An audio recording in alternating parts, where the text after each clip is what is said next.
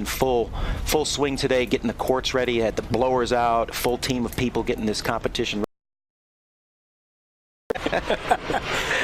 Yeah, it's kind of like, it was like almost like a rhetorical question. How would you like to win a title 10 times? I mean, what's he going to say to that? He wants to win at 11 now. Yeah, exactly right. Yeah, I think David's hungry. But we'll give you a little matchup on these guys. They've only met, I mean, this is amazing that they've been playing each other for a long time. They've only met 62 times in their career. Yeah, so there's still a few secrets to be had. You think? Only 62. I mean, had they met 63 or 64, I think maybe it's like, okay, it's getting a little old now. But at 62, I think there's a lot of fresh tennis left. Another great shot of David Wagner, the American, out of Chula Vista, California, where he trains. Andy's a lefty, and he won the U.S. Open. So, and he's beaten David 3 times in a row. So he's got a little momentum going for himself. Yeah, these guys have matched up this year 6 times in 2019 alone, and it was David who kind of had the edge in the early going down under in Australia and some early season tournaments. But it's been Andy over the last 3 matchups, and a great shot of the left-hander there, Andy Lapthorne, and as Mark said, the defending U.S. Open champion. And so it was Andy who's kind of had the better go of it here of late. Historically, they don't play a lot of 3-setters. It's pretty much one of these guys gets a match on center court. We'll get you up to date on how everybody got here. The 2 winners of the groups. It's Niels Vink winning the Group A singles, and it's David Wagner winning the Group B. And so with Lapthorne and Schroeder coming out as the number 2s, the crossover has the 1s versus the 2s playing, and it's Lapthorne versus Wagner. And it'll be the 2 Dutch boys, Niels Vink and Sam Schroeder, going at it simultaneously here. Well, they'll be get up and running at 10 o'clock in the court behind us here. But that'll be a great look at that.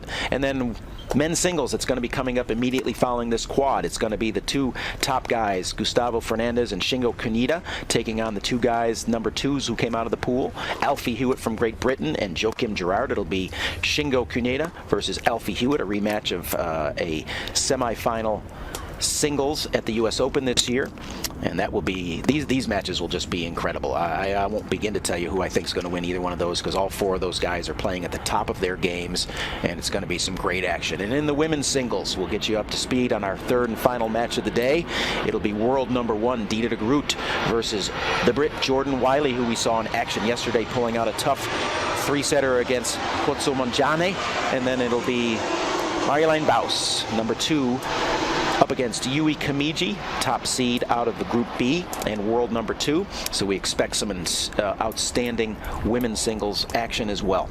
And we're back to coverage on center court, Andy Lapthorne versus David Wagner. This is what's coming your way right now.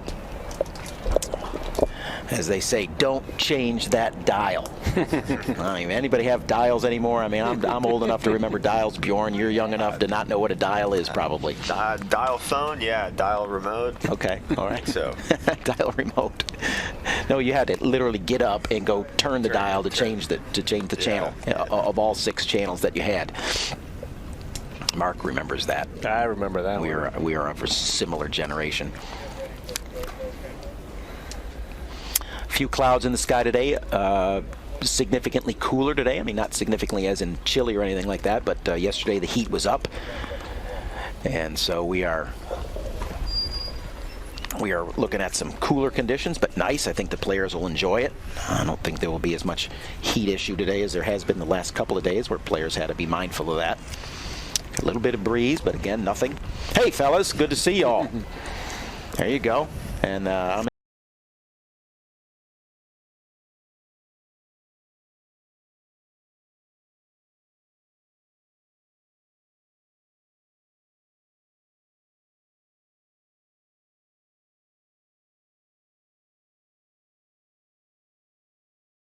Open, Adidas.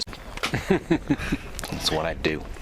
So, great crowd starting to gather here to watch some of this early semifinal action. And again, I think it's going to be whoever gets off to the hot start. As I mentioned, these guys don't tend to split sets. I think if one of them gets off and gets up on top of the other, they seem to be the one that just kind of tends to finish it out. So we'll see who does that here in the early going today. both players in singles, both coming through the doubles. It's going to be Lapthorne advancing in the doubles. It's Wagner and Taylor who got knocked out of the doubles round robin, so we won't be seeing them in action anymore. But Lapthorne still balancing the singles and doubles, but it's been Wagner who's looked really strong in his 2 singles matches so far to get to this point. Wagner's a good cross-court hitter, and what he tries to do whenever he can is start to edge in and take that ball on the fly with a nice sneak approach shot and finish off his opponent. He's got real good hands. Yeah, I've seen a lot of his doubles matches this week. I've had the privilege to call a couple of them, and yeah, he's got very good hands up at the net. He seems to come forward whenever he has the opportunity to. So obviously, I'm sure we're going to look for that a lot today from him. Yeah, and having seen each other 62 times, I don't think any sneak attacks are probably going to phase Andy. No. I mean, I think he's like, yeah, this is just what David does, right? And it's going to be a matchup between the chaser, Andy, typically a guy who gets on the wheels and does a really good job of pushing and getting a lot of balls in play, and whether he can just counteract some of those Wagner attacks, whether they be sneak attacks or by full design. I think you'll see Wagner attack the backhand to Lapthorne and not want to deal with that left-handed forehand. I think that tends to be a strength of Andy's and something that David would want to minimize.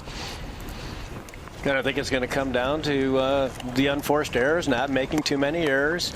What's the definition of percentage tennis? Hit the easiest shot to accomplish your task. Keep it simple. Keep your game plan simple and make your shots. Yeah, ultimately, it's about execution. So you're right. Yeah, typically the statistics don't lie in matches. How much do you use the analytics, Bjorn, in your playing nowadays? It's become such a mainstream part of the game. So tell us a little bit about what access you have to analytics as you prepare for matches on tour. I like it. I like a lot of things about it. I like knowing where my opponent's serve tendencies are. I like knowing, where they return on certain points. I actually like knowing that better. Where do they go when it's 30-all? Where do they go when they're down break point, rather than just, normal games or just normal tendencies. Great shot of our ball kids that will be in action today. We kicked off ball kid action yesterday on the weekend, but there's a live shot of one of our rascals. Tie your shoe, young man. All right, we're beginning to play. Andy Lapthorne to serve. David Wagner to return and return well. I don't think he was aiming at the line, but he got it. Yeah, you talked about cross courts, Mark. That was a pretty good one right there.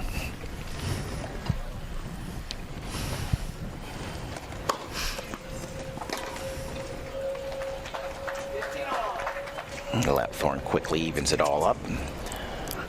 Well, we won't see a lot of extended rallies here. I mean, if we get to 10 balls on any given point, I think that would be possibly the high of the day. That'd be my guess.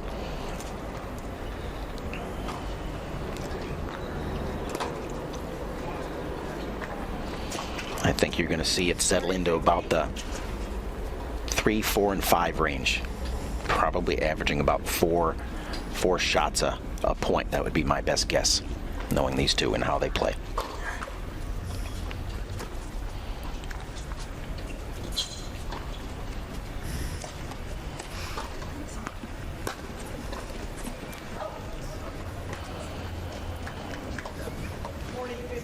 So we'll talk a little bit more, just tee up a little bit more about the analytics at some point, Bjorn. I want to continue to talk about that conversation maybe on the changeover breaks when we got a little bit more time to get into it. But the level of detail that you referenced, that's what I want to circle in on when we get a moment later. It's Lapthorne 40-15. Another great good return there. Return by Wagner, and the pattern of short points continues to hold out. We've maxed out at 4 shots so far. A lot of one and dones.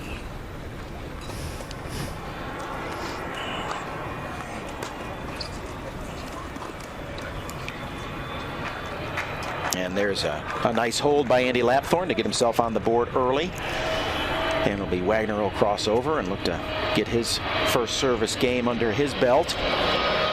So Bjorn, back to that level of detail on analytics. So you talk about the ability nowadays for them to isolate such things as where does a particular player go on his advantage serve points, where does he go on 30 all points and all that. It's really down to that minutia, isn't it? Yeah, it really is. I think, you know, as far as tendencies and where they like to go in the rallies and things like that, I really don't care. I mean, I feel like, you know, everybody knows if somebody has a better forehand or backhand, and then, you know, obviously you have your game Great plan. serve by Wagner there. I mean, I'm just going to interject as you continue to tell your tales about the analytics world, but that's a nice start from David Wagner there.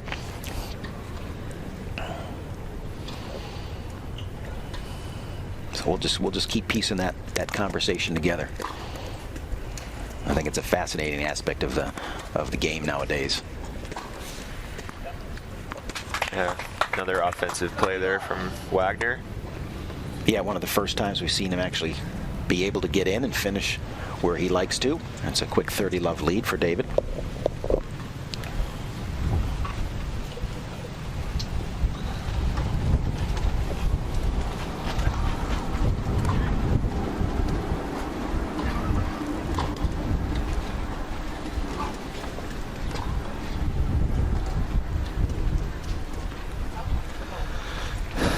There's an example of Wagner not being able to get the ball away from the Lapthorn forehand. As I mentioned, he'll mostly look to attack the backhand, forehand to the serve to the forehand.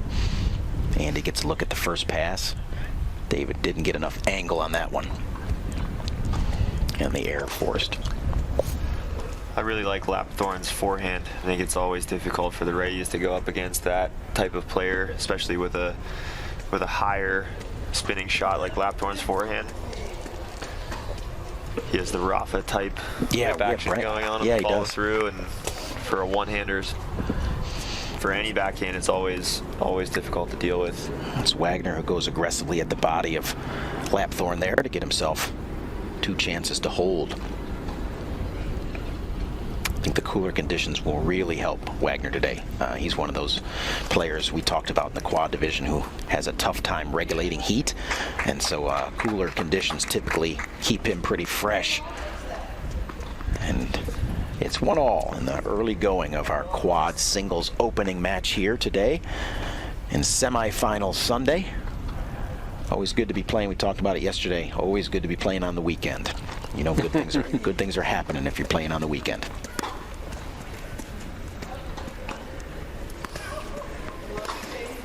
And there's an early error by Lapthorn, Mark, one of your unforced errors that you talked about being critical to manage those. Well, the guy they named here Bjorn after, Bjorn Borg, he had a strategy. Hit mostly cross court, and if not, down the middle until you get the chance to go up the line and then go for it. Did that guy Bjorg have a decent career? I mean, what do we know about him? Just a few Grand Slams. Just a few, right? yeah. Just In a 5 short time. Anything historic? Also. I mean, yeah, right. Just 5 Wimbledons. Yeah. Just 5. Jeez. Yeah, those matches, him and McEnroe back in the day, phenomenal. They were great. Just epic stuff. The old Dane racket from Bjorn Borg, the headband, the flowing locks. 15-all.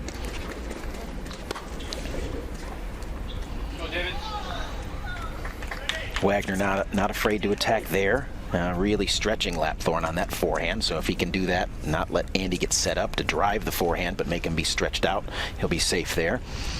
That's Wagner with a little early advantage here.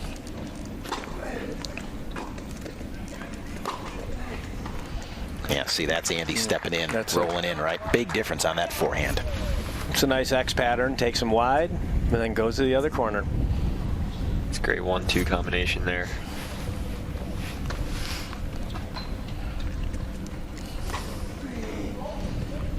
We want to dial it down to brands today. It's Fila versus Nike. You see Lapthorn on the bottom serving, all decked out in the Fila gear. Wagner with the ever-present Nike. Bjorn, you like playing lefties? No. Nobody likes playing Nobody likes lefties. playing lefties. Another rhetorical question. I tolerate them, but Yeah, right. there's always a tricky tricky situation. Great return by Wagner right there to go behind Lapthorne. With their forehands, you know, on your backhand, do you step back and try to let that ball settle and come down, or do you try to take it early? I think it depends on the opponent, how aggressive that particular left-hander is. A lot of variables go into dealing with that shot. Great serve by Andy Lapthorne there to the Wagner backhand, getting himself an add point for a chance to hold. Nastiest lefty you've ever played, Bjorn? Got a vision in your head? Give me like 2 minutes to think. Sure, sure. Take a sip of coffee, think about it.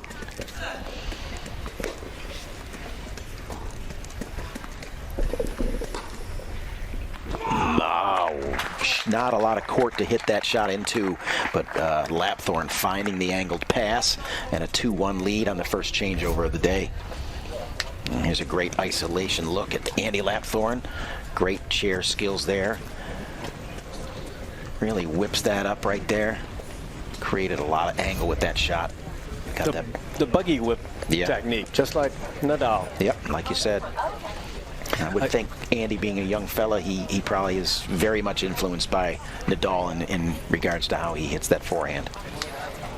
I guess you haven't played Nadal yet, have you? I have not. Yeah, because I think that would have been yeah, the that easy would answer. have been Another the rhetorical. Right. Yeah. So we'll keep at it. Now, are any of the coaches here left-handed? No, I don't believe so. I think they're all righties. And the other guys to train with, you got any lefties here?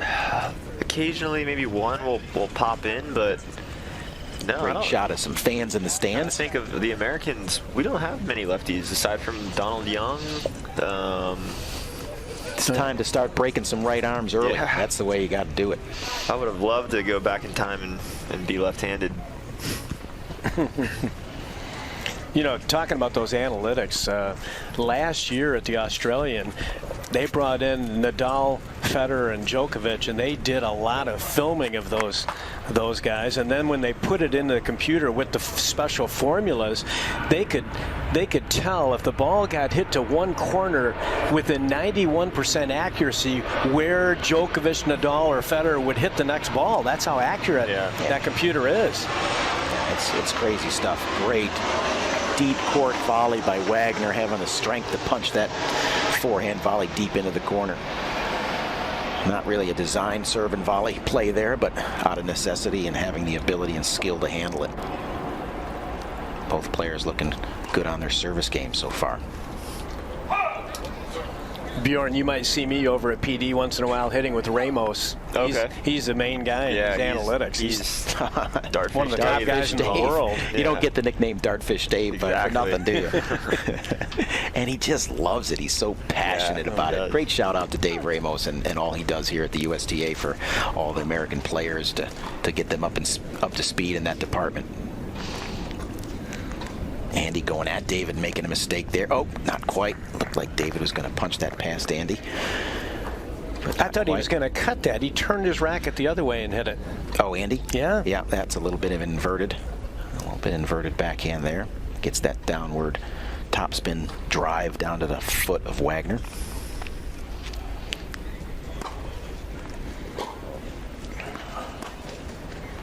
There's the 1-2.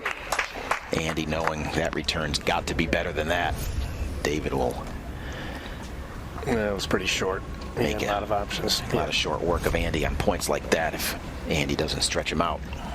40-15 for Wagner now.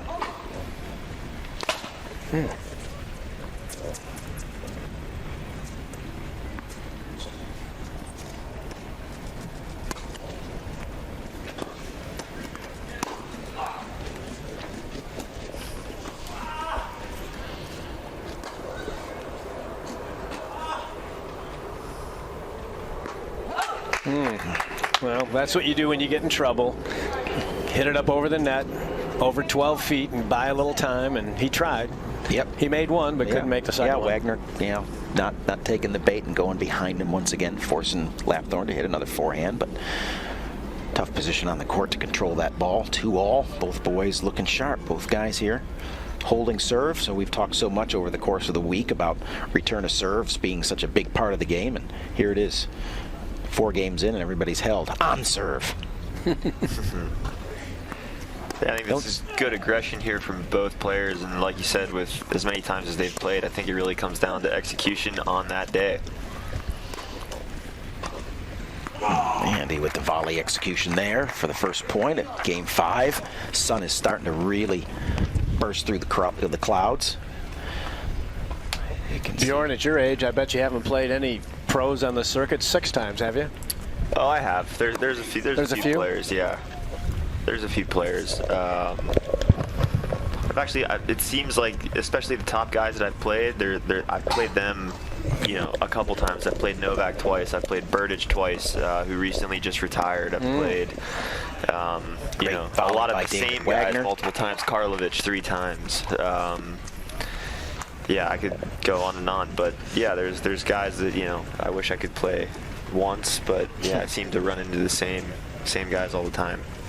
But that's how it goes sometimes. You played some good players. Well, I didn't recognize any of those names. So I don't know, the Djokovic guy. The Joker. Yeah, he's not that good. What's he done? Did you ask yourself, how does he keep retrieving my balls? He's impressive. He's impressive. Learned a lot from both times, both coming at Indian Wells in 2016 and this year. So he's incredible. For me, I think handling the backhand he might go down as the greatest of all time, on paper especially. I don't think anybody will ever love him as much as Roger, but I think on paper we'll see him with the most slams. I apologize. I thought you'd only been out there a few years. You've been out there a while. I've been out there for, I'm 26 now. Turned pro when I was 19, so. And there's the Lapthorne forehand, and we stay on point here with the servers controlling play. 40-15 for Lapthorne. I don't know. I would be curious to go back speaking of analytics, and when was the last time two quad players or anybody in wheelchair tennis went 5 straight games on hold? It's just, again, it's just kind of unique. So on serve is not something we say all that often. Certainly for not like streaks like this. That'll be a different formula to put in the computer. Figure that one out. It's a freebie there for Wagner to inch closer to maybe cracking through. What do you like your serve hold percentage to be, Bjorn? I mean, I know 100% would be nice, but is there back to analytics? Is there a number that say if I can hold at this percentage, or do you have analytics that say that you do hold at X percentage? I'm not sure. The only thing I've really looked at for the analytics on my game is actually first serve returns in play, and that's something I've cleaned up a lot. I don't know what the call was. I didn't hear an out call, but I think it was out, and David's asking. No call. Yep, I think that was it. It was just a non-call, but it is Lapthorne who holds to go 3-2 up here in the first set. Quad singles semifinal. As right behind us, I think the other quad semifinal is probably on court warming up. It'll be the 2 Dutch lads, Niels Vink and Sam Schroeder, going head-to-head here. One of them booking their first ever time into the finals. And with the sun blasting through the clouds, we are going to get a little shade for the players. Not as hot as it was, but still that sun can beat down on you. Bjorn, I notice a lot of the times when they return serve in the wheelchair tennis, they aim deep down the middle. Yeah. And I know a lot of the pros are doing that now. I think it's a great play. I think, to get that first ball in play, to not give the unforced error up right away off the serve, I think it's huge. And with how big guys serve nowadays, it's difficult to hit a winner straight off the bat. Obviously it still happens sometimes, and you can still, hit to the single sidelines of the court. But I think going deep through the middle and really pushing the server back to try to get the next ball to open the court up, I think is huge. And then you change your strategy on the second serve. Then you might go a little more toward the corner. Yeah, push him a little. Maybe you go a little bit bigger. I also like to use that to just rush the guy straight through the middle. Especially on big points and things like that. It's too. It's a lot of risk today, and nobody likes to miss anymore. And I think Novak is the guy that you see the most taking a lot of the returns just straight through the big targets of the court. That's Wagner now looking to stay on task and on pace with Lapthorne. A break as we get later into this set would be a huge accomplishment for either one of these guys, and you can see that Lapthorne's looking very determined. He knows right now if he could get a break and be up 4-2 and serving the way he has, that'd be a good indication. You can't come in behind that weak of a shot and expect to have success against Andy. He's got a good buggy whip, doesn't he? Yeah, we've seen that a number of times. As mentioned, it'll be Wagner continuing to try to not let Lapthorne get that forehand dialed in. He might go there early, try to sustain one just to open up the court, but he doesn't want to make a living over on the Lapthorne forehand.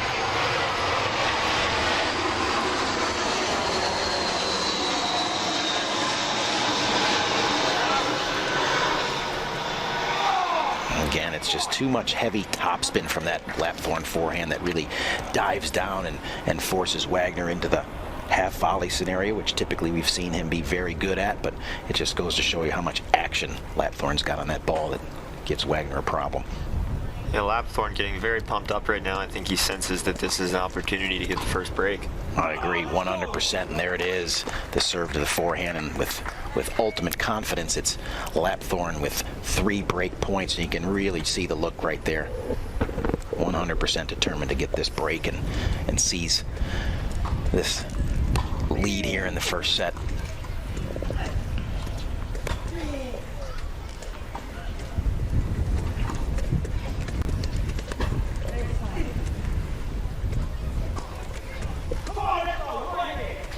You can hear over everything, it's Lapthorne, come on, let's go right here, you know, so he's really is, like you said, Bjorn, sensing that this was the moment. So it's 4-2 now, Lapthorne. The chance to serve, he's yet to be broken, and if he holds again, it'll be a commanding 5-2 lead in the first. Yeah, we'll see if this game he can really put a stamp on it and really stretch the lead out in this first set. I like what he's doing with the forehand. Obviously, that's going to be his play the entire match. Very emotional player typically over the course of his career, Andy, and sometimes it's the emotions that get the better of him. And so of late, I think as he's getting a little bit older, a little bit more mature, he's starting to get a little bit better grasp of the emotions and controlling them on a more regular basis. And that's what's kind of put him in position to succeed at places like the U.S. Open, where he's the current U.S. Open champ. He beat Alcott handily at the Open, didn't he? Beat him down bad, yeah. And that was Alcott going for a calendar Grand Slam there, having really dominated the Grand Slams from Australia through the French and Wimbledon. But it was Lapthorne who was really impressive up in New York. Bjorn, did you play the Open this year? I did, yeah. Had a heartbreaker with Jill Simone. It was almost 5 hours. And went down there in 4 sets. Almost 5 hours for a 4-set match with Jill Simone. Pretty standard, I think, for him. He's a good player. Yeah, he's unbelievable.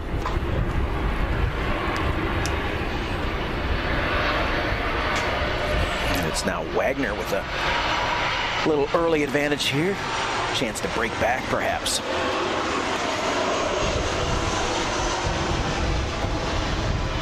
With that, just like the Wagner service game, it's now Wagner who gets the 40-love lead and a chance to break back. It's amazing how these things go. The momentum swings. Hold, hold, hold. 4 straight games.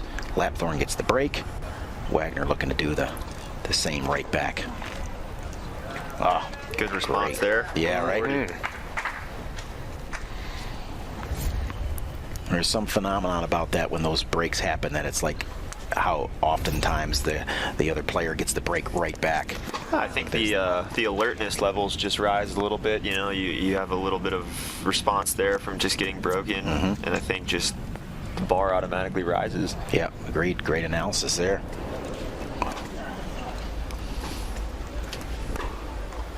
And there it is. Just like that. Back on serve. Kept a few more to his backhand right there. A little bit more of a commitment there. Yeah, Andy missing a few shots. A couple of unforced errors. Breeze is it's almost a little gustier today. It's not like we've had almost steady winds on any of the days here, but today it's a little gusty. And you can see some folks throwing on a layer as they are enjoying this opening match here on center court of the semifinal Sundays here at the National Campus. NEC Singles Masters action.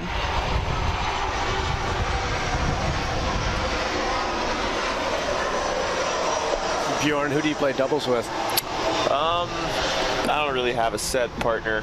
I think doubles is something I could actually play a little bit more of, but you know, in the bigger events, can't get in the challengers. I do play from time to time, but more of a singles guy. I'd say mostly a singles guy. The legend of D3 was Eric Buderak. You probably know Eric. I know Eric very well. Now heavily involved in the U.S. Open. Gustavus Adolphus. Yep. His dad and I played doubles together. Oh, wow. Tim Buderak. Okay. Good player. Papa Buderak. But he never could get a gold ball till he played with his son. All right, Wagner now looking to hold, get things to 4-all. Really pretty much back and forth match so far. Staying highly competitive. Early error there. Lapthorne probably determined to get the break again. We might go from all holds to all breaks. Stick with patterns here today. 4 straight holds and now 2 straight breaks. Yeah, and I think again now we're starting to see some wind-aided shots, and it's the wind coming from the back of Lapthorne. I think on that one in particular, he got a little boost. So we're back to the patterns on the wind that we had in the early going of the competition. Just like that, 2 early points to Lapthorne.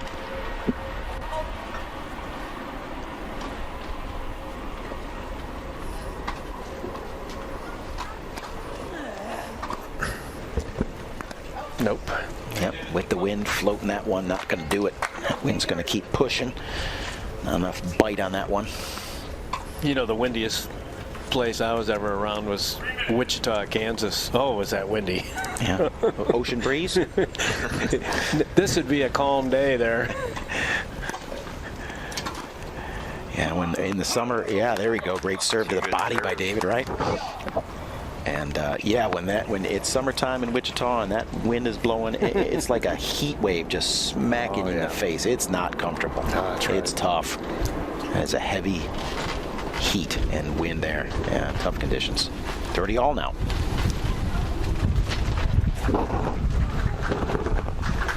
Yeah, wind's tricky here. Bjorn looking around at our booth wondering, are we on lockdown as this gust kicks up? Gonna have to get a ball boy to stand on the side of our booth. We've been told that we've got three concrete, you can see that right behind us there, little concrete tubs holding down our booth. And there's the Lapthorne break again as he continues to keep the 2-game lead. Wagner not able to answer from 4 straight holds to 3 straight breaks. Andy's keeping the ball very deep, and he's caught David a few times, a couple feet inside the baseline, looking for that short ball. Yeah, I think that's the wind that he's able to get that added depth. Again, Andy able to control the ball with a lot of spin, so he knows he just needs to spin it up into that wind, let the wind push it, get a little extra boost once it explodes off the court. Now Lapthorne to serve for the first set. Seemingly very determined. You can tell, as I mentioned, quite a bit more emotional outbursts from Lapthorne than we'll see from Wagner, who keeps it pretty much under the vest. It's a good first point from Lapthorne to get that 15-love lead. I think it's important for him in this game to stay ahead, not let Wagner back in this game and have another break of serve. Yeah, David can't afford missed returns like that. I think that's one he would like to have back and gotten in play there. Watch Andy's chair, Bjorn. He has a nice swivel. He swivels into it nice on his serve. Gives him a little more zip, huh? Yeah. Just kind of uses his trunk and rotates. Gets that little extra action on the ball here.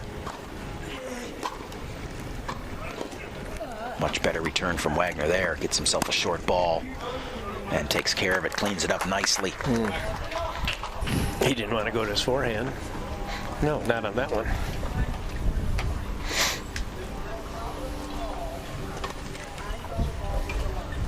Whoa. Question on that shot. And I thought that was not even remotely close.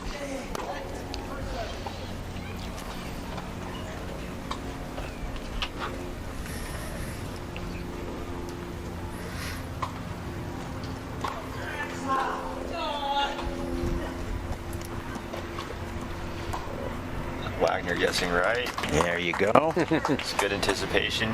Yeah, and I think when you've played somebody 62 times, maybe it's not as much guesswork as it would normally be, right?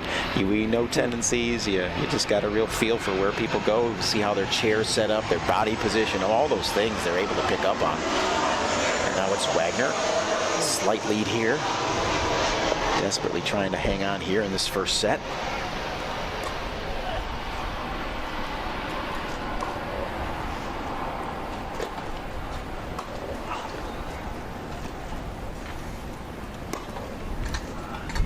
Nice placement. Great. Nice placement. Jimmy Connors sky hook there. Well, they say the tennis player's dream is a shoulder high volley. Yeah, that one is going back. Look, he's got a sky hook this one.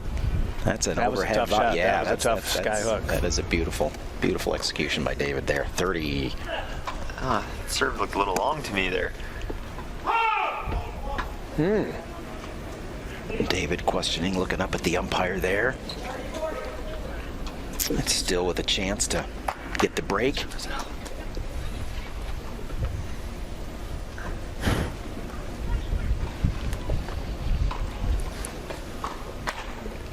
Gonna get a nice look at a second serve here for his return opportunity. See how much damage he can do.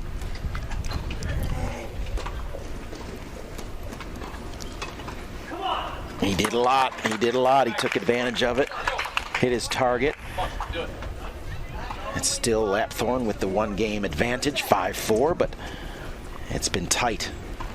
It'll be Wagner with a chance to serve to keep it at 5-all and keep this set from being thrown Andy Lapthorne's way. When you can hit that low chip return and then get in, usually it's hard for someone to lob. And especially with the wind, he got it up in the wind and blew out by 4 feet. Knocked down, right? Yeah. Or yeah, that one he got blown out. Bjorn, what kind of work are you doing on your serve? A lot of spot work, a lot of hitting my spots. I think my miles per hour, they're good enough. I'm only 6 feet tall. I can snap it pretty good. Second serve good? Second serve is decent. I think can always get better. I think using the whole box for the second serve, not getting in the pattern of just kicking into the guy's backhand. All kinds of things. Always trying to work on every little aspect I can. So it's been a interesting last couple weeks since I'm just starting to play again from injury. So right now I'm just kind of rolling the arm over since I don't want to push off that foot yet. But I think serve has improved a lot in the last year, so I'm pretty happy with it. But yeah, obviously it's the biggest weapon in tennis, maybe that or the return of serve. So those two shots are so important. All right, David Wagner to serve. Pretty critical moment right here. He was able to fight off the 5-3 service game of Lapthorne to get it to 5-4, but his work is not done. Must-hold situation. And there's a great start to that. Backhand winner. Very good shot.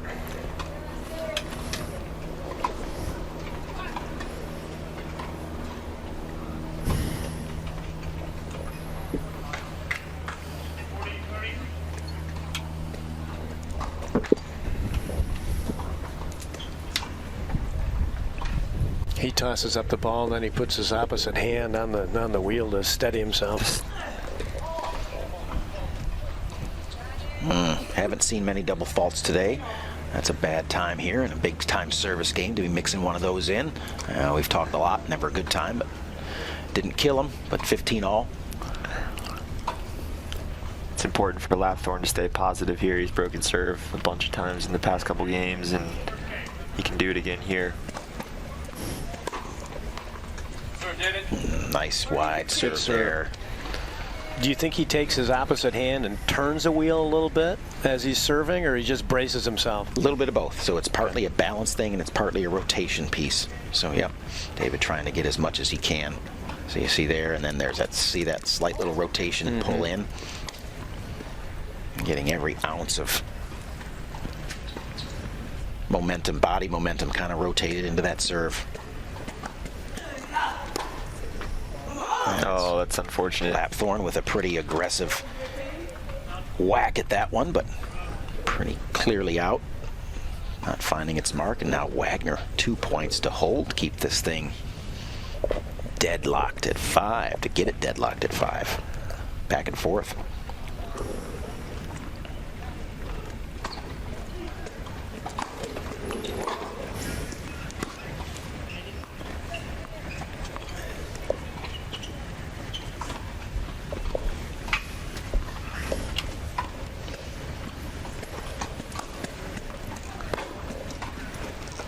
Oh, Lapthorne coming up with the big time return there into the corner, just past the outstretched arm of Wagner.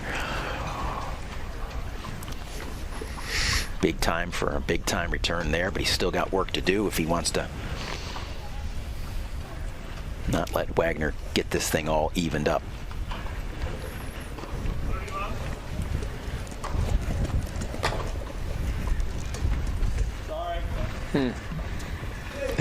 Did I hear a sorry on that? Yeah, it was like a little bit of a mishit, possibly. Nice mishit. Yeah, good mishit. Wow, good time for a mishit to get it back to deuce instead of 5-all. Wow, yeah. It's nothing like a winner off the expensive part of the frame. Oh.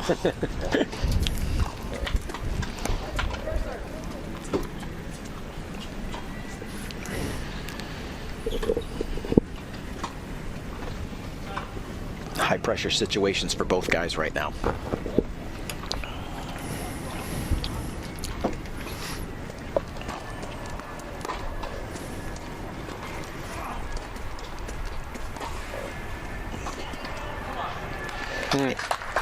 Yeah, Andy attempting the topspin backhand, but doesn't get enough drive on it. It's an easy volley winner for Wagner.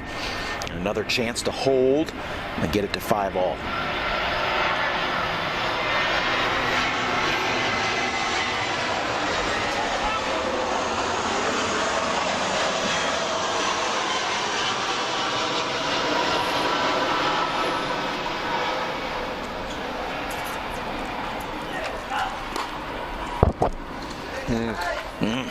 Big moments.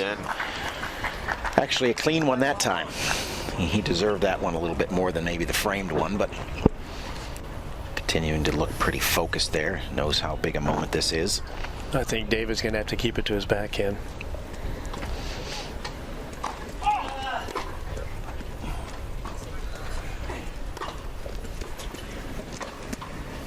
That is a beautifully executed backhand there by Wagner. Just a nice short abbreviated swing. He just blocked it for the winner. Yeah, he's able to push in. It's really easy there when you're pushing in like that. Use that sheer momentum, short stroke. Good target. Another chance for Wagner.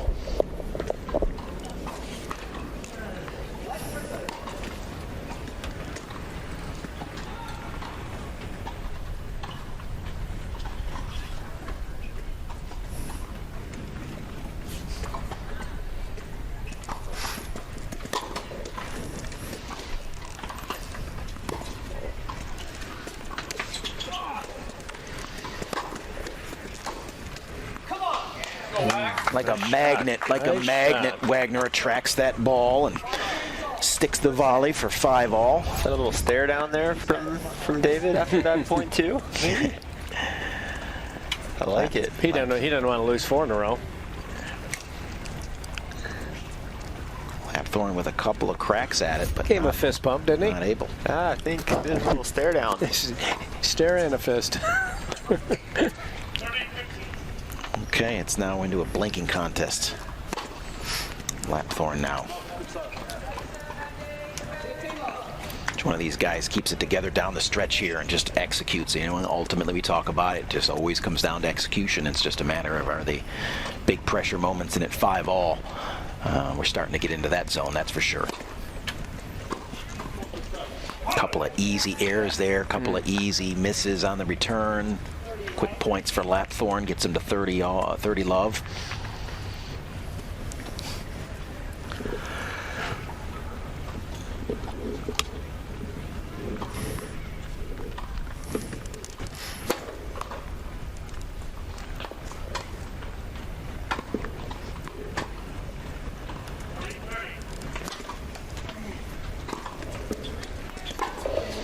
There's a much more committed forehand from Andy Lapthorne, and now it's a potential easy hold for him to stay again in the lead.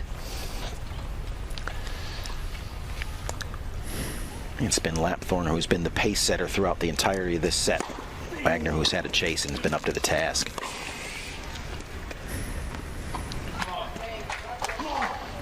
Wind knocks that one down, finds the back line or back part of the court, and it's Lapthorne with an easy hold at love to get it to 6-5 on the changeover. Wagner to serve to force the tiebreaker. First set of our opening match, semifinals, quads. Here at the NEC Singles Master, the USTA National Campus, our home this entire week, longer than a week. 9 days, 8 or 9 days. I've lost track. You know, a good Bjorn Borg story was after he first won Wimbledon, after he first won the French Open, he got to Wimbledon and holed up there for 2 weeks and did nothing but work on his serve. Yeah. And he did that continually, and he actually had a very good first serve. No, I think it's very important. I think those 11 Grand Slams that he has, you know, the most unbelievable thing about it is they're all French and Wimbledon, and I think going back to back with those 2 Grand Slams, especially since they're not that far apart from each other, the transition from clay to grass is so different, and I think that's what makes his 11 even more special. And I mean, we've seen Rafa do it now a lot, but now the grass has also slowed down a bunch and the bounce is a lot higher. And I think back then, I mean, to do that, to go from, you know, the red clay to what was then a very fast grass, it makes his 11 Grand Slams more remarkable. Mm-hmm. Bjorn, I'm going to give you some big-time points for knowing your tennis history. I'm proud of you, my man. Good. I'm really proud of you. Love that. You've become a student of the game.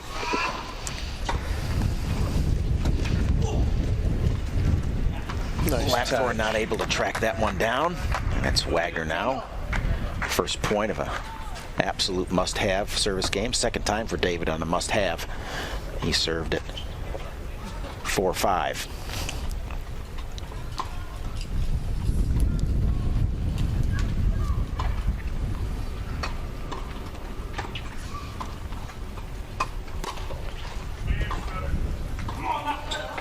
Nice return. Big response by Andy Lapthorne there to get it to 15 all now. Yeah. You don't want to guess too early on Andy, because if he goes the other way, it's going to be hard to get turned and get over to it.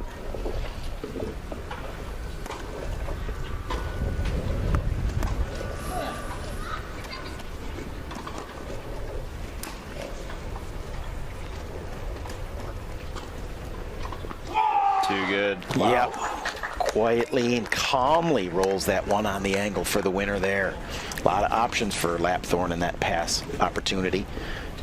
Beautifully executed rolling forehand for the winner.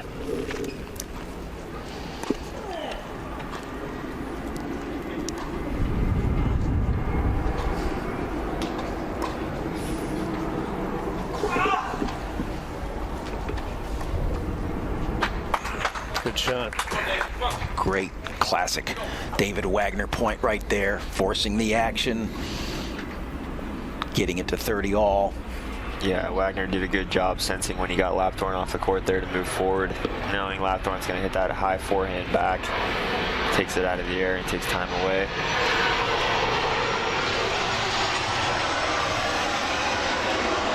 See how aggressive Andy gets here. Again, another second serve look. He go big. Doesn't need to go at all. It's a freebie, and it's a set point for Andy Lapthorne. See if Andy can really use that as a gift here and take this set. You can see him. You can see him now, knowing big time opportunity here.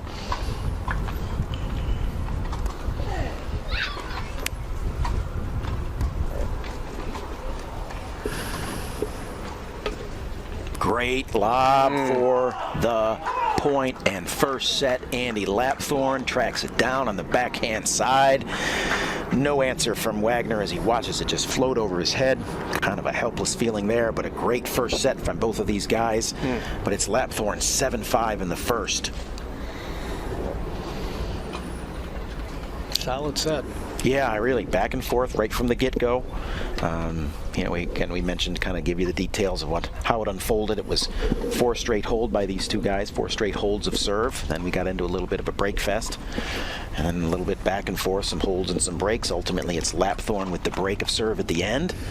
That gets him the first set. As mentioned early on, I think for these guys, first sets have been critical in their head-to-head matchups. Not oftentimes going 3 sets. Big momentum swings for whoever wins the first set in this head-to-head. So the female version of the unbelievable return of serve. We know we have Djokovic, but in the female version, it was Monica Seles. And did you know much about her?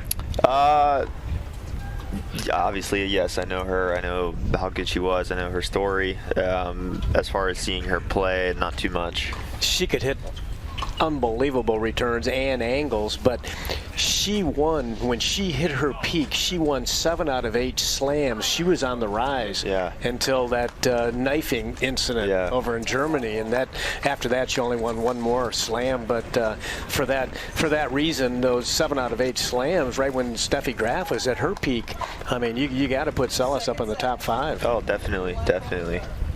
All right, Andy Lapthorne to open up serving here in the second set, beginning of the second set. He started the match out with a hold in the first set. Yeah, we'll see if Wagner can keep going this set. I think he did an unbelievable job at actually keeping that set close with the 7-5 scoreline. I actually think Lapthorne had a lot of chances to close that one out earlier. Yeah, we'll see how much momentum Lapthorne gets from seizing that first set. Starts it off there, gives his fist pump to his coaching staff behind him.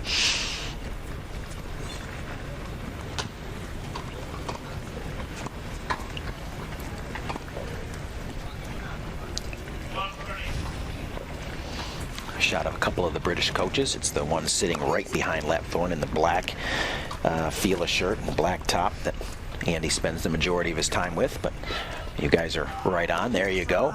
Mark McCarroll to the left, Kevin Simpson, the Scot, to the right. A colorful and funny character, as oftentimes the Scots can be.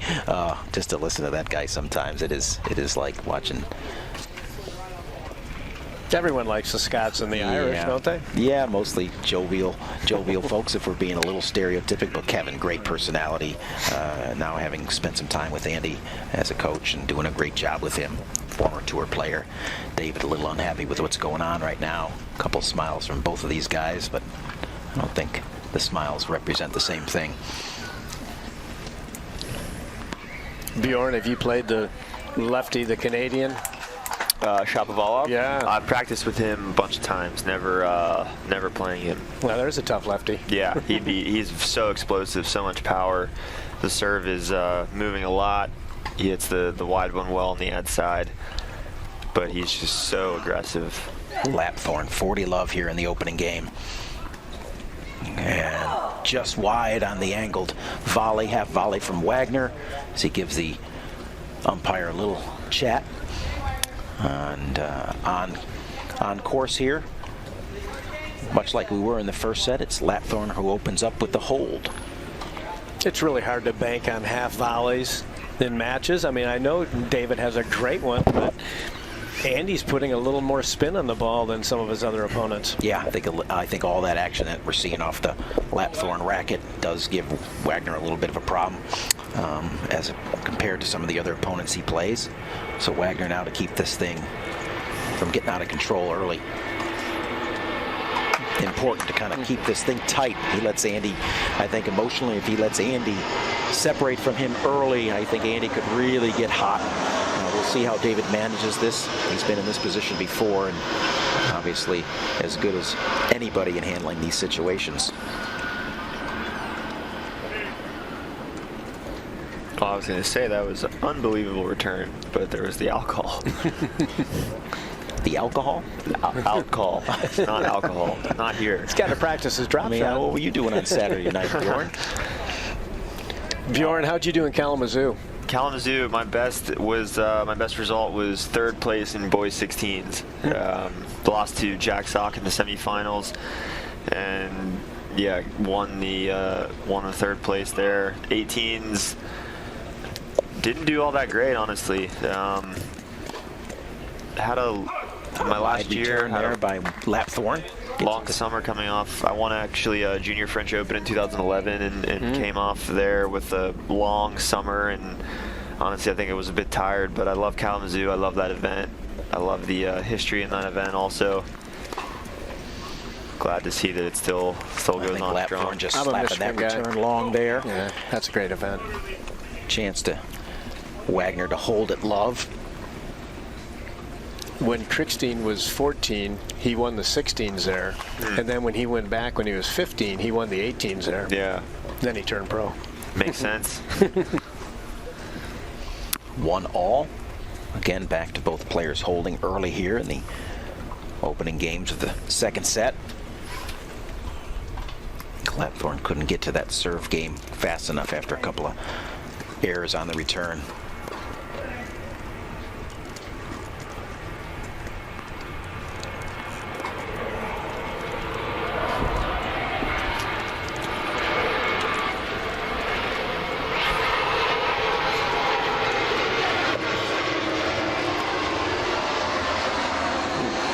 Lapthorne rolling that one into the net, one of the longer rallies. As mentioned, I don't think we're going to see many long extended rallies. That was probably maybe the longest of the match there, about maybe 6-7 balls tops.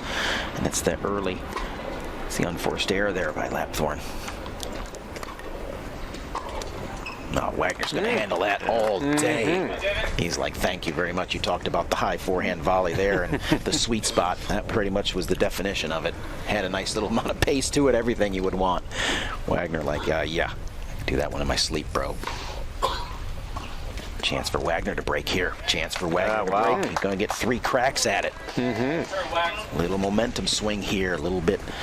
A couple of loose returns from Andy on the last games, kind of followed suit here in this service game, and now it's David with the chance to take the lead for the first time in this match. Take a lead. He's been chasing all day.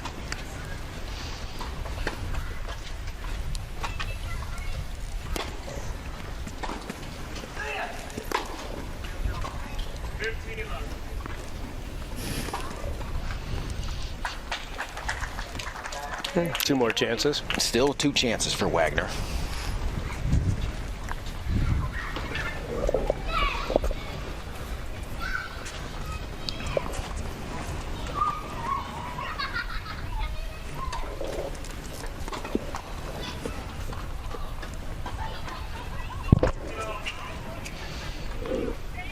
Ball kid showing some good wheels there, getting across the court.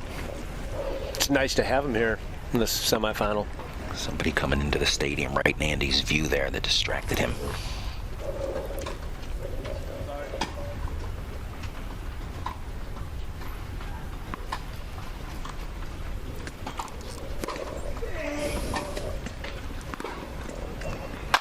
And there it is. Yeah, there's a great strong return from Wagner as he takes the 2-1 lead here in the second set. Kind of a really critical thing for David, I think, to get on top here. We'll see how this all translates. Bjorn, did you play the Miami Open last year? Last year, this year. This year. This year, yes, I did. Yeah, at the new Hard Rock Stadium. How was that? It's it was different, a lot bigger, that's for sure. I think they did a good job for the first year. I think this year will be a test for the grounds crew since the Super Bowl, I believe, is there, and they're going to have 4 weeks to get that ready for a tennis event coming down from the Super Bowl. So it's going to be interesting to see how they do it. They're probably going to have to recruit some of the top events people from here. They're going to have to do it very fast. I'm sure they got the teams lined up. It's a great shot of partner Nick Taylor there, longtime partner. Might have to wake Wagner. up, Nick. No. Looks like Nick's working on a text or a tweet or something right down there. Oh, there he is. He's got his So phone 2-1 Wagner. Quick update over there on court 2 in the other semifinal quad match. It's Sam Schroeder with an early 3-2 lead over countryman Niels Vink. So a lot of tight tennis here today on semifinal Sunday.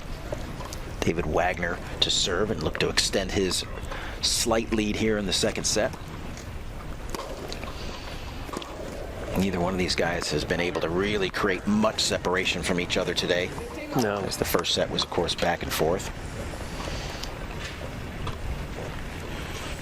I think the wind is slowing up a little bit. But it looks like it's settling down. You're Yeah. right. Yeah, a little bit. Really nice conditions.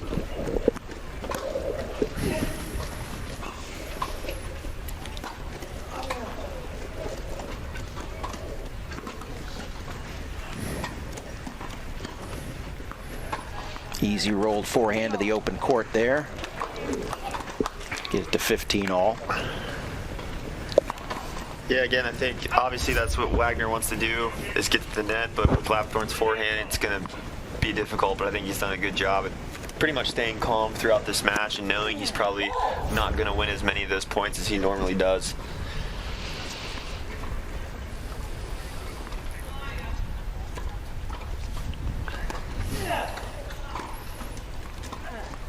Oh, big return by Lapthorne there. Gets a little bit of a breeze help. I'm able to look from our broadcast vantage point at the flags blowing out in front of the headquarters. So as the wind picks up or dies down, I get a pretty good read on it. And just after you had commented about it dying down, and look over at the flags and they're kind of blowing again. As I mentioned, it seems a little more gustier today. Not just that steady when it's kind of coming and going. Lapthorne timed that one perfectly. Got it on the gust.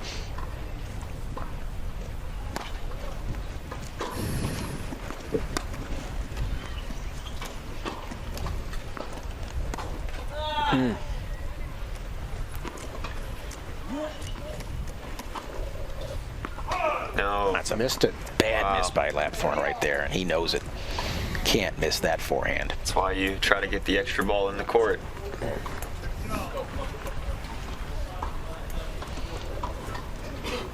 Disturbed with something.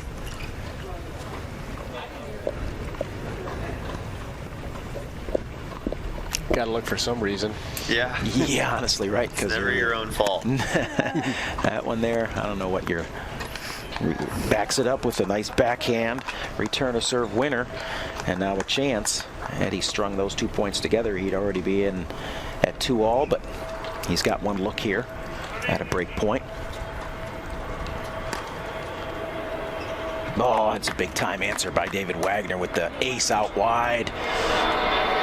Nothing Lapthorne can do with that one but shake his head and head to the deuce court.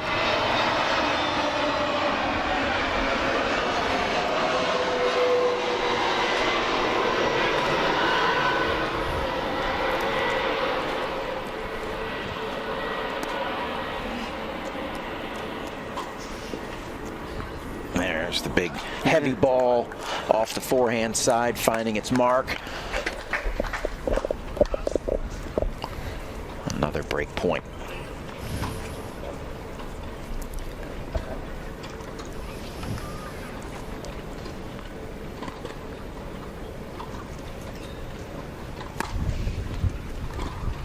Wagner mixing it up, going to the tee. Lapthorne in charge with the forehand.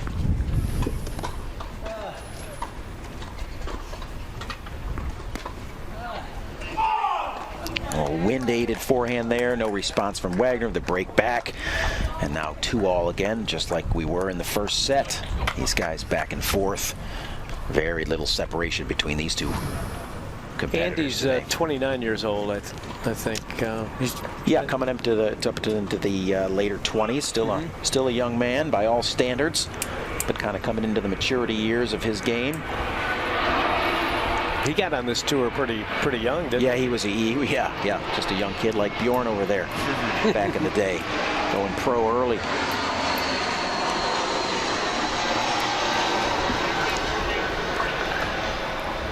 Was that a tough choice, going pro instead of going to college? Yeah, it was, especially since I had a lot of my junior success pretty much later on.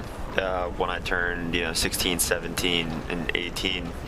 So my sights were always set to school, and then I just started doing a lot better and got to number 2 in the world in juniors, and that changed a lot for me. Oh, out of the reach of Wagner there again with a little bit of boost. You could have gone anywhere past to college, right? Yeah, I narrowed it down. I had it narrowed down to Georgia and Ohio State. Probably leaning towards Ohio State. Tucker? Yes.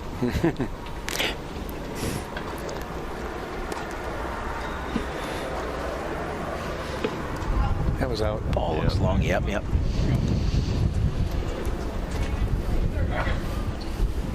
Andy trying to compose himself.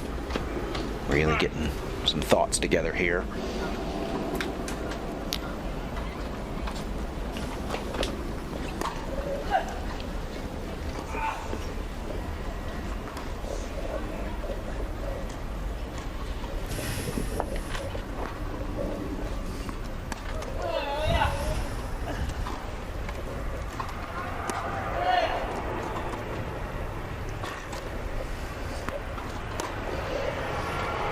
One of the longer rallies again, and it's Wagner with the beautiful backhand. Again, I think there was a couple of passive shots there by Lapthorne. Again, just really not executing. But in the crunch time there, it's Wagner taking a good cut at it, getting himself 2 break points.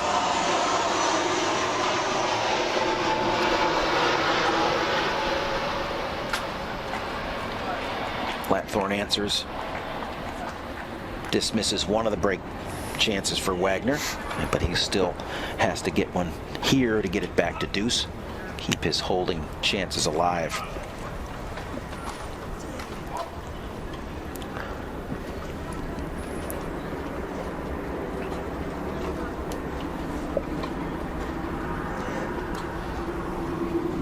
Wagner goes aggressive on the forehand, inside out a little bit, creates the angle, gets the winner, and gets the break. Great job by David Wagner. The American not going away, not at all.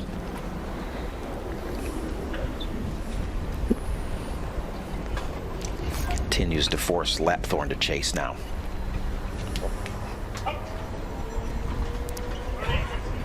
So back on those analytics, Ramos, he gives your coach the analytics sheet. Yes. And then the coach knows if you want to hear a lot of analytics or a little, or how does he do that? Yeah, sometimes he'll he'll send an email to both myself and my coach. I actually like to look at the stuff too. I take away what I want to take away from, so it's not like me looking at pages and pages of information, overwhelms me, or I start thinking about too much. But I pick out what I like to see.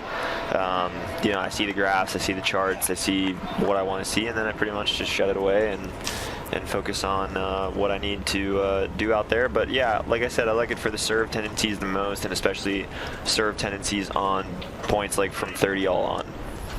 Those are my favorite things to look at. Have you been paying attention to your return to serve percentages? To my own? Yeah. Yeah. Like I said earlier, I think one big thing I did was I took the analytics and looked at my first serve returns in play, and thought that could get a little higher. So I have an interesting swing on the forehand. It's very whippy, it's very loose, so sometimes on the returns it's something that can get away from me. So I actually incorporated the chip a lot more from Indian Wells on this year and went up a lot. Missed opportunity there, David. Soft into the net. First point to Lapthorne. What a joker. He never misses hardly any returns. No, short backswings, good compact strokes, always on balance with his feet. Great vision. You can see how he's watching that contact point of the server, and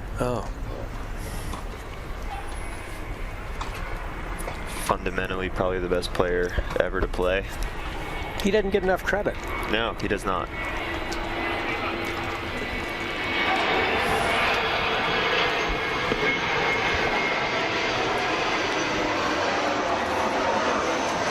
Sure what's going on there. A little bit. David giving a look. Was it a serve called out? Yeah, I think he was in disagreement. He was not happy. There. It looked like the point got underway. I think David thought the serve was good. So it's now Lapthorne with a couple early points here in the Wagner service game to possibly get it back to 3-all.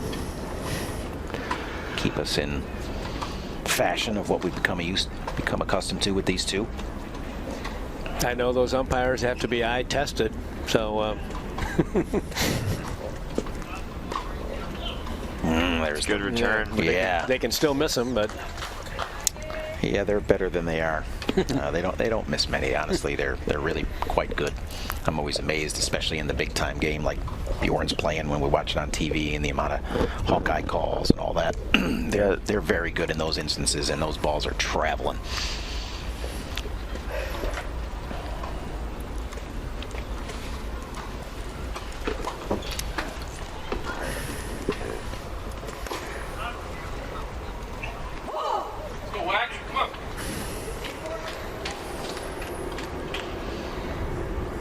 Lapthorne still with 2 opportunities here to break the Wagner serve, get things to 3-all. This is where we saw some separation in the first set. Lapthorne able to separate it around this juncture in the set. It still got tight, got to 5-all before Lapthorne closed it out.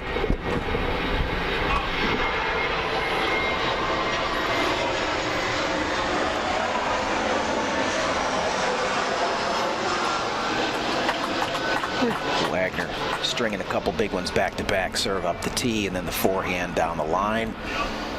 Still got work to do.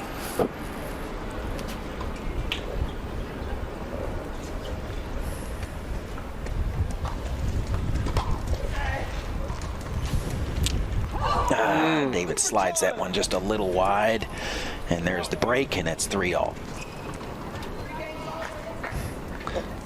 Yeah, again, not much that David can do with that ball from Andy. I think, you know, you have to just, again, choose if you want to drop back and take that way deep in the court, or like David's been doing the entire match, really short hop that one and try to have volley that backhand. And no, you know, it's not your favorite thing to do. You're going to miss it sometimes, but hopefully the outcome works. Yep. it was a little deeper. He was a little deeper on the court on that one. It was a tougher shot. Yeah, definitely. Yep. Barely missed. There's the big middle return. Lapthorne re-engaged here. You try and get in quite a bit when you play, Bjorn? Yeah, you know, if I can, I think it's an area of my game that can improve. I think, you know, the vision of seeing things when it happens and closing when it happens, I think I've gotten better at, but definitely my net game can improve. Because if you get in a hair late nowadays, It's just, they yeah. get you.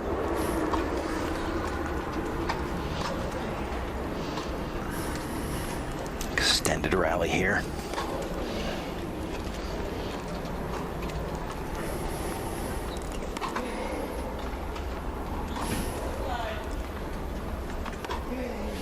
Lapthorne committing to the big topspin backhand in an attempt to keep Wagner back.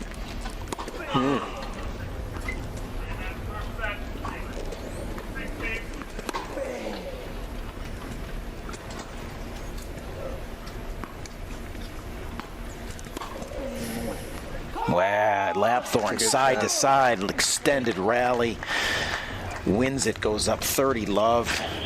Possibly a chance here to go on top in this second set here for the first time. A couple of moon balls, and then he drilled it up the line. By far the longest rally we'd seen here in the match.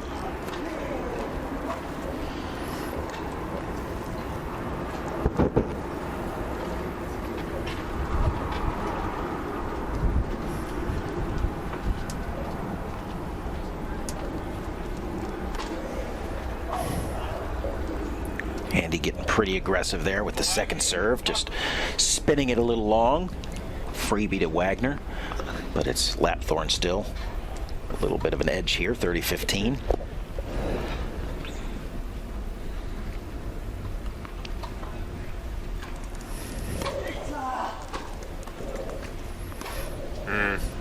It's too bad. Yeah, big serve by Lapthorne there, really trying to step up the intensity, but Wagner answers and forces the air, get it to 30-all. I'd love to see Andy slow down a little bit in this game. I think from that long point they had, he's really rushed these past 2 points. Good point. Yeah, I talked earlier about him managing emotions, right? I think that's an example of where he's a little bit hyped up, right? That's a good response. He does play on emotions, and sometimes, as mentioned, that can be a good thing or that can get the best of you. Right now, he's got the lead again, got that look back. I mean, he's ready to go already. Yep. kind of riding this wave. He's feeling the wave. Feels like he needs to ride it. We'll see how Wagner responds here on the second serve.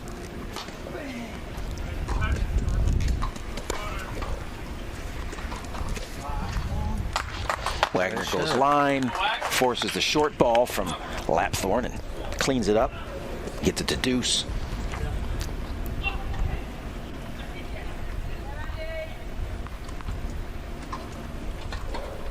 Nothing good ever happens when you rush yourself. Generally, yeah. I think by most standards, I usually get a ticket when I rush. Ticket.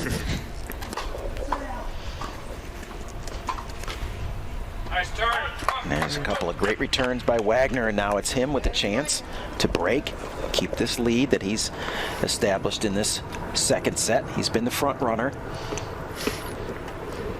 3-all, but looking to get it to 4-3 here if he can get the break.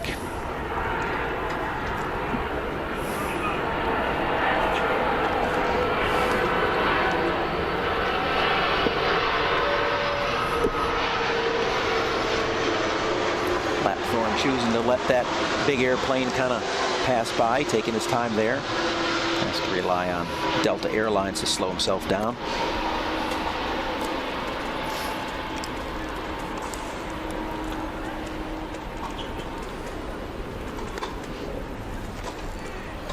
Well, there's the miss-hit volley by Wagner. I think we're 1-all on miss-hit winners here for these two guys, right? It's a big spot for Wagner to come up with that one. Take the graphite splinters out of the ball. Good sportsmanship to show Andy. Hey, I know, wasn't clean, but I don't think David would give it back to him if he was given the choice. He'll take it. Quick update over there on court number 2 behind us in the other semifinal match. It's Niels Vink having come out on top in the first set over countryman Sam Schroeder. I think it was Sam who had an early 3-2 lead, but Niels reels off 4 straight games to take the first set 6-4. Impressive job by the young Dutchman. Both young Dutchmen, of course, but some of our fans in the stands. Great shot there. The activity behind us. You can see court 2 right behind us there. The white tent in the middle is where we're operating from here, overlooking center court. Right behind us, though, is the action taking place there where the two young boys from the Netherlands are involved in their early going of their second set. We're in the heart of this second set here with Andy Lapthorne having won the first set 7-5, and it's now David Wagner on top 4-3 in the go zone for both of these guys here. Wagner wanting to push it to 3, Lapthorne desperately wanting to close this thing out, get it to 4-all, and then maybe close it out like he did in the first set. A lot of tennis yet to be played.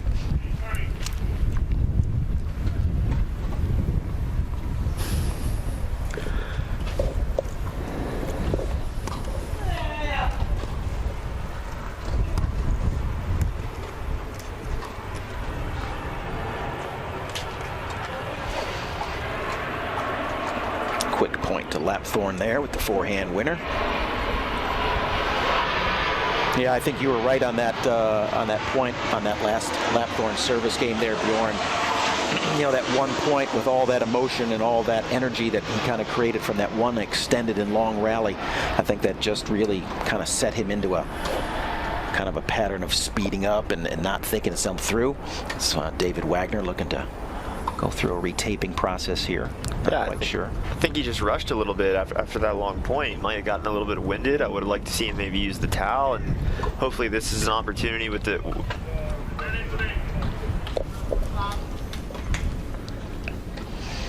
While David Wagner reapplies his tape, we'll take a quick little glance here on court number 2. Get a little picture of Niels Vink in the bottom of your screen in the yellow. And up at the top, it's the left-hander Sam Schroeder serving in the early going of the second set. As we mentioned, it's Niels Vink, this young kid on the rise in the quad division, who took the first set. He's really had a remarkable run here at the latter stages of this year's tour events. And both these guys competing first time ever in the end of the year competition.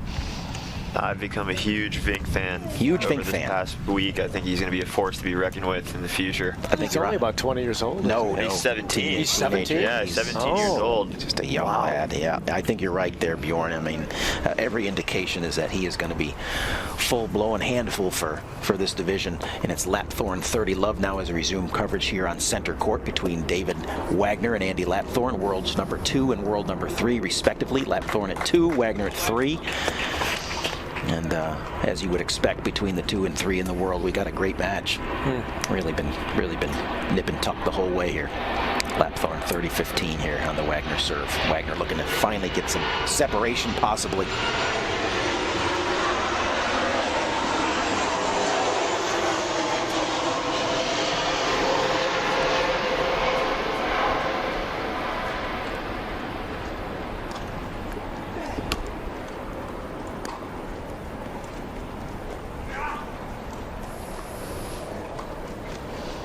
Andy doing everything to track everything down, but just not quite able to get that last one back. David finishes nicely. And we're knotted at 30 all.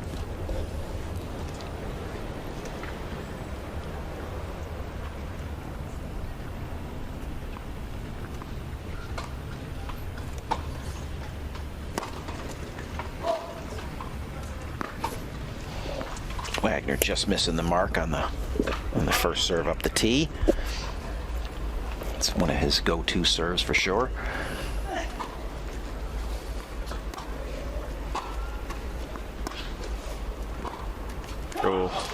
Andy trying to show off some hands, makes a nice first volley, but right back to David and then forced into the air. What do you think of that play, Paul, at 30 all? Yeah, I mean, if he sticks, obviously, if he sticks that volley, it's a great play. If you don't, then you're in trouble, right? I mean, that's the live and die by the volley. If you make the first one, you're in good shape. If you don't do enough, that's a problem. I think that's just a tennis truism.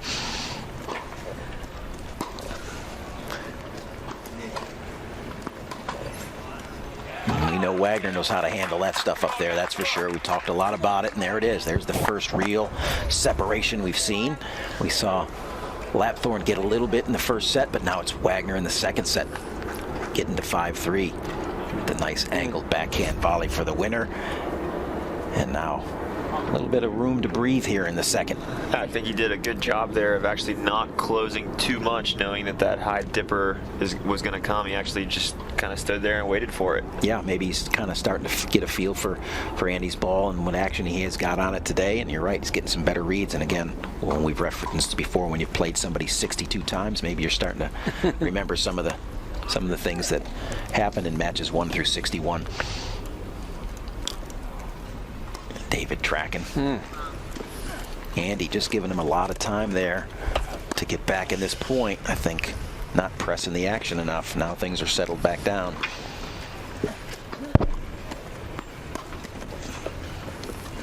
These are the rallies that tend to favor Lapthorne. Not that one. Just overcooked it. Not that time. Not that time. Doesn't go with the topspin approach there. Kind of tries to slice that one. And with that wind blowing ever so slightly, he just finds the back, not of the line, but back beyond the baseline. Wagner looking confident and strong. Lapthorne looking rushed again there, Bjorn. Right? Yeah, I think he just needs to slow down. Just take some deep breaths, and he gets to the line so quickly after each point. Yep. You don't want to start a point when you're breathing hard. Yeah, especially, I mean, you have the time in between points to use the towel to kind of just reset yourself and get back going. But I don't know why he's choosing to play through it.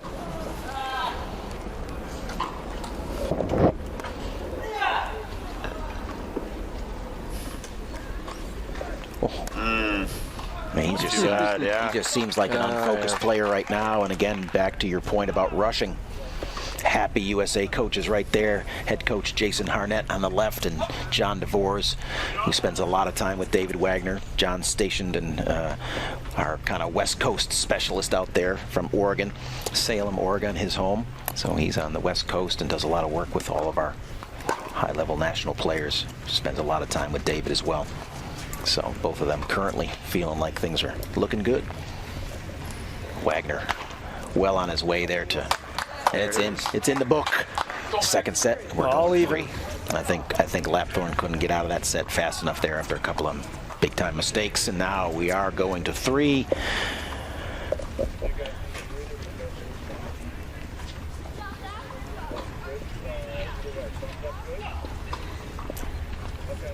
We're going to rock and roll through here, and it's both of these guys who are going to look to collect themselves here on the changeover, one with nothing but positive energy and one who's going to have to regroup and get himself back on track. Both going to nutrition, both going to the hydration, knowing that this is going to be a battle down the stretch. It's Lapthorne with some, looks like some gel, and Wagner on the banana, going old school. But both of them knowing they got to power up here, bring the good energy.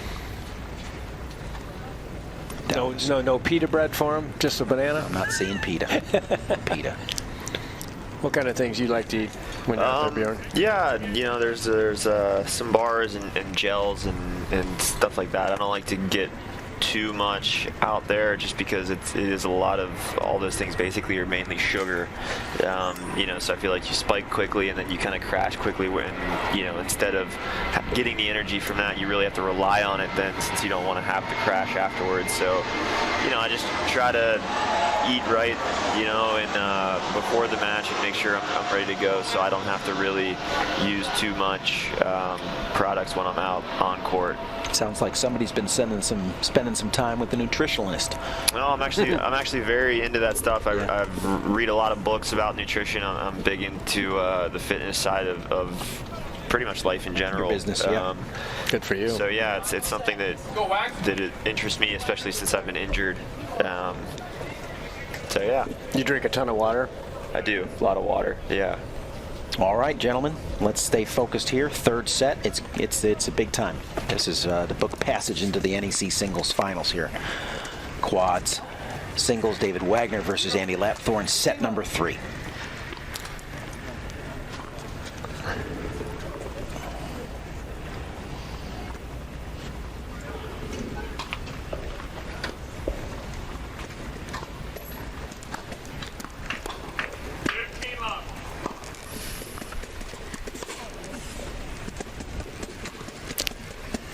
Just enough there, just enough. Great feel. Just had to touch it. I feel like we're starting to see this type of point over and over and over again. Instant replay.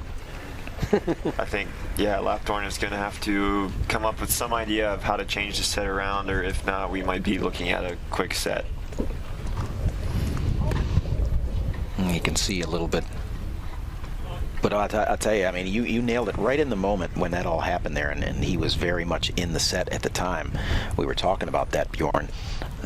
Really, and I talked about that, I think, early on in the broadcast about how emotions can rule him sometimes. Yeah. And it was just an example of going from a high, having won a huge point, and then just letting those emotions control him from that point out. And they really, really did not serve him well there. Yeah, those types of points are interesting because usually, you know, if you're winning the match and you come out on the losing end of those points, those sometimes kind of turn things the other way. But he actually won that point, and I think it hurt him. Right. You know, which is something that we don't usually see in this sport. But yeah, I think, you know, between that little mental lapse that he's had and Wagner, I think actually adjusting, not coming forwards to the net so closely to actually get the ball that he wants on the half volley, making the half volley a little bit easier for himself. He's really run away with the last few games. Yeah, and here's another example. You see Andy swinging out almost more like frustration swings, or I don't know if it's him trying to get himself going by taking some big cuts, but it's Wagner with the easy hold. And again, he looks very confident, very controlled in his emotional state right now. Kind of a real quiet confidence, and it's Lapthorne who seems to be reeling a little bit. And you're right. I think if he doesn't get a hold here, potentially, we might see this set just kind of really just disappear quickly. I think this first service game is very crucial for Lapthorne. Yeah, because I could see him really kind of melting down after a quick 2-0 for Wagner here, possibly. Wagner's just going to, unforced errors. I think Wagner's going to apply that steady pressure. I think he's very aware right now. No freebies. Make Andy earn everything. Don't overplay. He's making all his returns. Yep. That's putting it in play. That's a really well-prepared veteran right there. Make Andy have to make big-time shots, not standard stuff.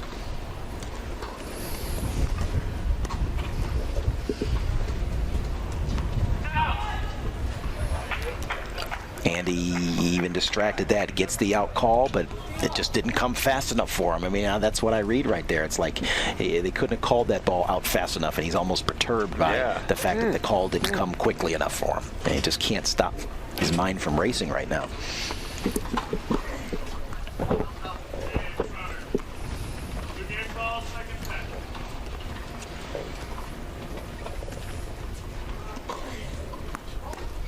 And races himself into a double fault. Yeah, let's see after this double fault if he takes some time here. Maybe no, chooses to go try and regroup a little. Yeah, no, he's ready to go. I mean, really just not relying on the routines that so many tennis players have in place. And Wagner knowing how to take advantage of that. He needs to say Mississippi 5 times before he serves. I'd actually like to see what happens if David would choose to keep his back to Andy for just a couple more seconds. If Andy gets even more upset.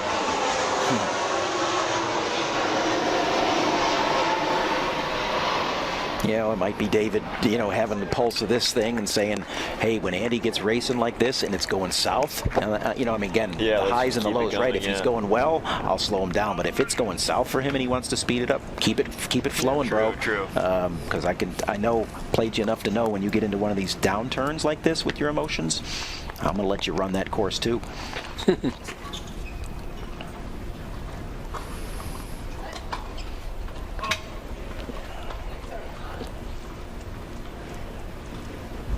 Wagner's had some really good successes on the second serves. Backhand cross court. We'll see what he does here. Goes forehand, tries to come in down the line, walk around a little bit. Just misses it. Deuce. Might have helped settle things down there. That unforced error might have really helped Lapthorne.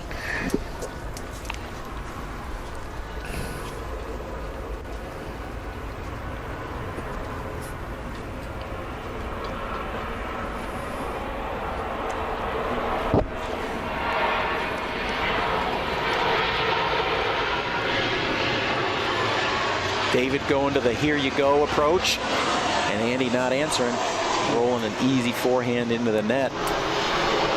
You said earlier they haven't had that many 3-setters in their competitions. Yeah, right? not of late. Yeah, not of late. late. I mean, if we look at the 62 match history, I'm sure there's quite a few historically, but of late it's been mostly straight sets.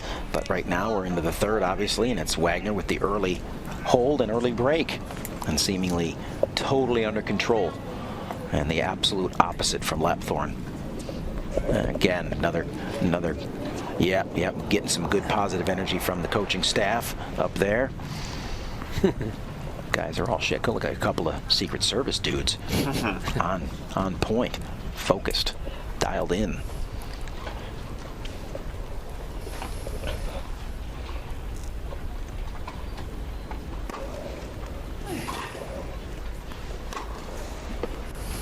David right back to work. Just one-way traffic right now. One-way traffic. That's a good way of putting it right there. Downhill at that. Green lights go. Wagner with the nice first serve. Backs it up with the forehand. Everything going his way right now.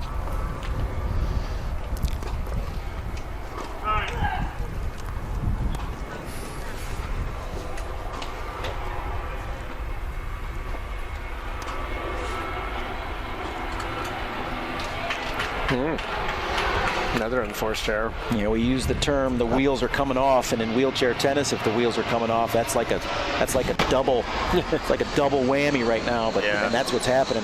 You can just see things just disintegrating from Lapthorne. I mean, we know a lot about tennis in regards to how quickly all this stuff can turn, but right now, it's like Wagner on a major roll.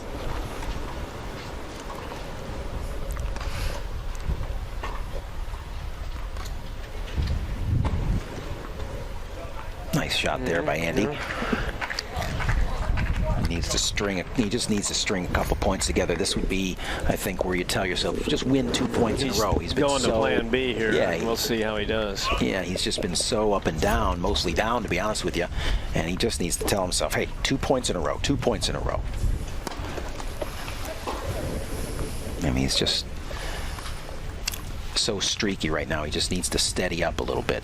Honestly, he gets one game under his belt here by chance. I mean, he's still chasing in this game, but he could get this to 2-1 on the changeover. Everything could settle down.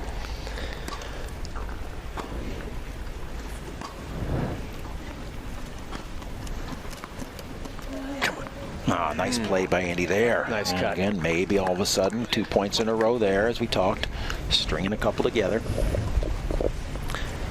If Andy gets this, he's back in.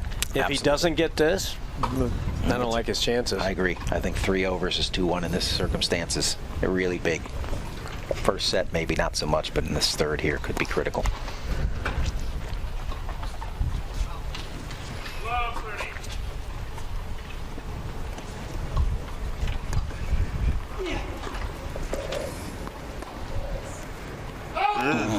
Good pressure there. This is where you just let somebody in, right? You know, I mean, everything going Wagner's way there. It's not over yet. He's still in command, 2-0. But now Lapthorne with a chance to break and maybe just break his little streak of this emotional run he's been on the negative side of an emotional run.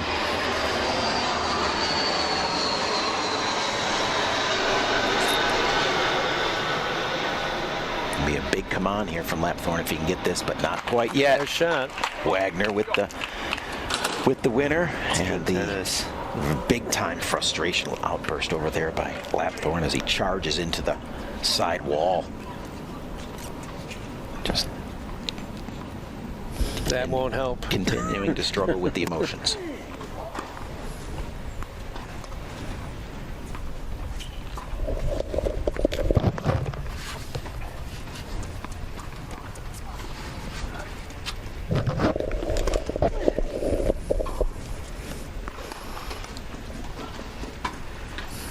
David finding the sideline.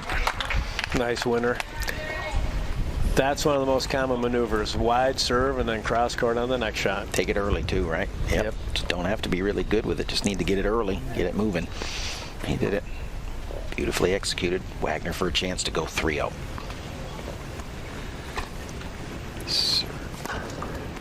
Goes body.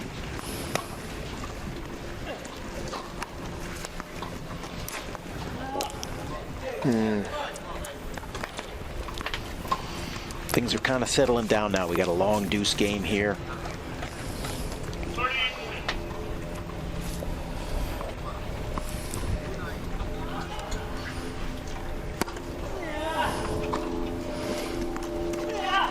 Now there's a controlled stroke by Lapthorne, the first one we've seen in a while, where it's kind of that appropriate amount of just straightened his arm, didn't kill it, just placed it. Not overplaying. Maybe he's finally settling in a little bit here. Chance to break now. Back and forth we go in this big third game. Nope. Oh, man. Just can't continue to string things together. Wagner continuing to apply the steady pressure.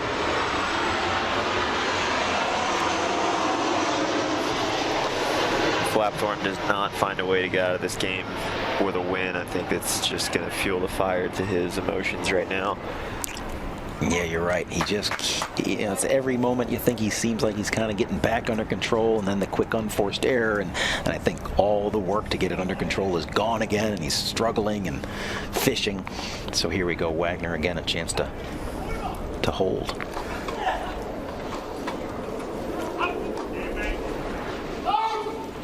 Ooh. Umpire confirming the backhand down the line. Wagner thinking he had it. Lapthorne just relieved to get it back to deuce. Now it's David's turn to compose.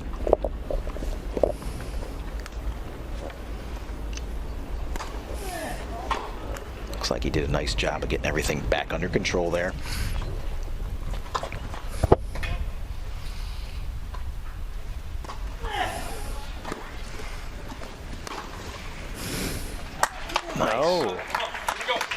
behind, fist pumps. Another chance to hold. Here we go in this back and forth third game here, kind of feeling like everything's on the line. It's only the third game in, but we're really starting to feel like it's everything on the line right now, aren't we? Yeah, this has become a very important game in this third set.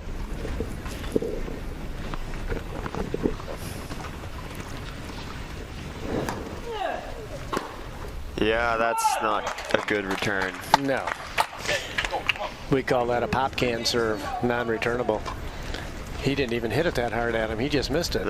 Yeah, I think that's a mental error from Lapthorne. I think he really needs to find a way to just calm down, maybe some deep breathing or something. Get some fuel in you, get some drinks, but he cannot keep this up and think that he's going to turn this match around. Yeah, just don't know if it's too little too late right now, right? It might be. And that, I think we were kind of sensing that was the moment there where if he could get it under control and get it to 2-1 on the changeover, maybe things would settle down. But he's got to be racing right now and wondering what his game is all about. If ifs and buts were candy and nuts, we'd have Christmas every day, right? Listen to you whipping them out. Christmas is coming soon enough. Got word on the street back home that Mrs. Walker's been busy making Christmas cookies. Oh, boy. Can't get home soon enough. Mrs. Jelena made some last night. There you go. So. 'Tis the season. So I see David retaping again. And so I'll give you a quick update over there on court number 2. It's Niels Vink with a set up over countryman Sam Schroeder in the other quad singles semifinal. And it's Vink 4-2 up in the second, looking like he's going to roll in straight sets and continue his hot streak here in the competition as he's advancing in both the singles and doubles. So Bjorn, taping your that boy hand up. Niels Vink over there is looking strong. Yeah, I like him. I like him a lot. I think, you know, to have the composure he does at such a young age. And there's the quick peek at court 2, and now it's 4-3, I believe, if I heard the umpire correctly on the changeover. So just cutting to them. It's Vink in the yellow, Schroeder in the gray. Back to the big overview of the national campus, and right immediately following that, we're on task here in center court. Andy Lapthorne to serve down, love 3 in the third.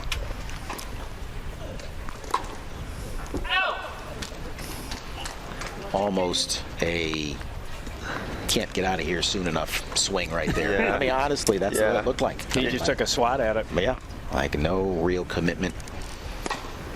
didn't get back enough in position for that forehand. Kind of just took it late a little bit and missed it wide. Again, I think these are just the mental errors starting to come in for Lapthorne.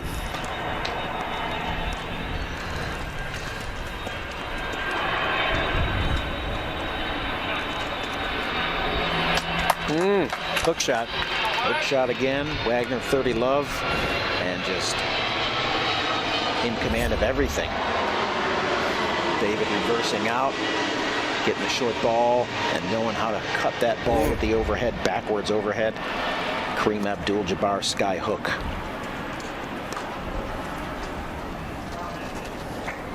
Andy with an intermittent winner there, but again, you don't see any reaction from that, as if to any positive reinforcement from it. Just rushes into the next one as if to almost dismiss the fact that he just had a positive moment. Nice return. That was a good serve too. David's got to keep pouring it on. Yep, that steady pressure that we talked about. Yeah, he knows what he needs to do right now. Nothing spectacular, just needs to be applying that pressure. 2 break points for 4 love.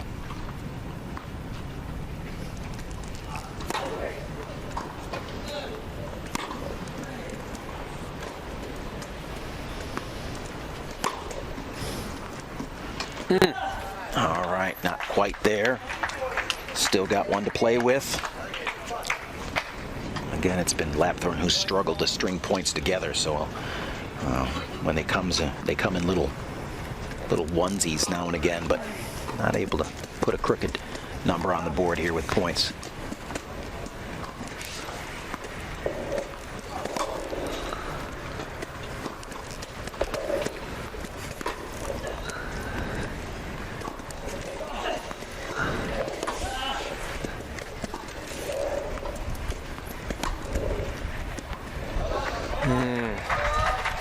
Andy on the move there. Does a nice job to get it to deuce. See if long replay, one of our longer rallies here. Both boys here moving each other side to side, showing great mobility skills.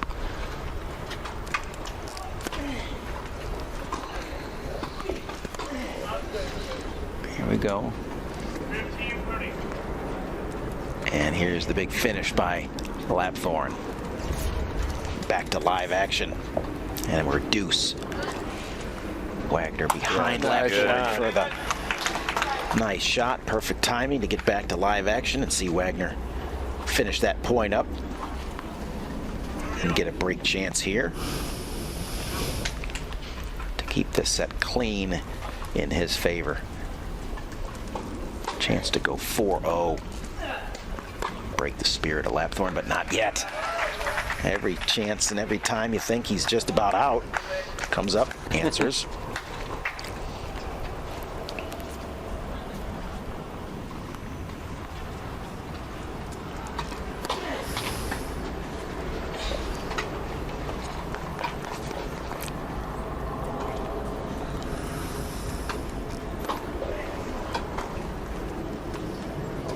Missed return there by David Wagner, and it's a chance for Lapthorne to hold. Honestly, if he can get one game on the board here, maybe he could climb back into it. A lot of maybes, long way to go, but I mean, it's his only chance. I mean, he's just got to break through here, and maybe that's the one thing. And 3-0 is a pretty significant lead, but not insurmountable. That's too good again. Each of these guys answering the bell in moments here. Yeah, Wagner doing a good job down these game points, and even the last game showing composure down break points. I think these are all points that's, again, just going to fuel Andy's fire for kind of the negative emotions to come on. Hopefully he can get a look at one of these games.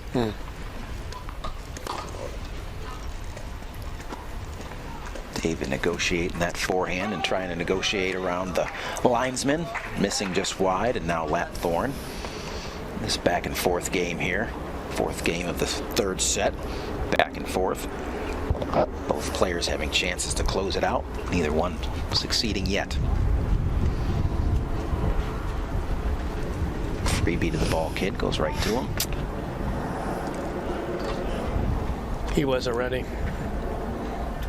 Another example of Andy rushing, not even aware that David wasn't ready. Yeah, that's a perfect example. That tells you he's not even looking up, doesn't even have David in his sights, just head down and on his own game plan.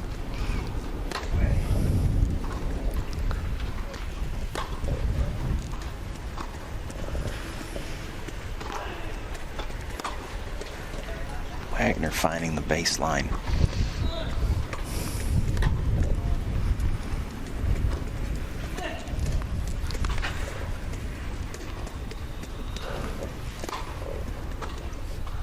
Too easy for David Wagner right there. And it wasn't on the forehand side, Mark, but that's about as good a backhand volley as you could ask for. He gathered it up and just ricocheted it off. He didn't do too much with it. Didn't need to, just right? Placed it. Yeah. Yep. Lapthorne provided all the power. Another chance to hold gone.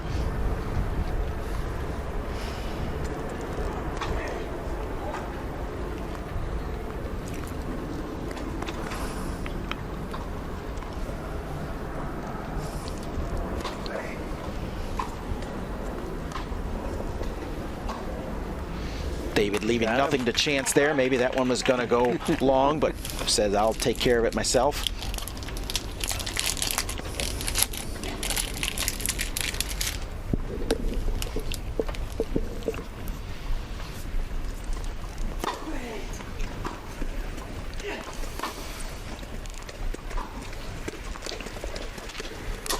Not up. Got him. And it's Wagner. 4 games to love. Third and final set.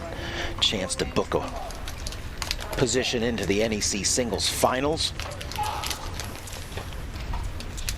So Bjorn, I think you called it right. He's running through this set. Yeah, I think we were all about to kind of know what was going to happen here, and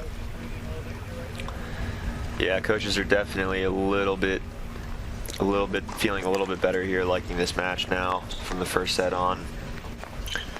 Probably a few jokes cracked between the two of them up there. A lot more lighthearted. Yeah, they were looking pretty, like I said, CIA-ish a little earlier, but David Wagner clearly in control of this NEC singles semifinal right here. He's using the entire court. He's moving that ball around. As a reminder, we've got a full day of action here on the national campus. All singles, all day, Sunday, semifinal singles in the NEC Singles Masters. And David Wagner in control of this third set right now.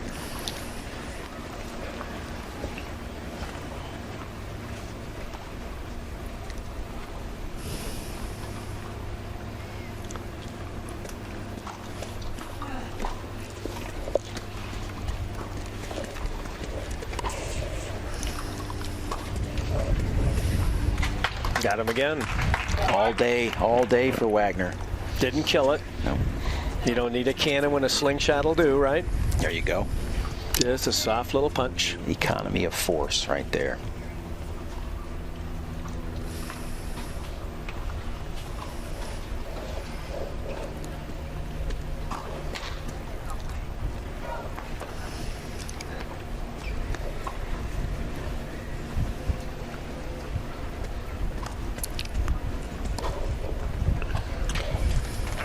It's Lapthorne with kind of no answers right now, and it's Wagner with a chance to go to 5-love, as if he wasn't in enough control here.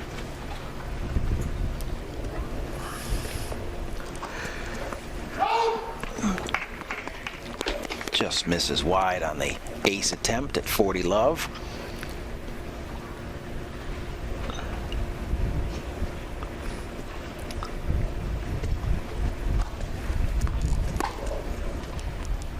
One of the better returns there from Lapthorne, but we haven't seen enough of those of late here. I think David's going to save his energy on that one. I don't think he could have got that one. Yeah. Wagner still in command here, 40-15. 1 point out of the next two, and he'll come to the changeover 5-love up. Big first serve. Andy with the big return on that one. You know, sometimes the caged animals or the animal in the corner puts up the big fight. It's Andy kind of flexing a little bit right now, trying to maybe slug his way back into it. Don't know if he can string those together enough to claw out of this big deficit he's in. But he strings together 3 in a row. Yeah, that's 3 quick points. Just like that. And what is it about that dynamic, right? When you no pressure. Yeah, right. Yeah. No pressure, and you know, maybe he's resigned. I'm out of this one, and if by chance he can just keep swinging and keep finding things, it'll come back to him. And there's 4 straight now. Hard to sustain this, that's for sure. But just like that, all those game points erased.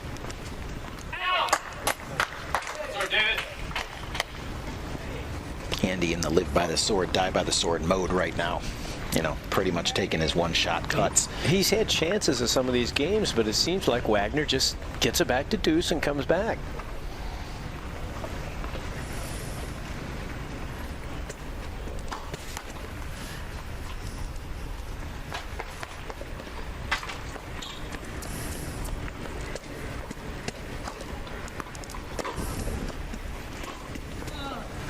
Not that one. Still moving on that one, wasn't he? Yep. Good depth by Lapthorne on that one. Not a ball out in front of David as much as he likes it, where he can really manipulate it and control it into a location. Sprayed that one a little bit. Great first serve. Just called. Looked like it caught line, but nope.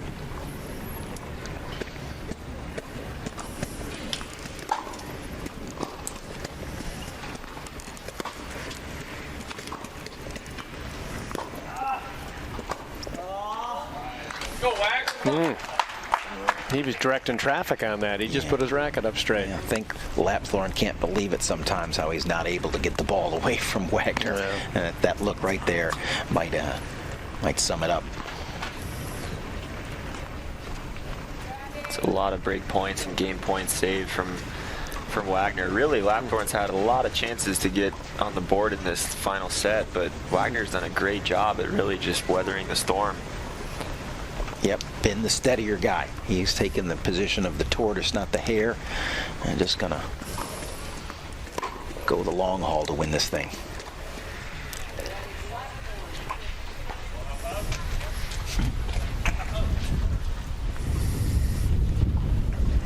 But now, Lapthorne with a chance.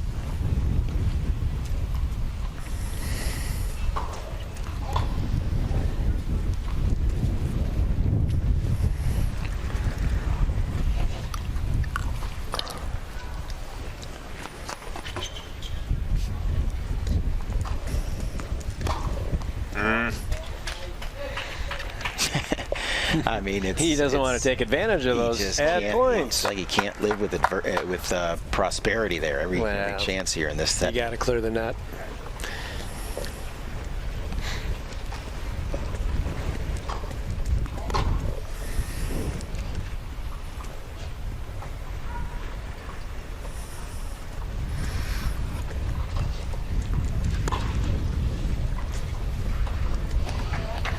Yeah, the rhythm has definitely been broken in regards to any flow of this match. I mean, Andy's either kind of slapping a winner or making an unforced error. David's just kind of, staying steady.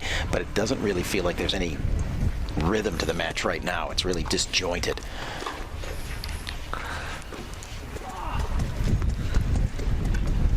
Andy on the wheels has an easy forehand and out of the reach of Wagner, and there it is. One game on the board finally for Lapthorne. Is it too little too late? We'll see as we go to the changeover here.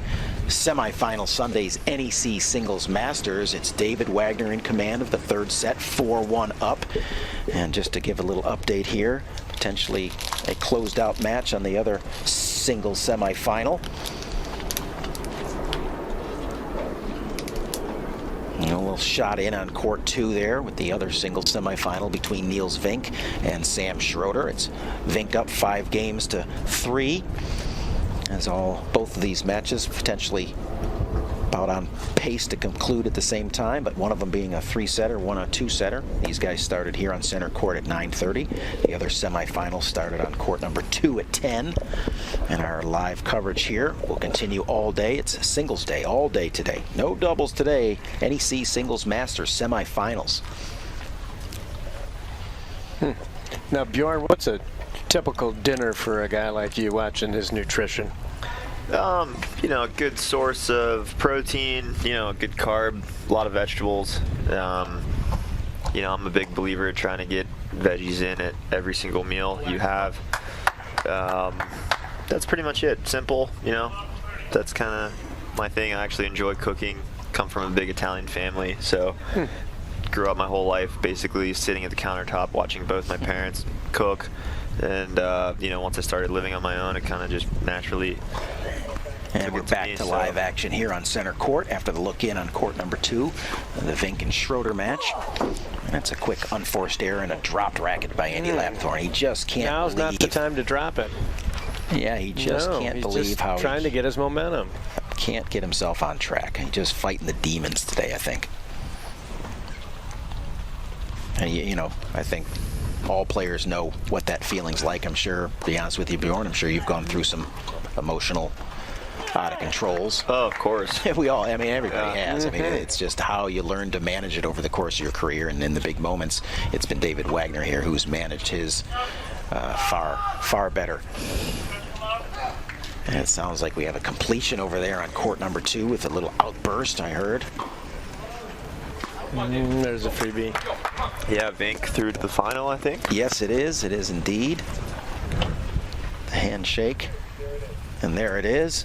Quick shot. We just missed the handshake, but both players come into the chair umpire to congratulate, shake hands there. And it is Niels Vink, the young lad in the yellow from the Netherlands, who will be advancing to his first ever NEC Singles Masters final. Phenomenal performance by Niels here in this tournament. Back to action on center court, of course, between David Wagner and Andy Lapthorne. And it's Wagner with a smile and a little relief, and it's Lapthorne with continued frustration, having no answer up till this point. Wagner with a chance to break and get it to 5-1. Doing everything he can to not let Lapthorne back into this match.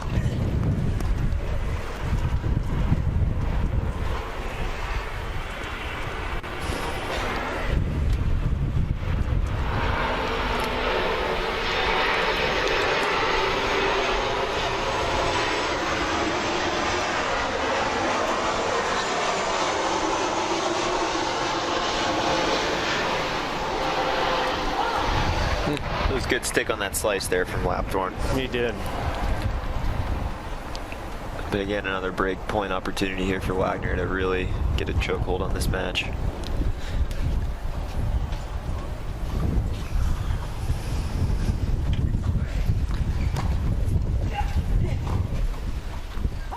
Yep. The out call, and there it is. 5-1 Wagner.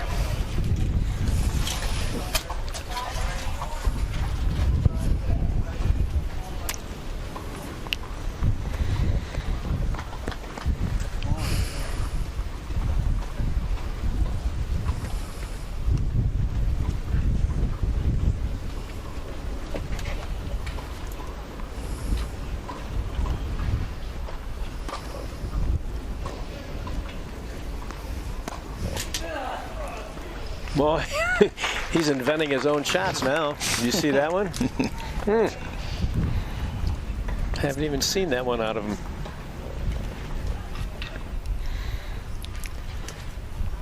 Do you think his back's bothering him a little bit, Paul? David? No. No. I don't think anything's bothering him right now at 5-1 up in the third. I hear what you're saying, but yeah, I think he'll deal with anything that comes his way once he just finds a way to close this thing out. And the error by Lapthorne just continues the descent, as I think he's almost resigned to the fact that this one has slipped away. Wagner 2 points away from securing his spot into the finals of the NEC Singles Masters. 10-time champion looking to give himself a chance to go for number 11.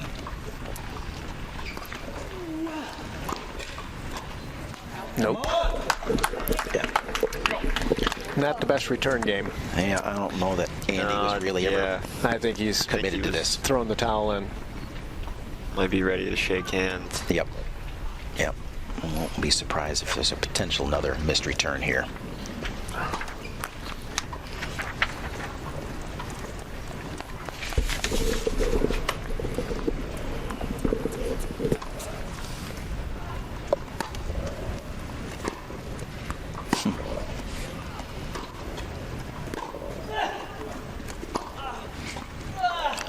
And the forehand just out of the reach of David Wagner, but he's still going to have 2 more cracks at closing this match out.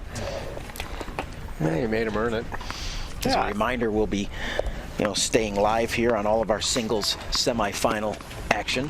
The next one up is going to be an absolute phenomenal battle. We're not putting this one officially in the book yet, but we're close. Shingo Kunita versus Alfie Hewitt to follow. But right now it's still Wagner and Lapthorne. Wagner with a couple chances to close this thing out decisively in the third.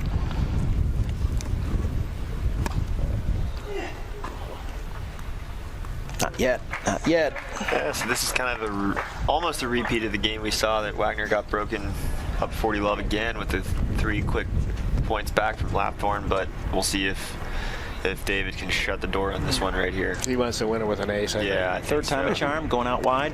Nope, goes body. Body, I like it. Safe play. Yeah, right. Make Andy do some work.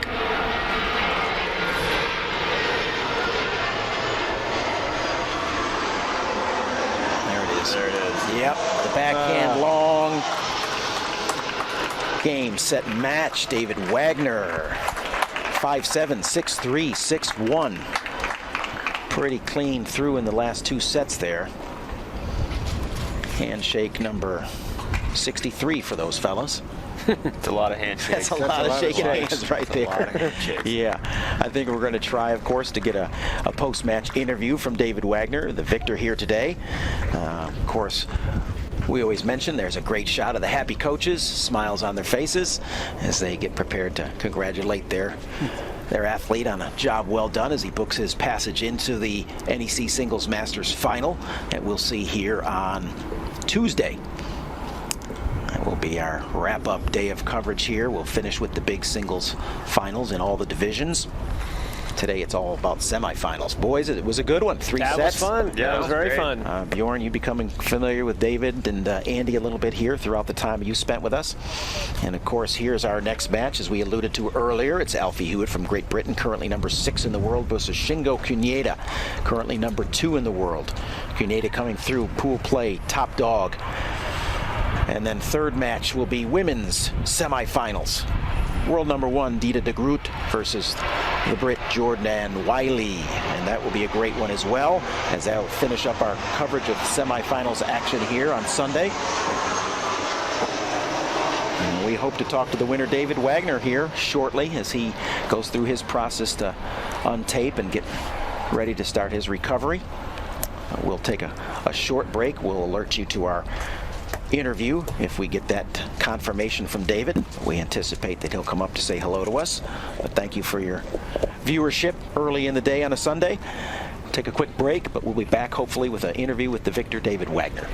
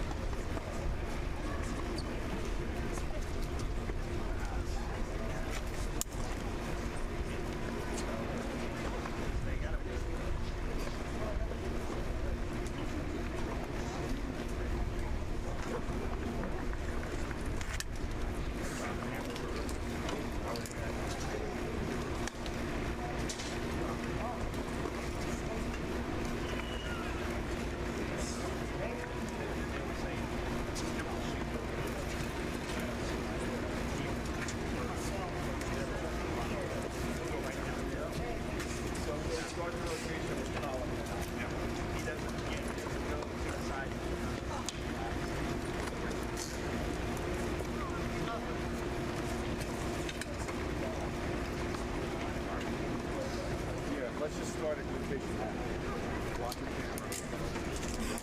And then get it going.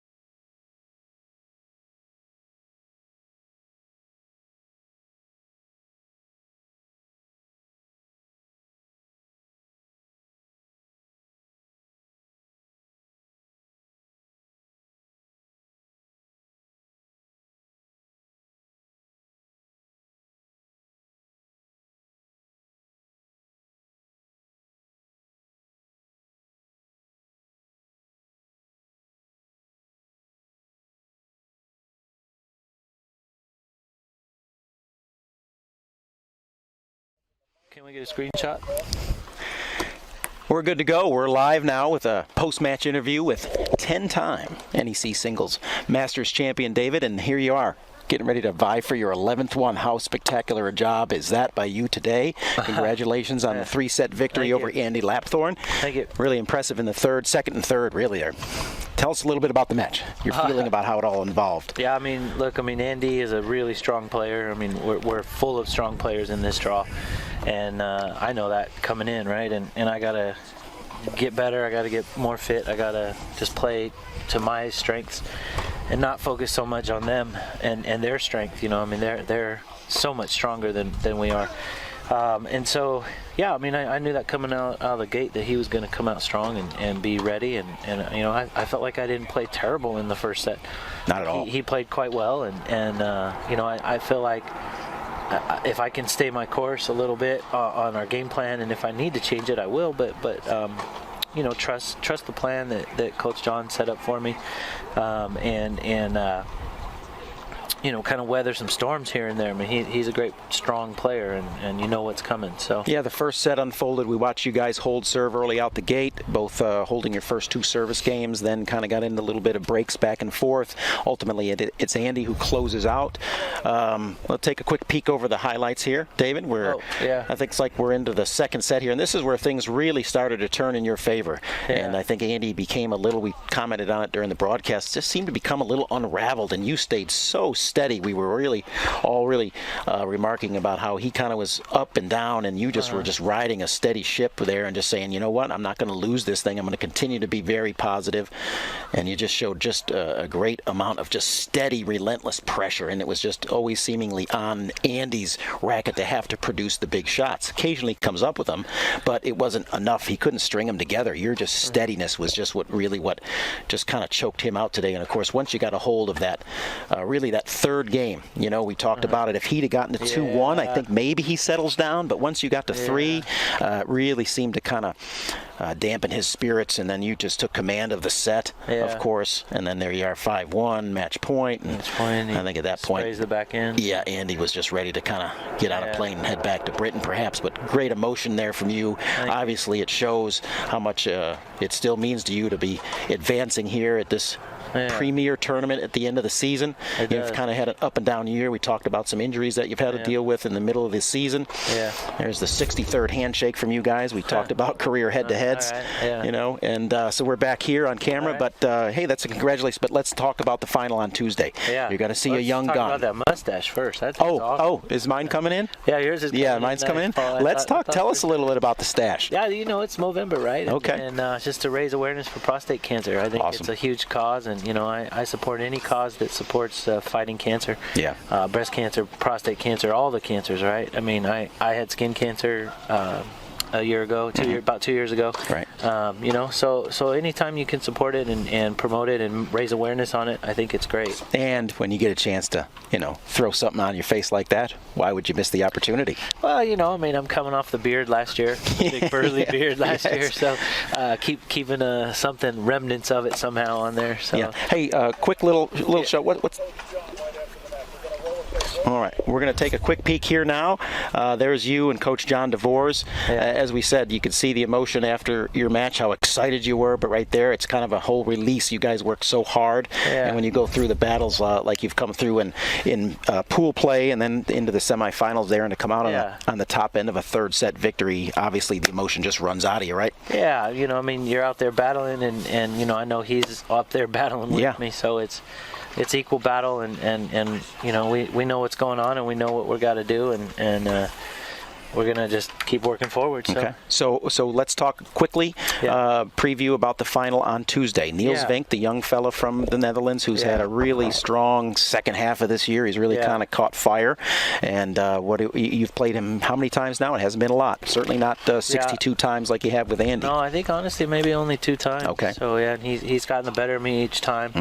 It was both times were this year. You know, and yeah, I mean, I know what I was going through and dealing with and whatnot earlier. So, yeah, you know, it was definitely. I look forward to the match. You know, again, another strong player. A player who is quick, fast, has all the shots, can do everything. Yeah, we're up and running on center court. We're going to just clean up this interview here, David. Give me a second. I'm not done with you yet, sir. We're gonna join coverage on center court here between Shingo Kunita and Alfie Hewitt. But yep. So we're going to go.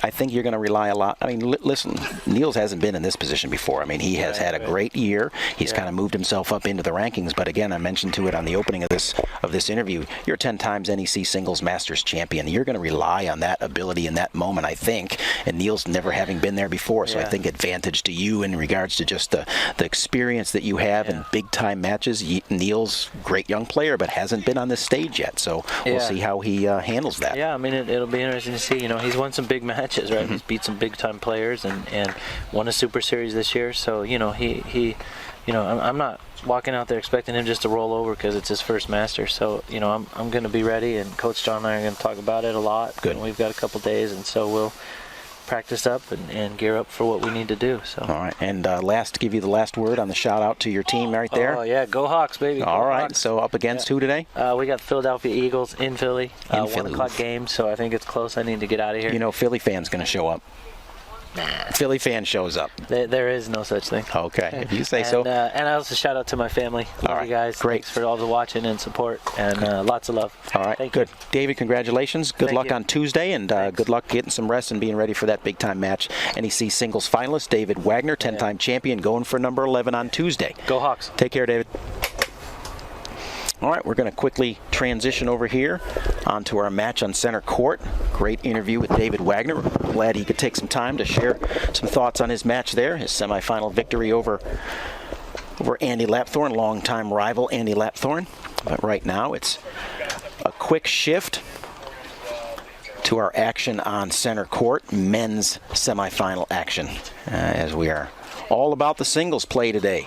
NEC singles semifinals are all going to be contested today. We've got all the quad semifinals in the books. It's David Wagner versus Niels Vink in the finals on Tuesday, and now it's all about the men. Behind us on court number 2, it was Joe Girard and world number 1 Gustavo Fernandez up and running, and now here game 1 in the book to Shingo Kunita. World number 2 will set the stage. I'm Paul Walker with Irina Falcone, who's just joining me in the booth, who's been with us all week. It's good to see you again, Irina. So good to be here. I'll bet it is. Hey, it's big time now. Yeah. Hey, round robin play over. You know, it's serious face time. You saw a little shot of that right there on the changeover with Alfie Hewitt, the young Brit, defending U.S. Open champion. Had a phenomenal run there at the Grand Slam, last Grand Slam of the year. And now it's a real true battle between these two great players. This is going to be the pinnacle of the sport right here for everybody who's watching. These two guys, when they're at the top of their games, it just really doesn't get any better than this. World number 2 long-time world number 1 Shingo Kunita right there, who we've come to know and love here on center court. And it's our first real look at Alfie Hewitt, the Brit. So you probably know this, Paul. What's their head-to-head? I know we talked a little bit. Yeah, I think I made a few little notes on that one.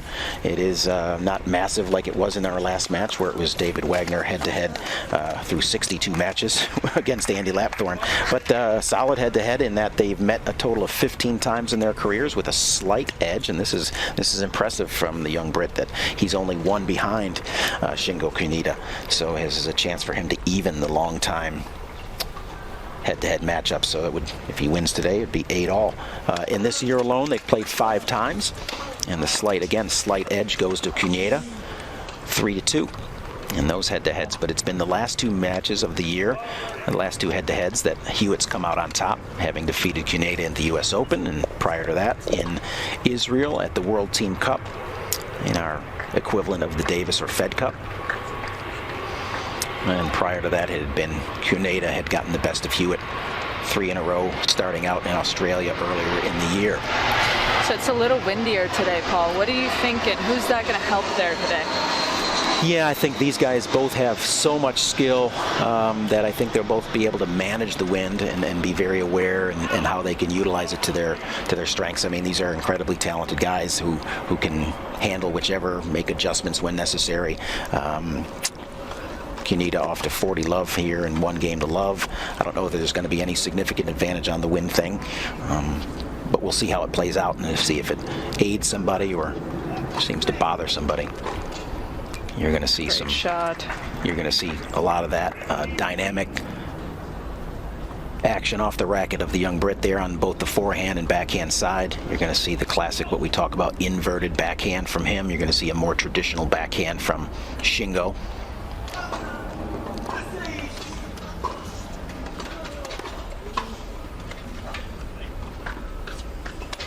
We will see every bit of shot making and chair skill extraordinaire here between these two. Both are great defenders. Both have complete games as an example there. Great shot. Hewitt on the wheels, but not good enough to track down the Cuneta drop shot. Cuneta on form early. Got to settle in here a little bit, man. Coming off that big 3-setter. David Wagner's victory over Annie Lapthorne, post-match interview, and now back in the booth with you. Fired up. I'm ready for all this big-time action here today. You're nonstop, Paul.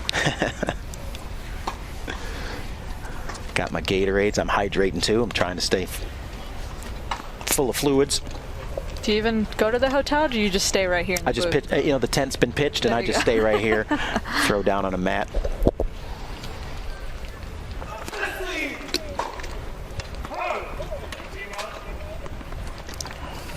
How was your Saturday night? Well, I got engaged. Honest to goodness, I'm going to make a comment here. When you were kind of hanging out, waiting, I'm like, I don't remember seeing a big old rock on her finger. Last couple of days, you've been with me for a whole week here. Yeah. And I kind of was like, did you just put that thing out? You got engaged last night. Yeah, I got engaged last night. I mean, I don't want to detract from the match here, but that's fairly significant. That doesn't happen every day. Yeah. Hey, congratulations. Thank you. That is an exciting life moment that I'm happy to share in a way, I guess. With millions of viewers that we have out here, share it with all of them as well. It was a good night for sure. All right, so when we get a chance, we're gonna talk through that whole engagement thing. Oh, don't give it away yet. I won't. But I want to hear the story. But right now, the story is Shingo Cuneta 2-love up on Alfie Hewitt. Men's semifinals, NEC Singles Masters action today here on Sunday. Great. Cuneta on the attack.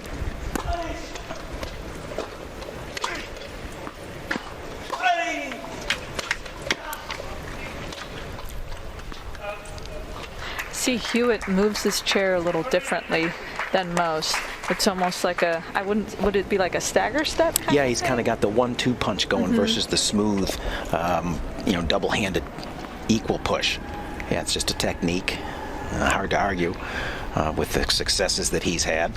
Multiple Grand Slam champion, even at a young age. Would it be considered better, worse, or is it everybody kind of has a different way? Just a preference. Yeah, just a little bit of a preference. Yep. Cool. You're teaching me so much this week, Paul, and I appreciate that. Thank you so much. You're coachable. You've got an inquisitive mind. You love tennis. You're seeing a different product delivered, a different tennis product delivered. I think you're becoming an appreciator of these athletes. There's no doubt about that. Anybody that I talk to, I'm like, hey, you got to come over to the USTA National Campus because there's some great tennis happening. Yeah, there sure is. It's been a phenomenal week, and here we are, kind of where rubbers meet in the road. Semifinals, all that round robin, which is a unique format, of course, to come through the pool plays and the manipulation, and where do you maybe take a little time off, knowing that maybe you've already qualified, and back off a little bit and conserve some energy. If you say come out the gate and win your first 2 matches, knowing that you punched your ticket, is it important for you to win that third or not expend the energy? There's a lot of things that go into this format to get yourself just into the semis. Knowing these guys, though, I mean, do they ever really give up a match? They're so competitive. They want to win every single match that they're out there on the court for. I think it's just the nature of the beast, right? Yep. Yeah. Too much attack there. Shingo gets a little too aggressive, gets a little too far into the court. Alfie Hewitt wags the finger, says, oh no, I got you here on the lob. Young Christopher Allen in the background there. Ball boy extraordinaire, shaking it.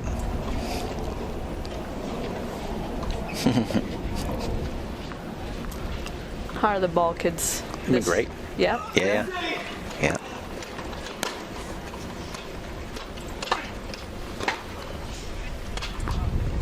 Great. Big there. penetrating topspin backhand from Hewitt.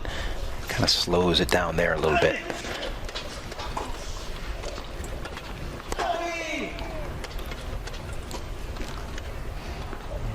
not able to track Nice that shot. backhand down.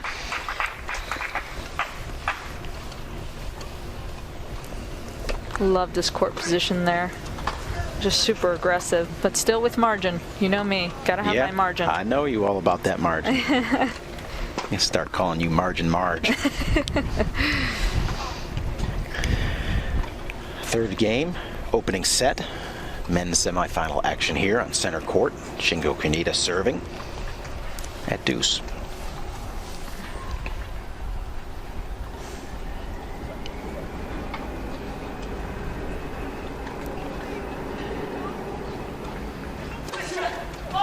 Oh, you see, Kunita questioning that. Thought he really kind of twisted that one in. He's gonna brush it right off though. Does a nice job at dismissing, doesn't he? Look good from our view, actually. Slight adjusted margin there, to use your term.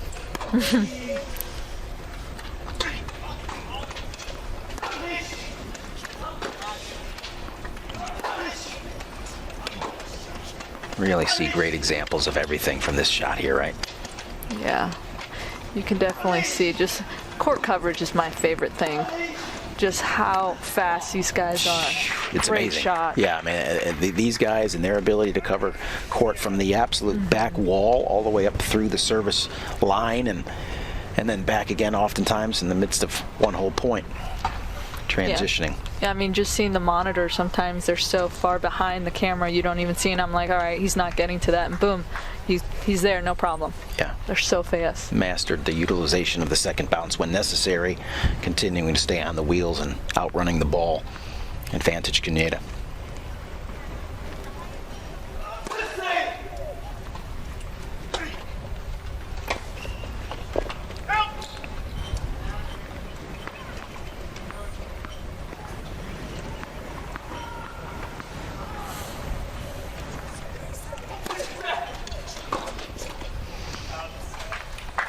Were we seeing another little example of a serve and volley kind of thing there? Yeah. We saw, I think, one instance of that yesterday with Kunita. It's just something I think he is maybe onto a lot of players going with the center return, thinking maybe he can steal some stuff.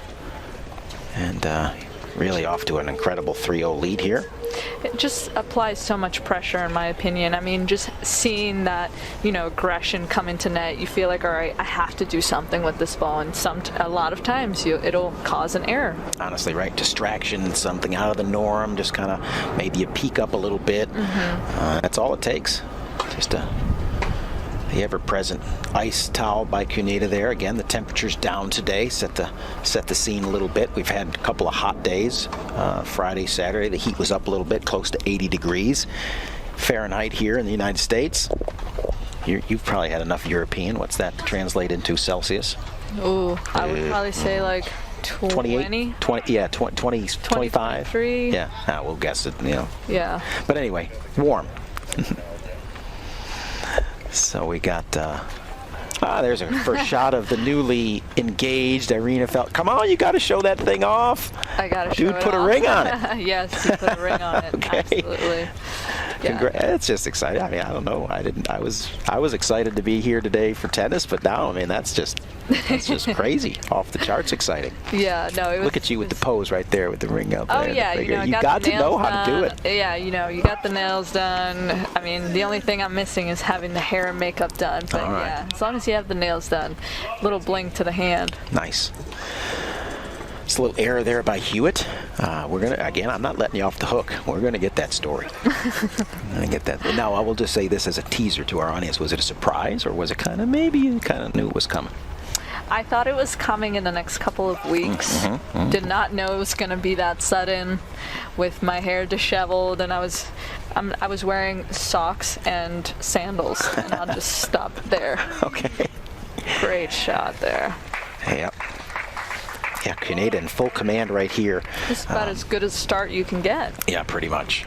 Pretty much. Looking extremely focused. We've seen him sharp from the get-go. It was his opening match against Joe Girard, the defending champion, that he won, and I think that really set the tone for him about how well he was going to play this week.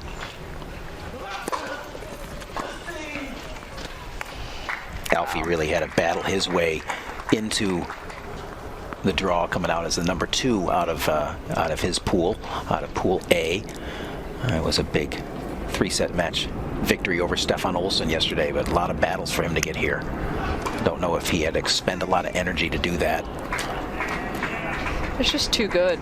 Right now, in this moment, yeah. Yeah, his returns are just on fire.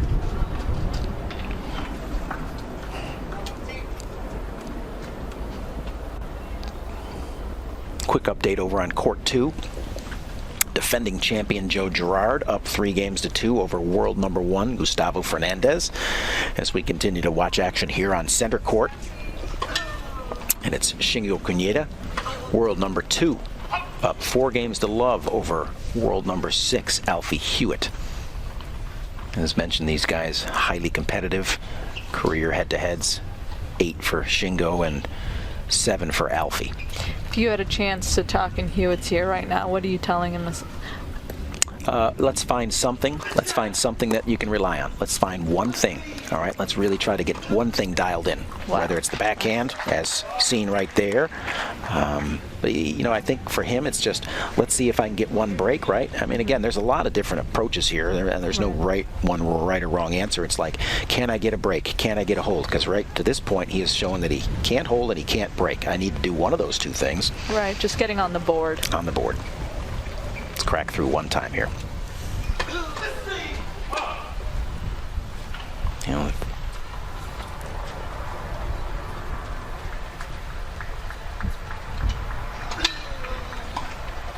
again, these players like yourself, they have played so many matches in the course of their careers. It's not his first time coming out against a hot player. Right. All these guys have experienced that on both ends. And, you know, sometimes it's just about riding that wave. I mean, so he throws up a 6-love. It's just a set.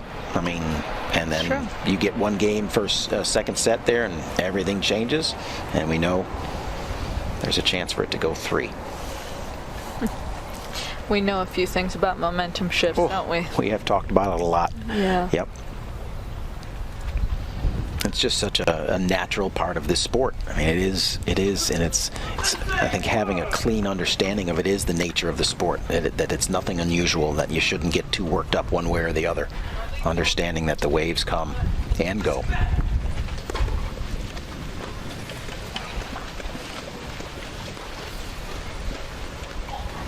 Oh, what? I don't know what happened there. That was odd. Uncharacteristic, if you will. Yeah, it was just, yeah, and he's kind of smiling there. I mean, I really don't know what happened. The wind might have taken that one. Maybe something. Yeah. I'm a big advocate for wind playing. Like, I love to play with the wind. I agree. Yeah. Yeah. Windier the conditions, more comfortable I am. Yeah, I always, you know, as a coach who's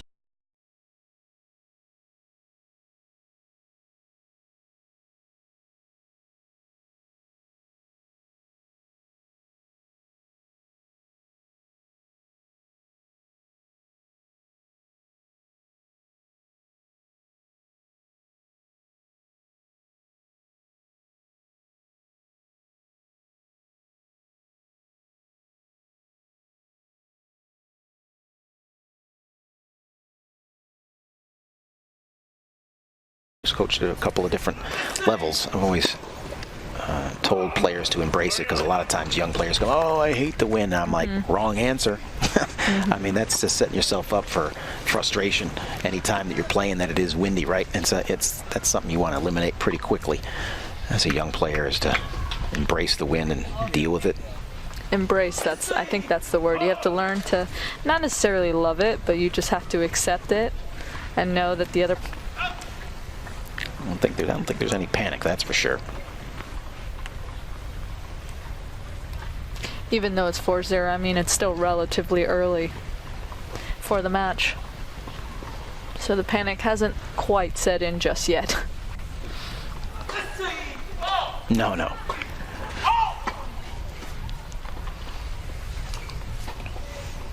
Gonna get a good look here at a second. Good depth there, but wow. Big answer.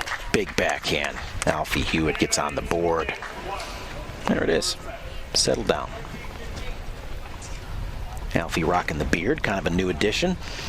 Young fella. It is Movember. It is Movember. There you go. Yeah. You know. And I've been shaving like a fool. What have I been thinking? Gotta get with the program, Paul. Come on. All right. So the story. Let's do it. 4-1 here. So the story was, I mean, so my best friend was in town. I live close to a few close friends of ours, so I was just cooking. I love to cook, so I was cooking, and my fiance, he's like, oh, do you mind if we just go hang out by our tree? When we were building the house, we used to go out by this tree that we would go and just have lunch there, and it was a symbolic thing for us, okay? And it's just right in front of our house, and he's out there, and we're just talking, you know, just kind of catching up, just because I've been busy here, and all of a sudden he's like, you know I love you, right? And I was like, yeah, absolutely. He gives me a hug, and right away he asked me, he's like, what are you thinking about right now? And I said, Wheelchair tennis? No, I was hugging him, and I was like, your heartbeat is beating way too fast. Like, it's just, and he looks up and he's like, oh, it's because of the plane. He pulls it out of his butt, and I was like, what? Why would your heart be beating fast because of a plane? And so, like, I think maybe he just got, like, rushed jittery. into that. Yeah, he got jittery there, and then he's just like, well, I've been wanting to do this for a while, and then he got down on one knee. Yeah. And were there tears shed? There was tears, there was laughter. It was more just shock, Emotion I think. and Yes, joy absolutely. and tears. Yeah. Yeah. Well, it was a fun night. That's a good story. Yeah. Good story. His heart should have been beaten. Get a girl like you all locked up. Good move, man. Good move. Congratulations. Thank you. All right, back to action. That's, boy, I'll tell you what, it's not every day you get to tell an engaging story in the midst of a big-time semifinals tennis match, but you did it. You did a super job at condensing that into the 90-second changeover right there. I tried. That's the short version. All right, no doubt. That was good. Perfectly delivered. And it's Cuneta looking here now to get the break back. Hewitt yet to hold. He finally got on the board with a break, and this is his next task. Find out a way to hold serve. He's got to feel pressure after those return winners that Cuneta was hitting in the previous game. I mean, there's going to be a lot of pressure to hit that really good first serve, really good second serve here.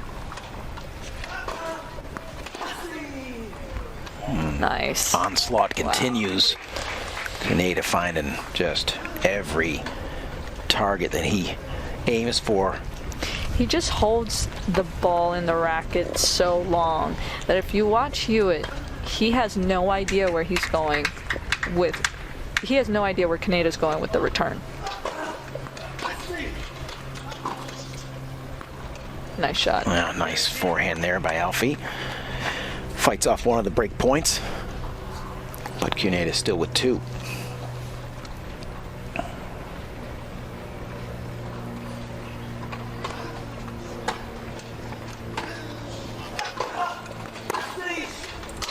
Nice serve.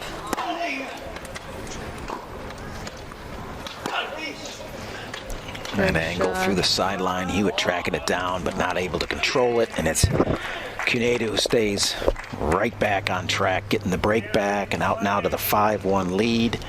Full command of set number one in our first men's semifinal, our second match of the day on semifinal Sunday.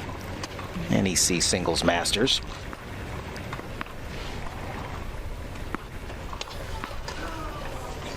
That's what you want to get to, right? The weekend? That's when you want to be playing. Yeah, that's for sure, right? And it's Joakim Gerard over on court number 2, who's off to a 5-2 lead over world number 1, Gustavo Fernandez, who's never won this event. Despite being world number 1, he's never won this event. Joe Gerard, 3-time champion. So he's no stranger to success here at the NEC Singles Masters. How many points do you get as a winner here? I believe winner are going to go with 800 points for this event. Wow. So kind of Grand Slam level. Wow. So I guess there is a little bit of a disparity because in the ATP and WTA, it's 2,000 points if you win a slam. All right, just a different structure. Yeah, point structure, right. But that's certainly the highest level.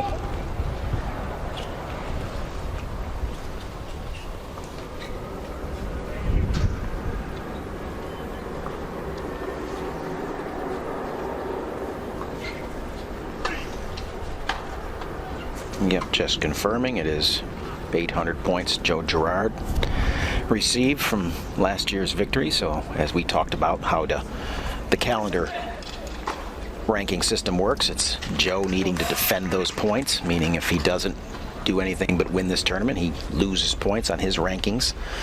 So he's got 800 on the board right now, but as soon as this competition's over and the new rankings come out the following week, he will or will not have defended those points. I mean, the fact that he got to the semifinals, though, Yeah. will get him something. Oh, absolutely. Yeah, Right. yeah. He'll still come away with a hefty chunk. It won't really. Great return there by Hewitt. Now he's finding the range. Both players finding the return to serve range now. Cuneda's had it from the start, and it's Hewitt now with a chance to get his second break. Yet to hold, though. That's been the problem. Honestly, what I'm noticing the most is you almost want to be returning at this point. Well, we've talked a lot about it. It is a significant advantage, and these guys are both. Their mobility is so phenomenal. I mean, it's not good; it's phenomenal. So their ability to be pushing in hard, strike early, and then be on a roll from that point on. Whereas that server, you almost outserve your ability to counteract the return. I mean, the serves getting bigger and everything like that. They get to the opponent so quick. They're striking the ball so early and so fast that you don't have a chance to get your engine up and running. No. And so it's now Cuneda with a chance to once again possibly break for the set.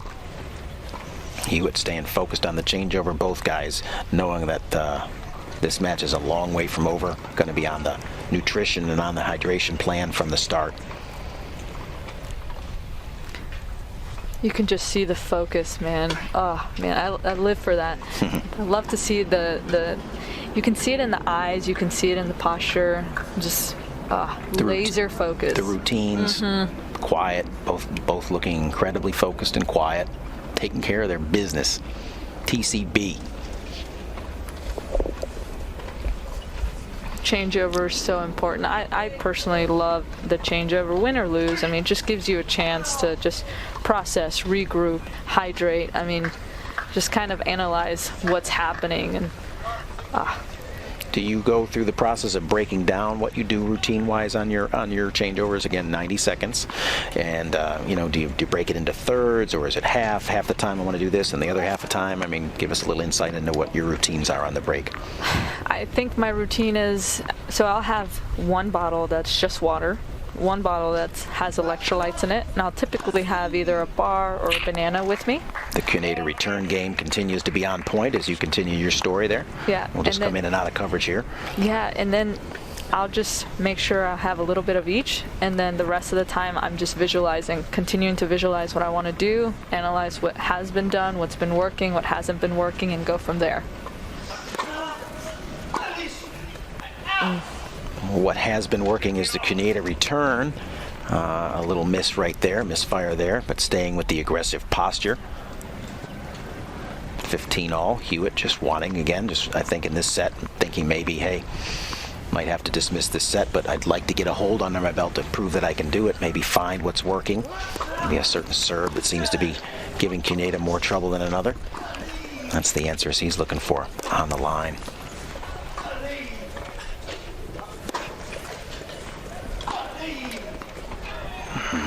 Cuneda just stringing corner-to-corner shots together. Hewitt tracking him down, but not able to continue to sustain that. His ability to move that ball around was impressive on that point. Yeah, just a barrage of shots from corner to corner there. Textbook Shingo Cuneda.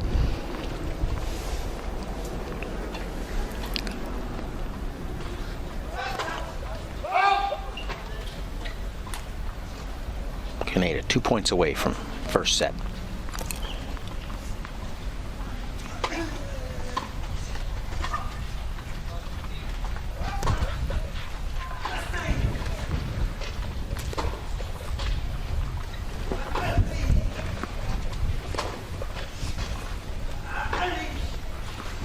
Big, heavy shot. Cuneta hitting with the wind right now. Really running Hewitt all over the place. Depth there, depth kills, slice finish. Great point. Maybe there. an ISO on this one, possibly a replay here, because that was a great point. I want to point out from the get-go, Hewitt serving. Well, we get the end of the point here, so that's fine. Hewitt not able to do enough with that one, and Shingo really just pushing that one. Doesn't get that one deep enough. Hewitt's on it. Just really dictated in that point. So let's watch Hewitt's first move after the serve here. Okay. It's great serve. Squares up on that one. So I think we're going to stick with this look here. On that one, you saw him kind of serve and square up. I think on this side, on the ad side, you're going to see him serve and immediately go into a reverse position. It'll be interesting to point this out, the difference. So squaring up means he's facing. Look at him. Yep. See how he turns and goes back and gets into a defensive mobility position there. But as squaring up means served and came forward facing on the first one there on the deuce side. Just the difference in the approach that he takes from side to side based on the way his chair is kind of positioned after he comes out of his serve. And it's deuce right now. Hewitt having erased the 2 break points from Cuneta. So again, on this deuce side, I think we'll see him rotate into the serve and then square up on the return.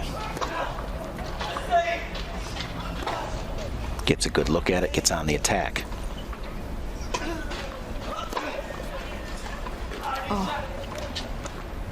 It's just a huge backhand from Alfie Hewitt. Into the wind too, but still just so much power. And now a chance to hold for the first time. And just what we talked about, what are the things he needs to do? He's gotten his break. Consolidate. Still got a ways to go here in this set, but making strides. And there's the same approach. Not enough height there. Nope. Just got over the top of that one a little bit too much. Drives it into the net, back to deuce.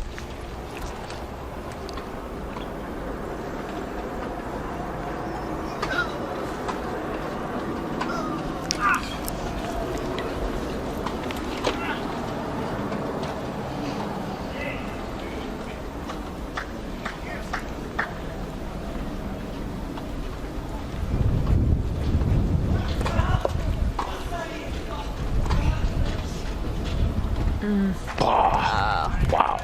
Caught the edge of that sideline. Good deep middle return by Shingo, but quick response, fast hands by Hewitt on the backhand to just rip that winner. Incredibly talented 22-year-old Brit. Wow. Cuneta answers. I mean, this is now we're turning into a little bit of a slugfest here. Nobody backing off. He's so far into the court. Yeah, see, you saw a different approach. Early. You saw a little different approach on not the return, but you saw a little different approach from Hewitt on that. Kind of tried to go the square up route. Back to deuce. Second serve. Freebie. I don't know if you could tell on that one. I felt like as he was serving, he was already focused on that return, believe it or not. Yeah, I get you. I think that's what caused the double fault on there. Didn't stay committed to the serve first, right? Yeah. Good point there.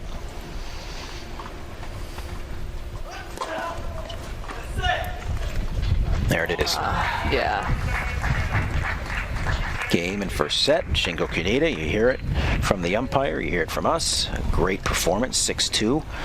But I think that this is far from done. I think we got a lot of great tennis ahead of us here. Alfie will regroup. Doesn't feel like a 6-2 set. It doesn't. You're right. No. Yep, there are differences. Hard fought. Little review there of set point. It's the So return fired serve up. game. Yeah, right. So fired up. Yep. Love it. But it's always with discipline and control. We saw a great example in the first match here today. Young Andy Lapthorne from Great Britain, who kind of seemed to kind of not be able to get his emotions under control kind of down the stretch after having won the first set.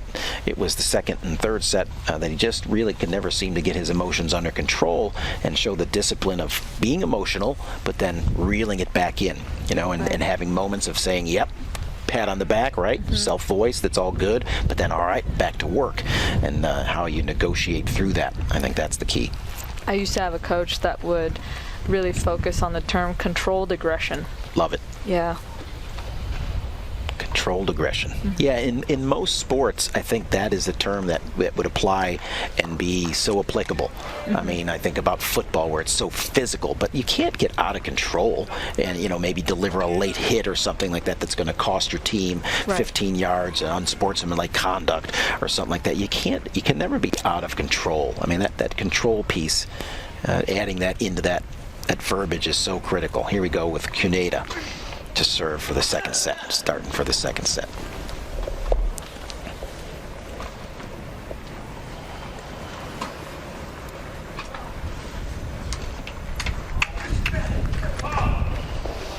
And to get everybody up to date, it's Joachim Gerard with the 6-3 first set victory over Gustavo Fernandez as he continues to keep his hopes of defending his title here at the NEC Singles Masters. Shingo Cuneta 1-0 over Alfie Hewitt on center court.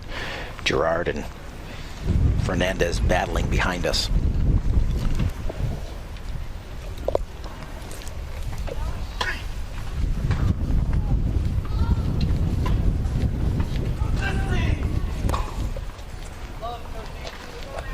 Here we go with Hewitt. Seeing again, just like this, it's Hewitt who's had a couple of break opportunities, or successfully broke Cuneta a couple times off to the start here, and maybe just playing from the lead as opposed to the start he got off to in the first set could be all the difference in the world here. I just loved seeing the fist pump right after that. I mean, hey, I just lost that first set, but let's go right here, this point. Aggressive. Hewitt on the attack. Kind of guided that one, but still caught enough line. And just like that, it's 3 cracks at a break here.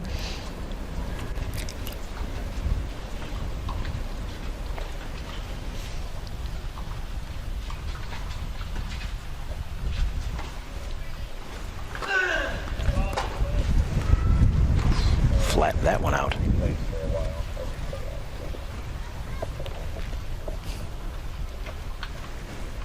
See the palm trees blowing in the background there. Definitely kicking up. Boom, easy break and easy game number 1 for Alfie Hewitt there, huh, Irina? I think he'll take that. Oh. He'll take that. That was awesome performance to be able to come back, bounce back after losing that first set. You got to be telling yourself, hey, I'm right there. Yeah. I know I lost that first set, but I know I can play. Well, and you mentioned it. It didn't feel like a 6-2. No. I mean, it was high quality from both. It was just Cuneta just jumped on him. I mean, right out the gate, got the 3-love lead. Hewitt was like, whoa. Settled in a little bit, but it was too late. But the quality was good. He knew just needed to put a few pieces together, and he did it right there in that first game. And now his task to try to back it up with a hold. Big moment here. He gets out to his 2-0 lead. Could be well on our way to 3 sets.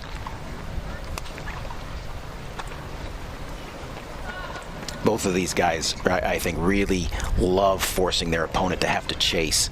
I mean, I think it's just really part of both of how they're wired. I mean, they're both capable of playing from behind, but I really think they like the pressure that they apply to their opponent when they're in the lead.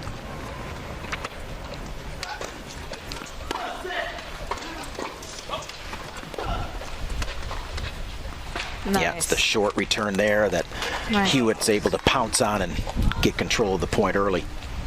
Did you feel that momentum shift, or was that the ground moving there? You're the feeler. You're the feeler, girl. Yeah. You know, I'm just the prediction guy, and you got the pulse of the momentum. I totally defer to you in the momentum department.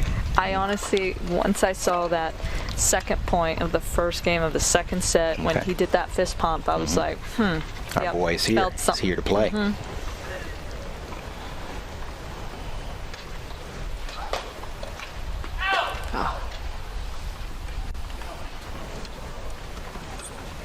Totally dismisses that. I mean, that's That's an anomaly right there, right? So that's like easily, I think, easily dismissed. Yeah, that's one you just have to be like, all right, deep breath here, next point. Brush it off like breadcrumbs in your lap on Thanksgiving Day.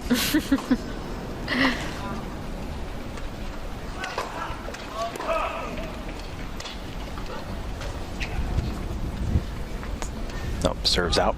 Okay. Looked like a little miscommunication there. Alfie, happy to have that serve out, actually. Oh, great serve. Great adjustment there. Went right back to that same location. Took a little bit off of it, and just got the edge. Got the line. He had a double fault right before that. Just want viewers to know, I mean, to be able to come back, these little moments like that, these little, just edged out an ace right after a double fault, just shows how experienced, how good he is. Yep.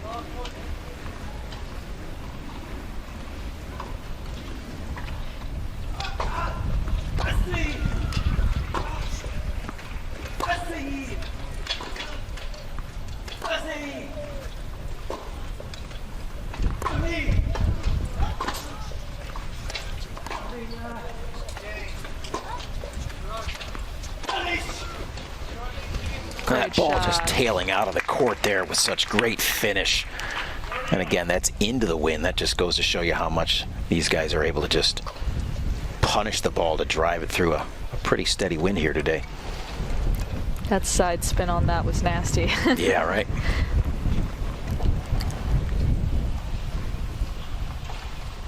.30 all here. Big point. Yeah, right. Getting into it.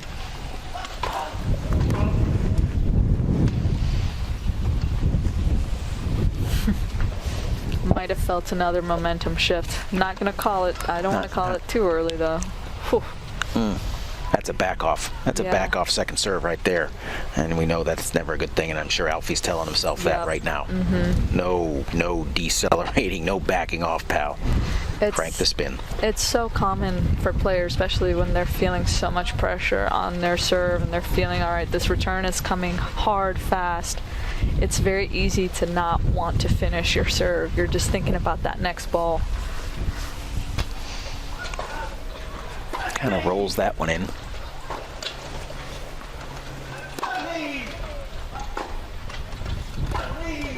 Nice shot. Nice shot. And there's the break back.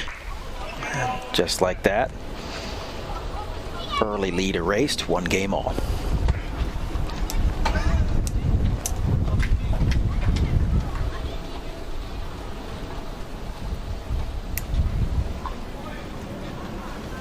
Kind of quiet here on the campus today. Sunday, I think a lot of folks home.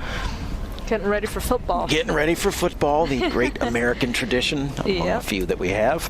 And of course, vast majority of competitors, at least half the field out of the competition here at this point. We're down to, what do we got here? 4, 8, 12 singles competitors left on our semifinal Sundays of the NEC Singles Masters. We'll get back in action tomorrow with the doubles.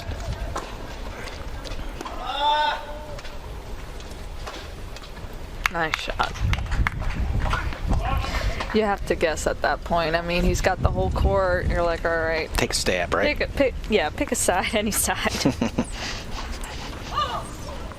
good feeling when you guess right. Yeah. It's a kind of like, all right, kind of knew where I was anyway if I don't guess right. Also makes your opponent think a little bit like, oh man, they were able to guess on that one.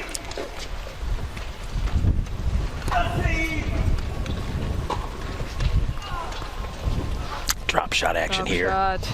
There's the 1-2 push by Hewitt, not enough. No, I saw Cunade execute the drop shot beautifully the other day, which to me kind of turned the match around against Joe Girard.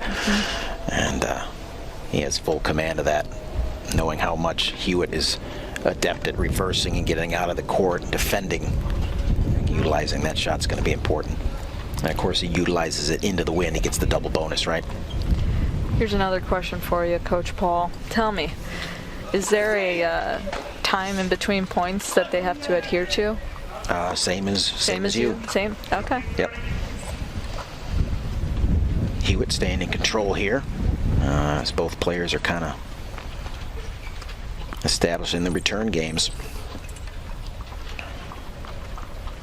So 20 seconds, right? I might actually get burnt for this, but I think it's 20. I can't remember if it's 20 or 25. It's 20. I always forget, yeah. I think it's 20. All right, I'll take your word for it. Yeah.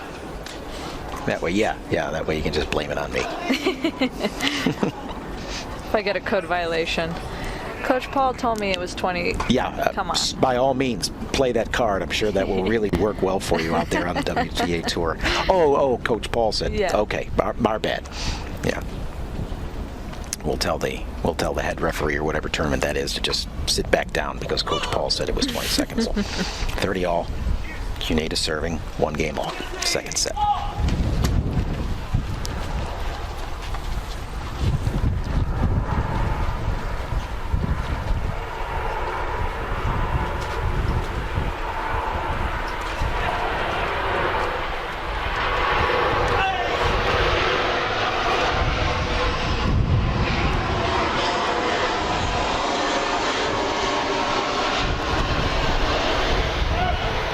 Oof. Just missed that. Just long, right?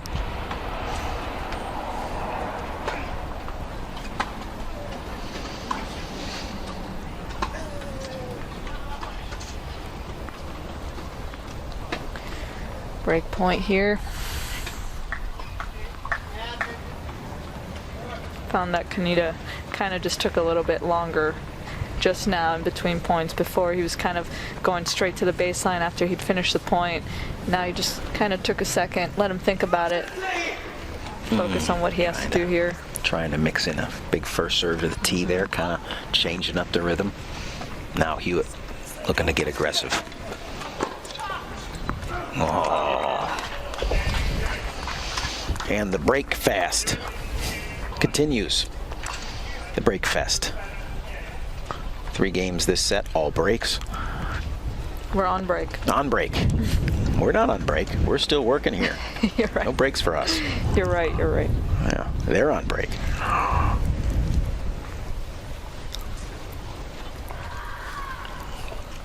Quick update over on court 2. It's Joe Girard continuing to set the pace with a set up and 2-1 lead in the second set over world number 1 Gustavo Fernandez as we continue to bring you our live coverage.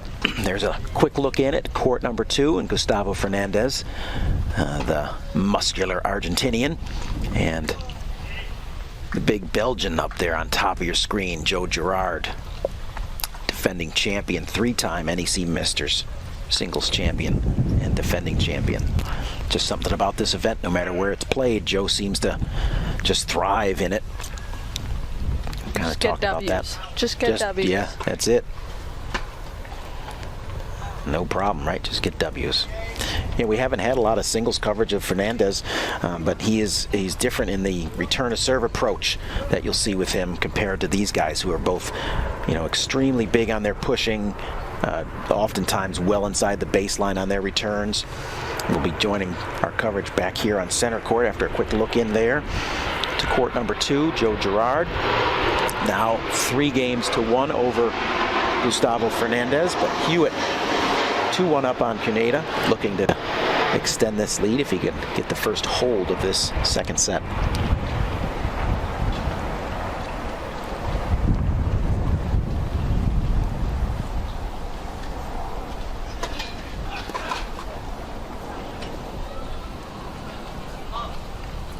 Hewitt serving into the wind. So That wind might have a little bit of a factor on the toss as well. Pretty big factor. And there's just an easy return inside the service box, but a little angle and a little wind at the back produces the easy winner. Looked like maybe a little bit missed push from Hewitt there. Sometimes you just go to aggressively get down on those wheels and you'll just kind of slide off. You're just so aggressive, as you've kind of alluded to, the quickness with which he's trying to get into his push and just kind of what we call missed the push. Slide right through the wheel.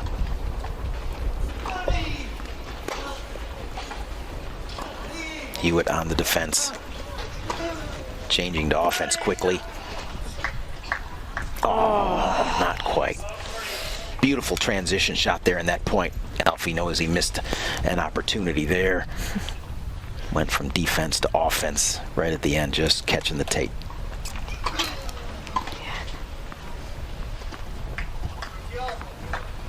At that point, you're kind of telling yourself, hey, it doesn't have to be that good.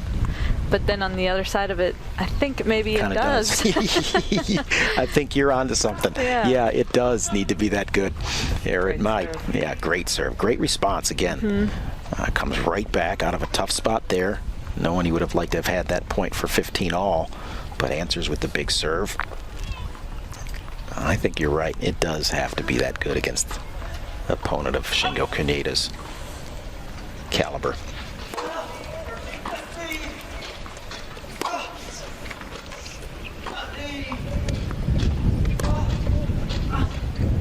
Great shot. Yep. Yeah, I think at this level, I think what we're seeing here among all four of these competitors, certainly who are in competition right now, good is not good enough. It's got to be very good. And I think it's just the bar has been raised, right? And all four of these competitors are capable of taking things up, having multiple gears. And I don't think good is good enough. Average is not going to be good enough. You have got to be above average, good, moments of greatness. Hard to sustain greatness, but moments. And all of these guys have shown that so far today. You also got to think, I mean, semifinals.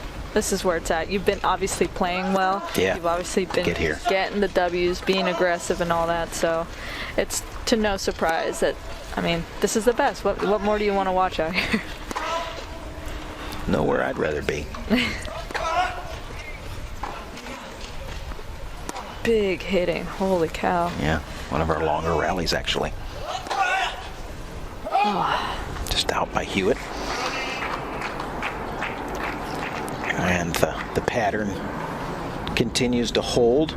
Not quite there yet, but pattern of breaks of serve. 3 for 3 here in this Yes. second set so far. It's definitely not a pattern of holding. No.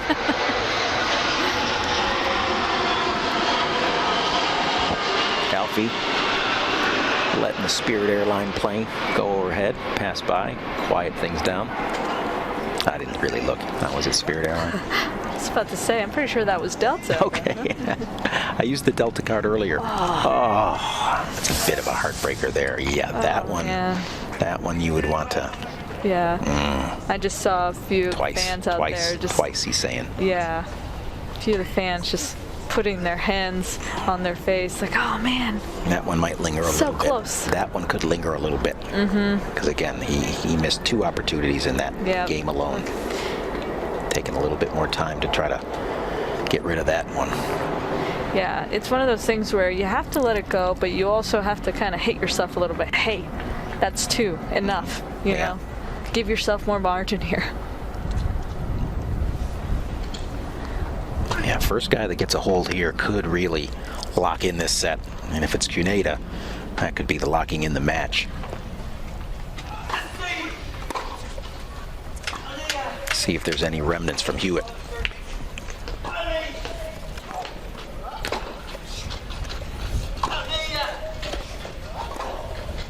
Hewitt going Great corner to shot. corner. Beautiful. Answers right back.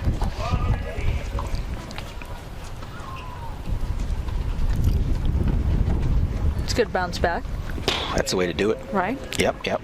I mean, he's doing everything right. I mean, in regards to the process, trusting his rituals, trusting his routines. I mean, it is such a battle, right? Mentally, it's such a battle.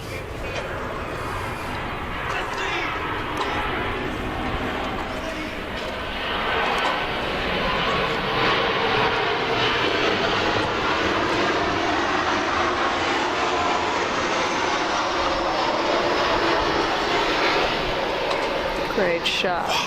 Wow. Cuneta staying strong on the backhand, cross court, just increasing the depth, location of that last shot there. He's already hitting the ball deep, so the fact that he increased it, I mean, that shows you how good of a shot he's hitting at the moment. 15 all.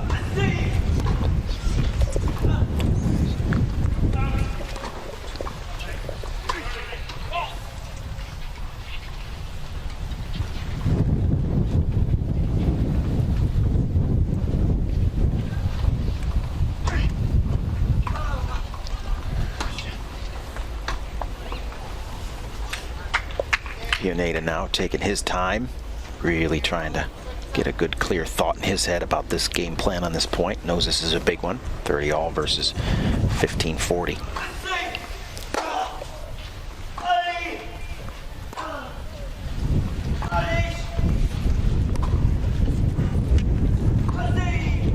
Oof. Just long.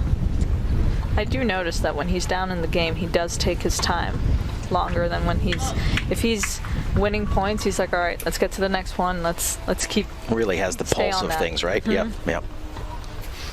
Yep. Slowing it down right now. Sure.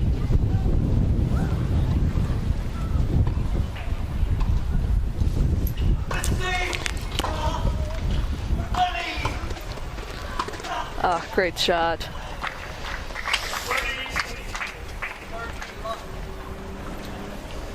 That's one of those points where the camera, you can't even see Hewitt just because he's so far back.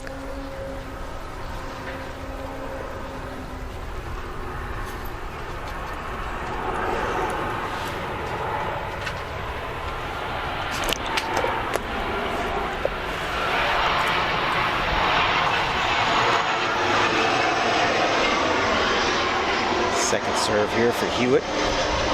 Chance to keep things on pace with all the breaks of serve. And there it is. Yeah. It's a big roar. And 5 games into the second set, it's 5 straight breaks of serve.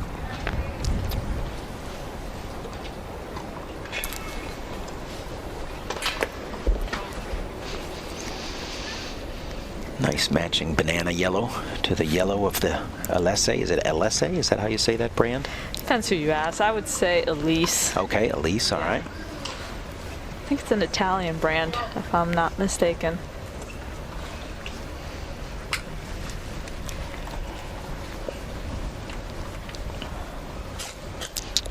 Well, Gustavo Fernandez, world #1 for a reason. He's evened that second set up at 3 games all over there on court number 2 against Joe Girard. He's down a set, but one of the trademarks for Fernandez is his absolute blue-collar approach to the game. Relentless. Relentless, will fight for everything. I think that's a trademark of his. He's really widely respected on the tour for, you will get no freebies from him. From start to finish, you have to be good. You have to be good all the time. And if you let him get in there, get it to the third, just physically, I think he feels like he just is the physically stronger, just a bigger-willed player. I mean, I just think that's his mentality. But Joe will do everything he can to close that out in 2. Right now, it's Hewitt with a slight lead.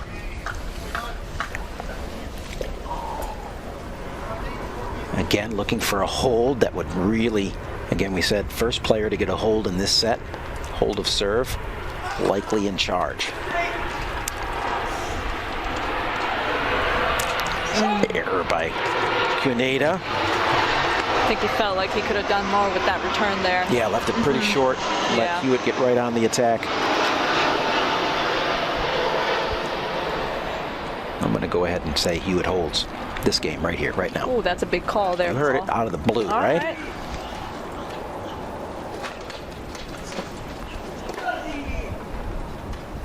Starting now. Oh, man. Well, I guess I just have to, I'm going to say Cuneta breaks here. Okay, all right. It's not that that's a bet or anything like that, even anything close. It's just a healthy debate. Yeah.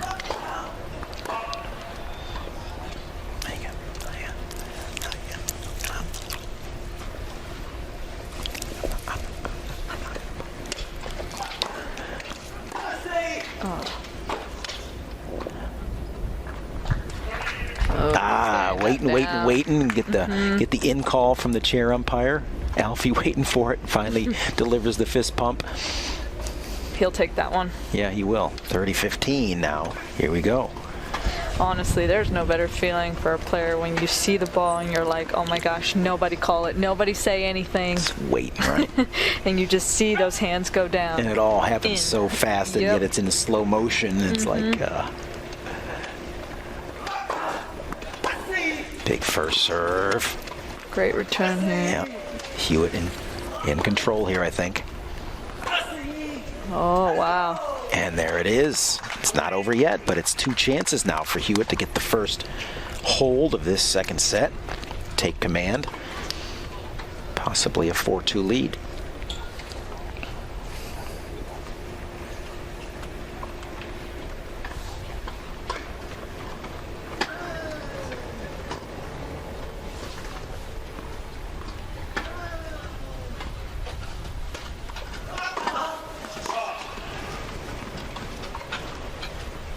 I want to see what Kaneda does on this return here.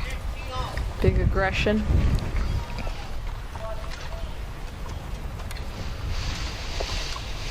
His tendencies are not to be, you know, a one and done kind of guy to where he just takes a rip, but he sure did there. Yeah, but you know what? Hewitt provided him the angle on that one. Yeah. And an immediate, you know, world-class player he is, he recognized it and said, no hesitation. You want to give me that? I'll take it. Yep. Right through the angle, right through the sideline. One of those holding points dismissed.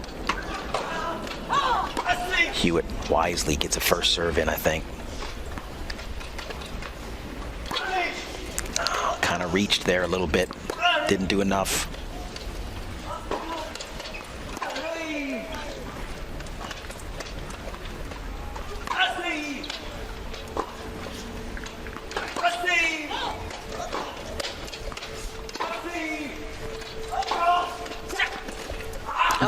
Too big.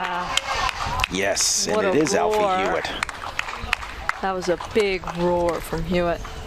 If there's anything you can expect from the young Brit, it's courage. I've seen Alfie over the course of a lot of years now, even though he's a young fella. He's been on the tour now, successfully competing, and he is courageous in big moments. I always have to give him credit for that. That was a big point. He stepped up. I think that's the difference, you know, between the top players and the elite players and the ones that are winning the slams, those big tournaments. It's how they act under pressure. Yeah. When they're down in these big moments against elite players as well.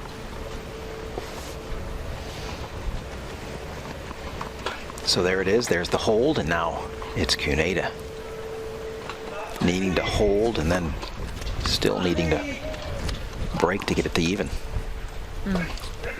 Early freebie from Hewitt gives Kaneda a little bit of a rest there, just almost like a relief moment, right? Just to be able to start on the front side of this service game, huge. These guys will take any freebies they can get because most of the ones are having to be earned.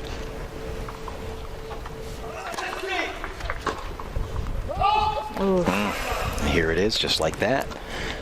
Quick letdown by Hewitt, a couple of unforced errors, and it's a long way to go to a hold for Kaneda, but off to a good start.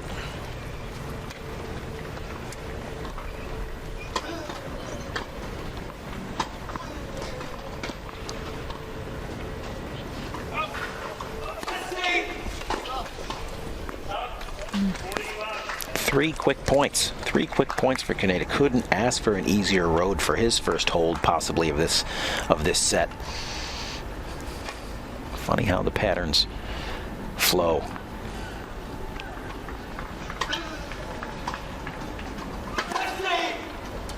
I've gotten into debates with coaches before when you have someone like, for example, Hewitt right now. He's missed two returns, right? Yep.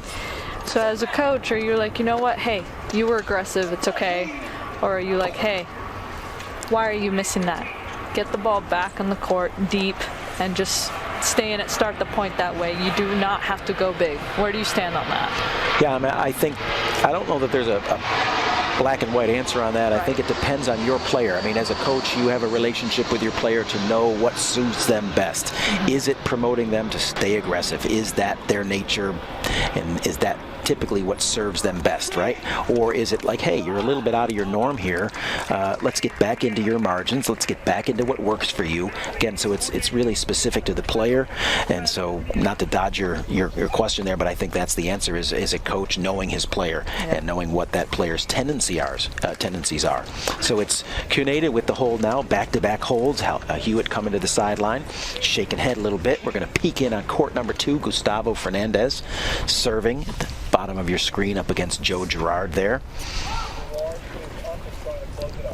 And it's Joe Girard up 5-3. It just mentioned momentarily a while back it was 3-all, but just like that, it's Girard who reels off 2 games to have the lead and take control of this semifinal action.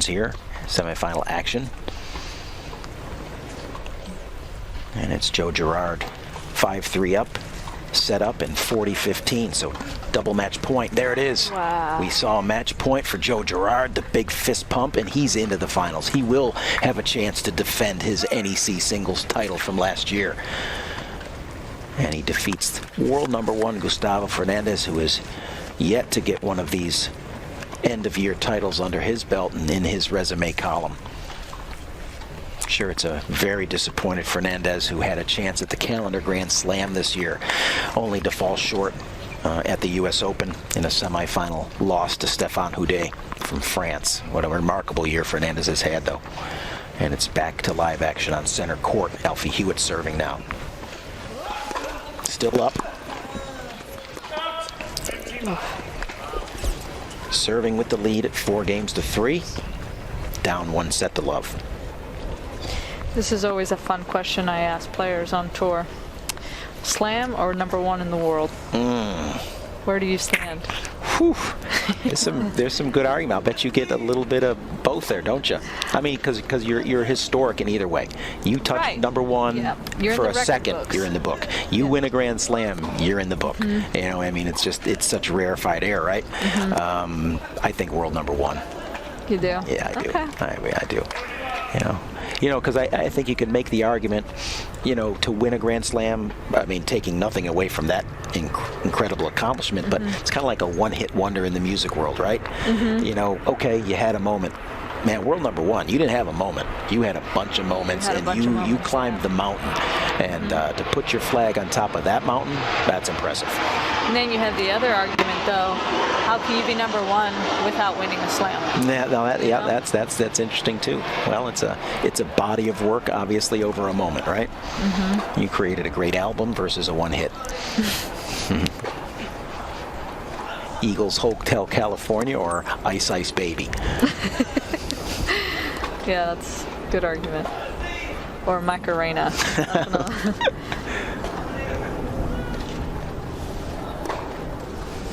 Great. Catching the line.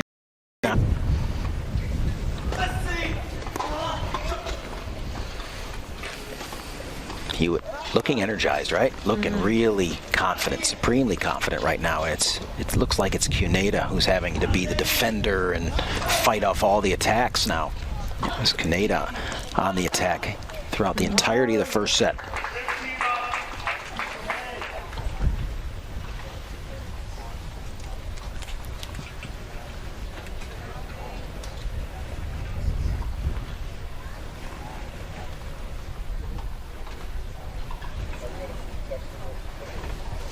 You got to wonder whether or not Alfie would rather be returning or breaking to win the set. Yeah. Or conversely, like, if Cuneta's thinking, hey, you know what, maybe this one's going to slip away from me here. I don't think he's given up this set, obviously, at 5-3, but would he rather start a third set serving or returning? Yeah, a lot of things going on with these guys, but right now it's just a 15-love point for Cuneta. Right. But it seems to me that Hewitt's got the energy right now. Oof. Yep. I think ultimately, and again, I want to talk about the impact that Shingo Cuneta has had on the sport, right? Alfie Hewitt's patterned his game on Shingo Cuneta. He was the one that set the bar, and a young kid like Alfie at 22, Shingo being in his mid-30s, right? That's the guy that they look to as the model. I mean, they're like, okay, I want to be the best in the world, which Alfie has achieved. He's a Grand Slam champion, former Grand Slam champion, or currently still is, and has touched world #1. So he's got both of those in his Great serve. young life. He's accomplished both of those things, right? But it's that guy who he patterned his stuff against. And to be honest with you, he's a oftentimes younger, stronger version of that guy. Yeah. You know, who he patterned his game against. Hits a little bit bigger ball, very similar in playing styles, the ability to cover the entire court, hit big both sides, incredible defender, knows how to get on the offense, all thanks to the bar that gentleman right there from Japan set. Wow. The fact that he modeled this game to that doesn't surprise me. Just look at the head-to-head. Yeah, exactly right. So I know Jason Harnett, our U.S. national head coach, often uses the term. A lot of times he likes to use the phrase, you want to beat Nadal, you got to become Nadal. You know, you want to beat Cuneta, you got to become Cuneta.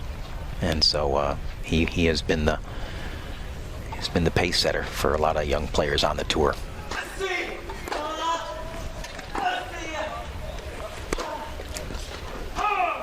Just wide, and it's Cuneta who's not going away, obviously. He knows a hold here and force Hewitt to have to serve again. I'm sure he's happy about that one landing wide. Not by much, right?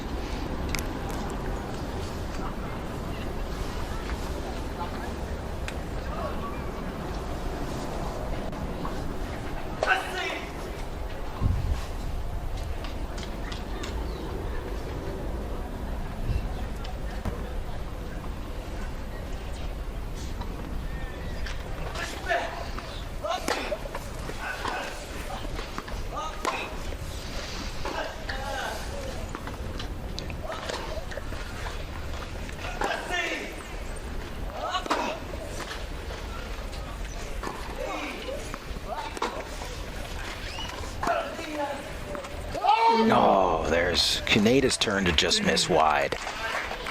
Great point. Do you feel the tension? Because I feel it right now. Between us?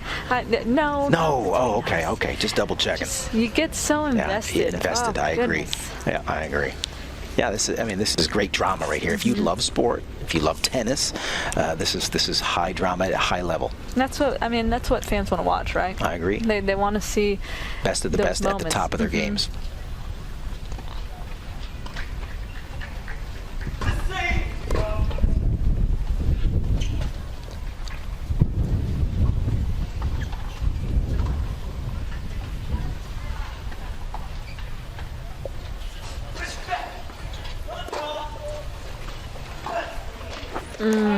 Yep, missed by Cuneta. And again, you know, there's not many guys in the head-to-head world versus Shingo Cuneta who are at such a close proximity to him, right? So don't think for a second that he's unaware of that. I mean, for most guys, he looks at the ledger and he's like, yeah, you know, I kind of own this guy.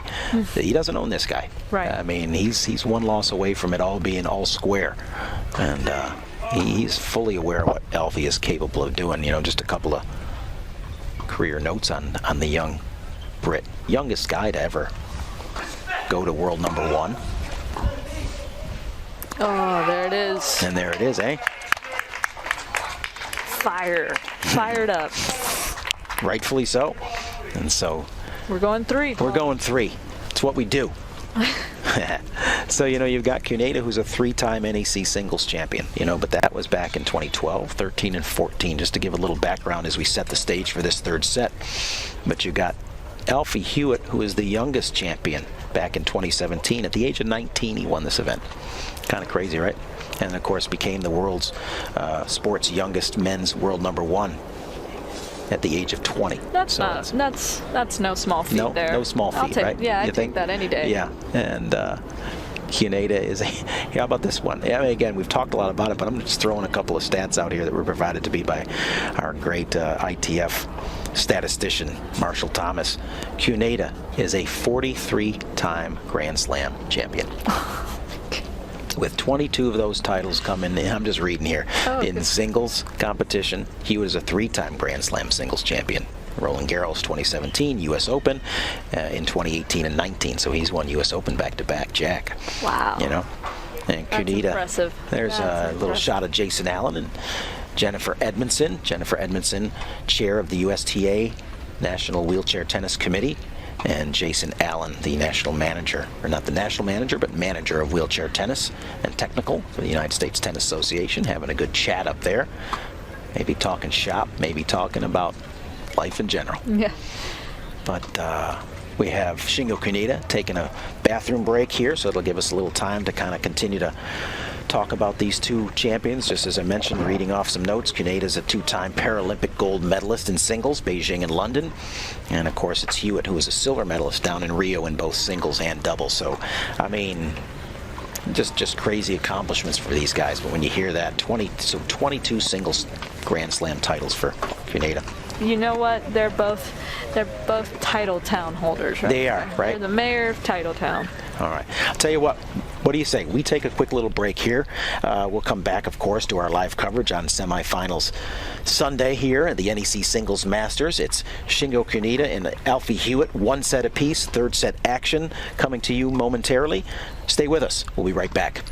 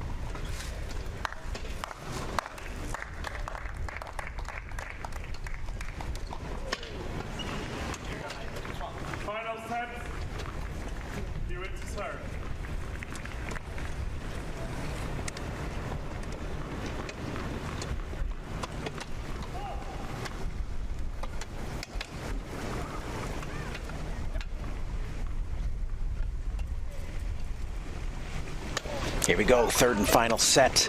Alfie Hewitt to serve.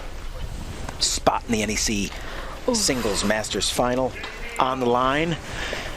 The opponent is a known entity. It's Joe Girard. He's already secured his spot into the finals for Tuesday. Defending champion will defend. And it's now going to be up to Alfie Hewitt or Shingo Cuneta to go up against the big Belgian. Is it too early to make a call? Who's winning this match? I don't want to make a call. I just want to continue to see that great tennis we've seen from both of these guys. Cuneta fully on top of things in the first, and Hewitt securing the second and in charge. A bit of a miss there. Even the score at 15-all. There's the coach of Alfie Hewitt. Kind of having the conversations that coaches have with themselves as they watch their players. Yep. You live and die for each point when you're watching. Yeah, right? Great. Yeah, that's great ball. Simple stuff there. Cuneta not doing much with that return. Hewitt knowing how to tighten that one up.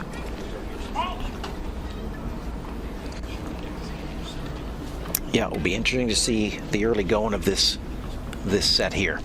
It was pretty much whoever got out to the lead and was able to double down on it.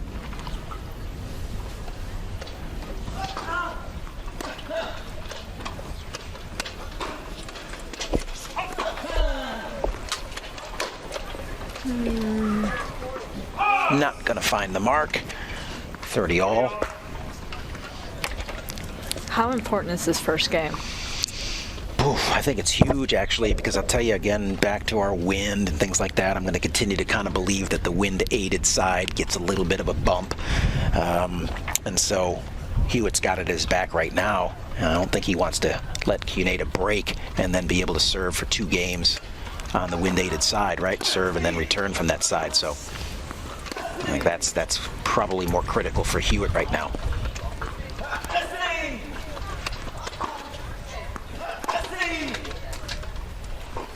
Both players comfortable going through the middle here, not wanting to open things up for the other one. See, and there's the difference between wind at your back and wind at your face. You know, that's a shot where Cuneta's really looking to put some pressure on, and on the wind-aided side, he knows he can lift that ball and rip into a corner and probably spin it into a corner and get the extra boost. There he's looking to finish and gets it knocked down into the net. I feel like he kind of pulled off on that one on that forehand. A little bit.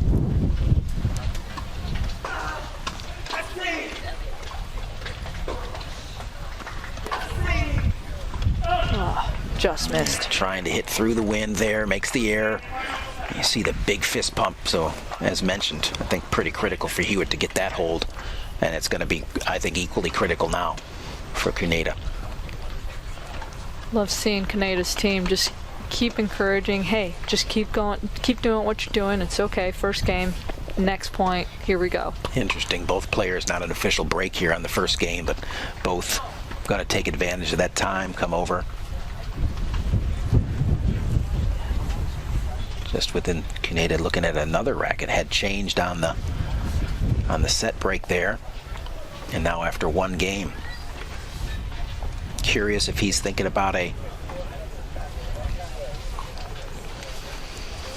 here we are on court number 2 again. Women's first semifinal match of the day. It's Yui Kamiji on the bottom of your screen, the lefty from Japan, world number 2, up against Marjolein Baus from the Netherlands.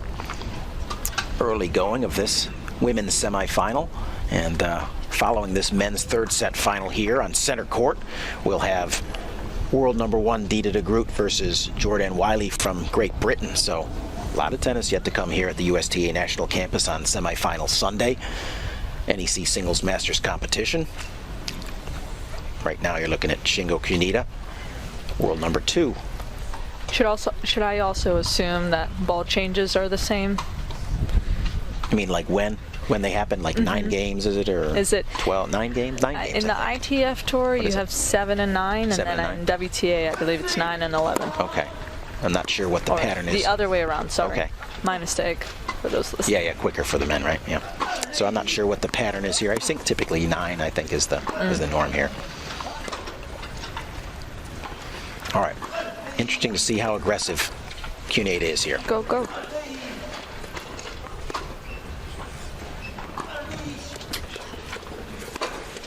Hewitt tracking it down. Cuneta staying. Oh, wow, what a point. There's the defense from the Brit. There's the better, younger, faster model, perhaps. And again, I think, as we talked a lot about the wind here, if it is, in fact, Alfie who can hit a little bit bigger ball, it's great defense there. Shikingo doesn't do enough with that shot. Cuneta was taking every other ball super early on that one. He just kind of waited just a little bit too much. Yep. But I think if it's Hewitt who can hit a little bit bigger ball, has that ability on the wind in his face side to just muscle through things a little bit better than Cuneta does.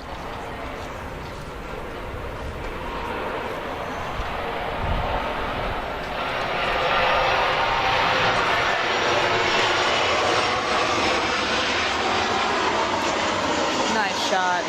That's just too good. That's good. You know, I think it was the big second serve up the tee that kind of caught Hewitt. You know, it's Cuneta breaking pattern a little bit there and sneaking one up the tee, stretches Hewitt out. Kind of surprised the Brit, kind of an easier return and jumped on it. Veteran play there by Cuneta.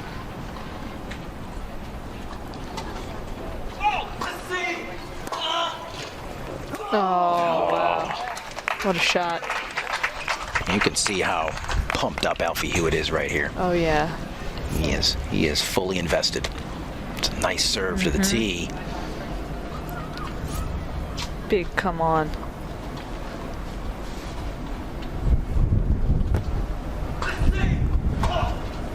Nice. Hewitt on a roll right now. You know, Cuneta needing to do something to disrupt the rhythm or confidence of Alfie Hewitt.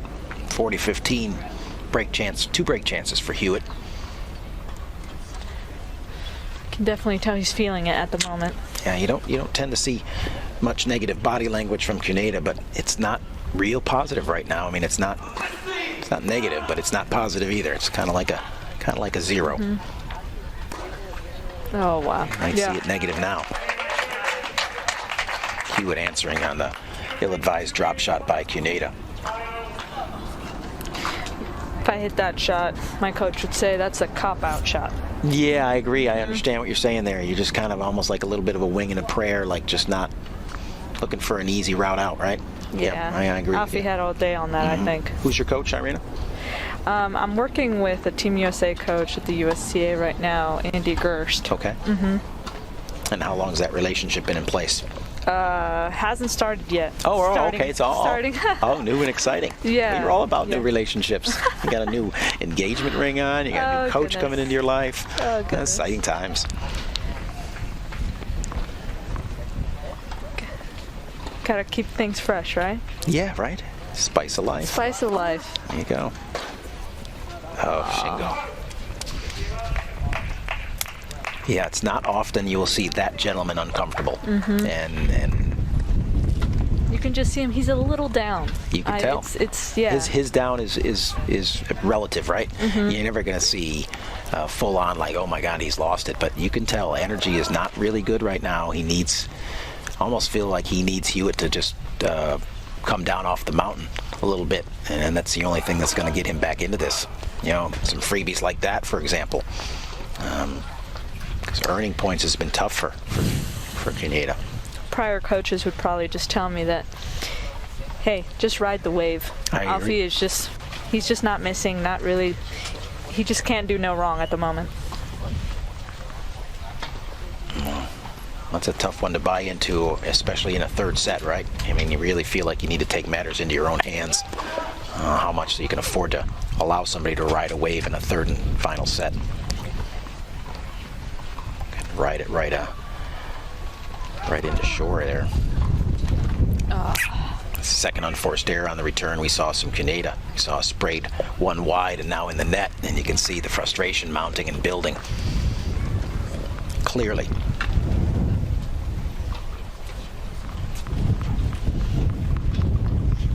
It's hard in these moments right now to think, hey, I did win that first set. Let's go back to what was working. It's a long time ago, wasn't it? Feels like a long time ago. Yeah, absolutely. Like almost like ancient history. What day is it? Yeah, right. When did that happen? Yeah.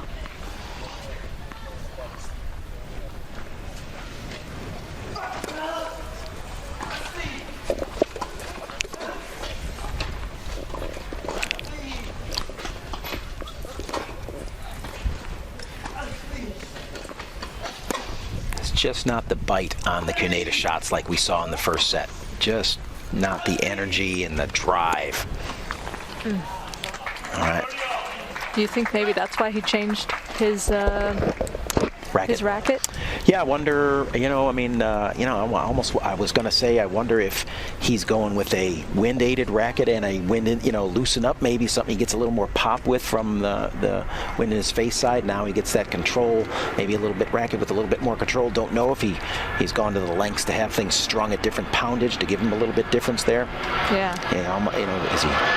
But those are the little details that makes him so good, right? It could be, or it could be like he's uncomfortable and like everybody else who's uncomfortable sometimes grasping at straws. But yeah, right. I could go either way on that.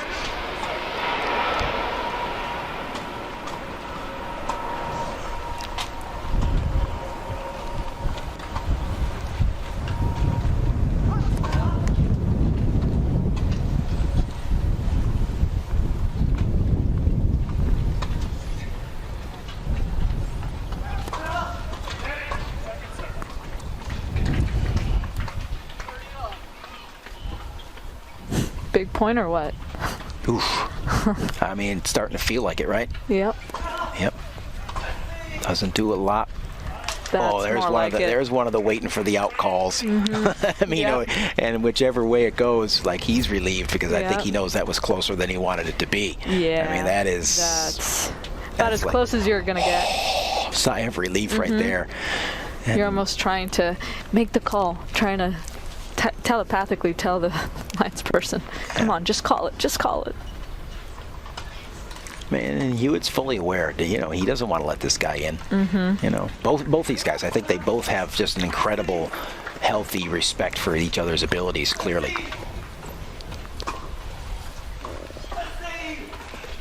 Oh, too good. There's a too big good. finish. There's an early, a little bit more of a flattened out backhand, not giving Hewitt a chance to track that one down. And it's Cuneta with a sigh of relief, I'm pretty sure, right? To get to 2-1 here on this changeover. Another momentum shift in the making. Yeah, in the making. I think I'm not fully convinced that it's a shift. I think it's just I think relief. Yeah. I think it's a lot yet to be determined here. Again, now Hewitt's going over to the wind-aided side, so he's going to have that extra bump. He's still feeling pretty confident. Really being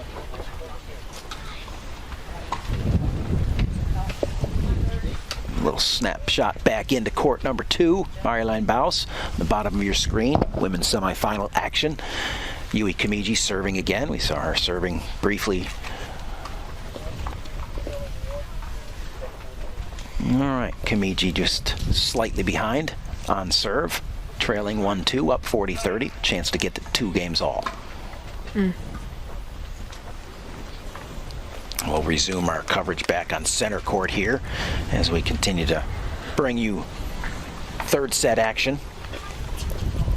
Kamiji playing this point maybe for 2-all. Doesn't get it done. Goes over to deuce.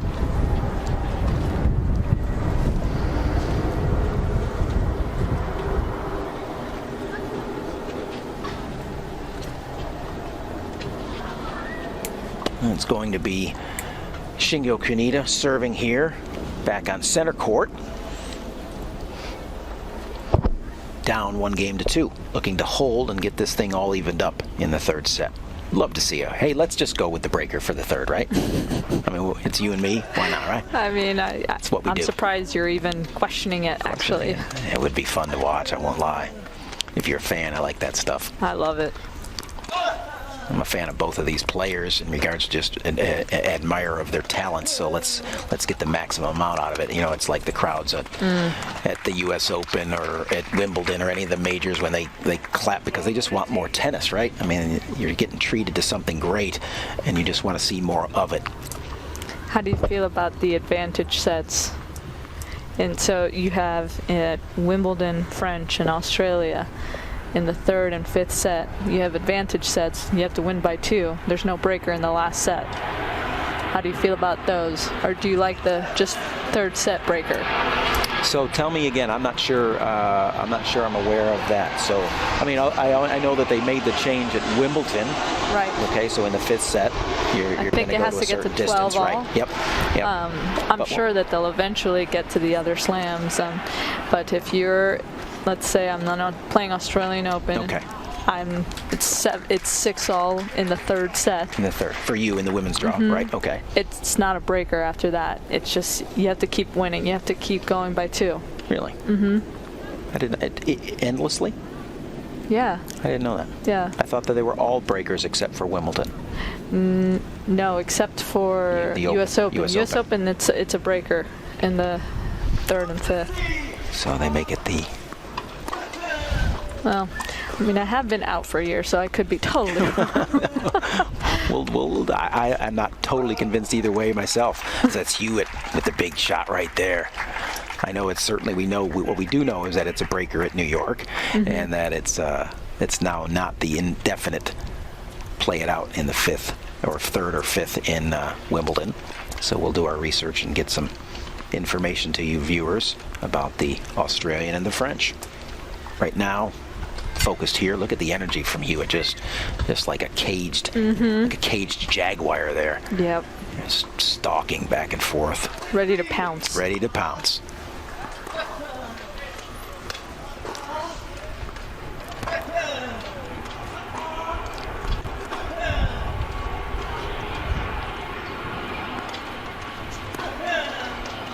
Not good enough. Oh, that's a big miss by Alfie Hewitt right there, letting Cuneta off the hook. Yeah. We'll see if that comes back to hurt. That's a big difference right there. Yep. I felt that one. He knows it too, right? Honestly, Yeah. I think put that ball on Cuneta's body, really, almost. You could do that. He's tracking out of the middle of the court. No reason to bring any sideline into play there. 30 all. That's once again, though, it's one of those things where you're like, I have to do so much more. And you feel compelled to have to hit the line. Yeah, I think because it's your ongoing mindset, right? And in that all of a sudden instantaneous moment, you don't. Oh, wow. Finds the line. What a shot. Whew, how to recover from that. Yeah. That's phenomenal. I mean, this. You see Cuneta just watch that ball go right past him. Oh, The man. bite on that with that topspin from Alfie Hewitt. And there it is. Tiny bit of frustration from Cuneta. I don't know if you noticed that. Just kind of whacked the ball right after that. Yep. It's like kid won't go away. These young kids nowadays, right? These kids. Young punk. No, I think, again, said healthy respect, I think.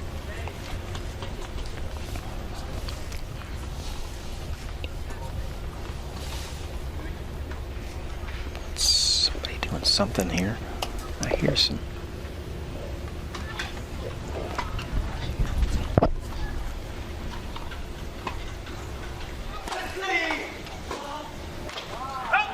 Nice serve by Shingo Cuneta there, answering the bell as well. Great serve. Both guys stepping up in big moments here.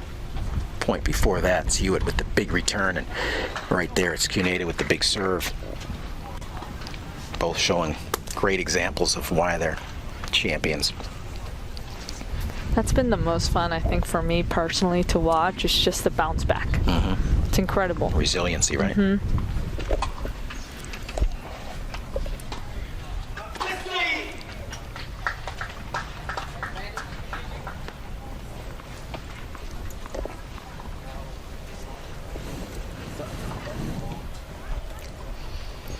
Second serve here. I don't think Hewitt will get cheated. Goes big middle, forces it, and gets the response. It's a tough ask on that drop shot there. Yeah, I don't think that was even, just didn't really have much of a choice. Ball got on top of him quick.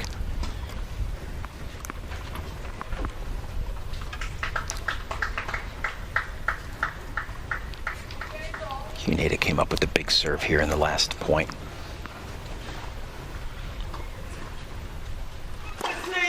Stays with that outside.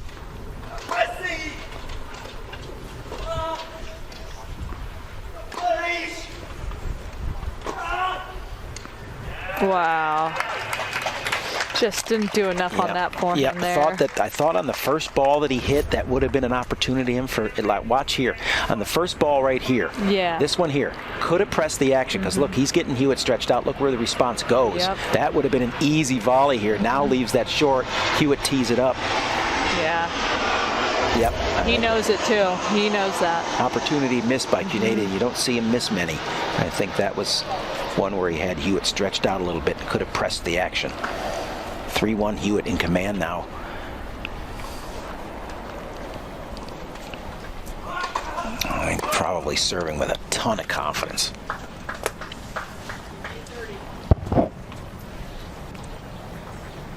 Gotta be feeling pretty good at this stage right now. Yep, just backs off that one a little bit. Doesn't get the bite. Doesn't get the spin. He's still conscious of how good Cuneta's returns are. That's the thing.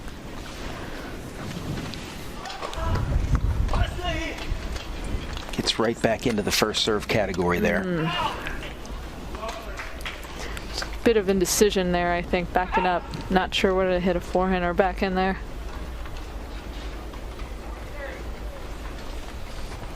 It's exactly when he has to take his time. Just know, hey, let's make him play. Big breath there. A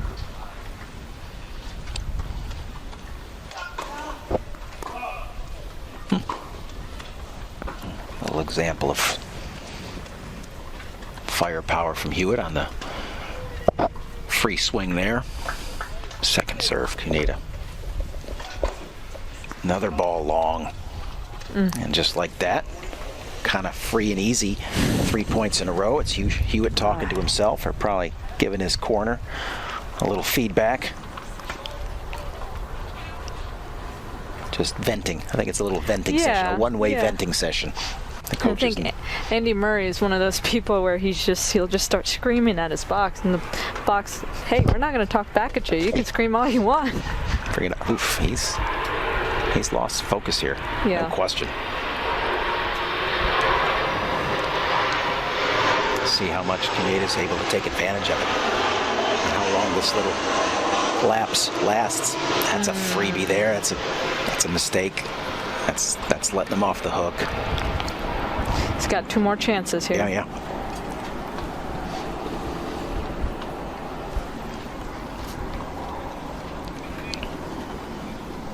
He knows he's talking now. He's trying to really step it up. Let's go this point. Here we go.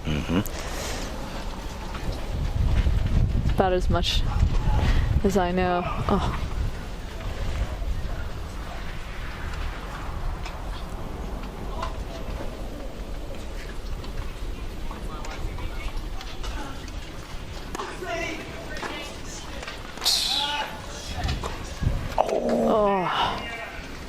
And it's the Cuneta camp up, clapping, pumping fists, and trying to give him energy to kind of get in this third set here. You see the Hewitt coach taking notes and all this stuff that they'll provide feedback to their players post-match and going forward. 3-2, Alfie Hewitt as he goes to the power gel. Cuneta to the ice pack.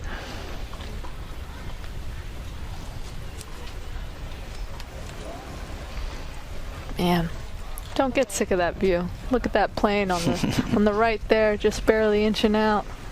It's a good one. It's a good view there. Yeah. Easy like well, we're not in Sunday morning anymore. It's Sunday afternoon, right? Time flies when you're having fun, though. It does. I've had fun with you in the booth here every one of our days. Good, easy going. There's a shot. There's a shot of the Cuneta camp. A little bit on edge. See Coach pacing back and forth there. You know, he's probably the strength and conditioning guy. He's got to burn off energy. Yeah. No, but that's the whole team there. Strength and conditioning, wife and coach. So they're on Shingo's side right now. Probably be able to at least give him some positive energy or mojo. Yeah.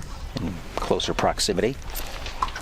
when you were playing, did you like having your team clapping for you on the same side, or did you like it when they were on the other side clapping for you? And I'm a people person, so I like the close proximity. Okay. I'm a hugger, so I like that. So I think the closer the better for me. that was one of the things I loved about college tennis. Wow. Hewitt, forehand winner. Shingo with a little bit of a shake ahead.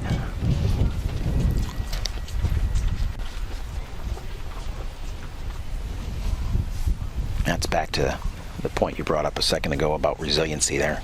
Alfie coming off a really tough game and then right out the gate pounds that winner clean through.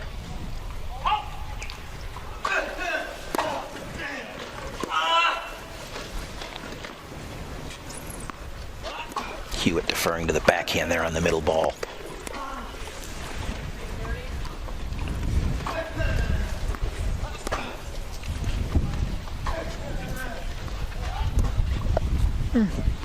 Interesting. Too good. Oh, what a changeup. What a changeup. Smart use of variety there. Striking out on the backhand side, looping a little bit on the forehand side, disrupting rhythms, and then when necessary delivering the big shot. Smart. It's a great example of using all aspects of the court there. Love that.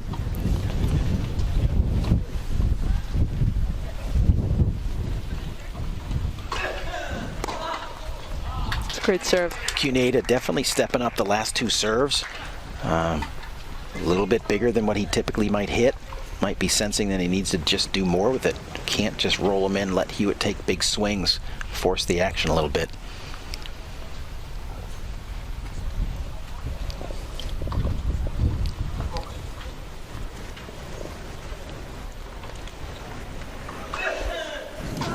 Yep, same thing there. Great Definitely serve. seeing a pattern there by Cuneta.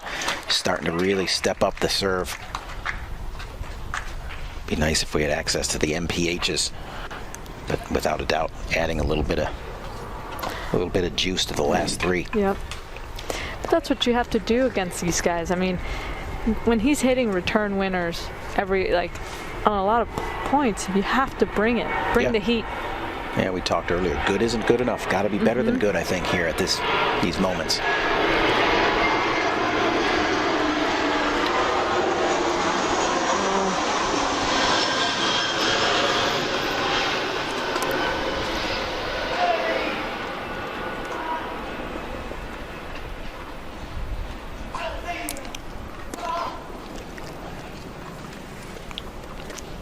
Oh. Wow. What a shot. What was that phrase you used, your coach said? Bailout shot or whatever? That wasn't one of them. Cop out. That was no cop out there. Yeah. No. About as intentional as you're going to get. Yeah, exactly right. Big ball there. Sees Hewitt on the reverse. She got it, had his back turned for just a Dirty. moment. Yeah. No recovery there. Big time execution. That's one where you just have to be like, hey, too good. Clap Yeah, it. Boom. indeed. Done. All right. Cuneta with a chance to get things to 3-all. He's been chasing hard this set.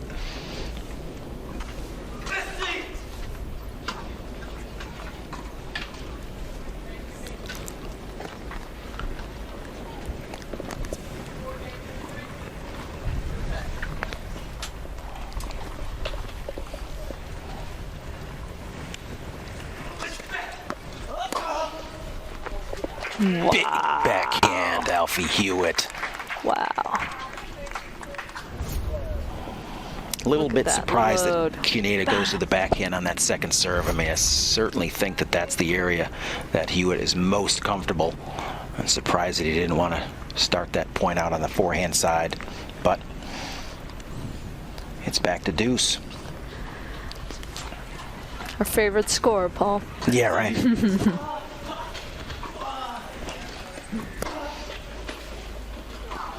Oh, yeah, Gonna that's be too good. much. Too good. Hewitt looking strong on those two forehands. He's fired up. Yeah, he is. He's sensing. Yeah, as we get. Yeah, there you go. A little Yeah. verbal. Really trying to pump himself up. Obviously, I mean, don't want to state the obvious, but big difference in score between 3-all and 4-2. Yeah, yeah, that one chance that Cuneta had there. Now gone, and it's up to Cuneta to fight off the Hewitt attack. Now, there's the cop out. Big come on from the Brit. Got it.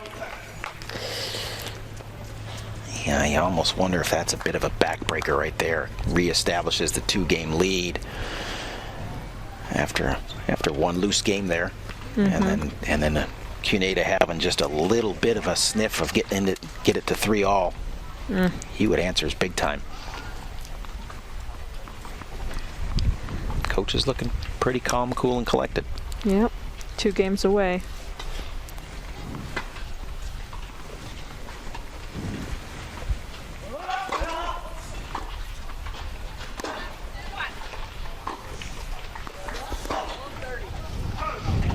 A little over-aggressive swing there by Hewitt, but staying on the aggressive side. And that's what I'm sure that the coach would be saying to him right now. Hey, stay aggressive. Don't worry about it. Just keep staying aggressive. Play your game here. Absolutely. Now the air from Cuneta.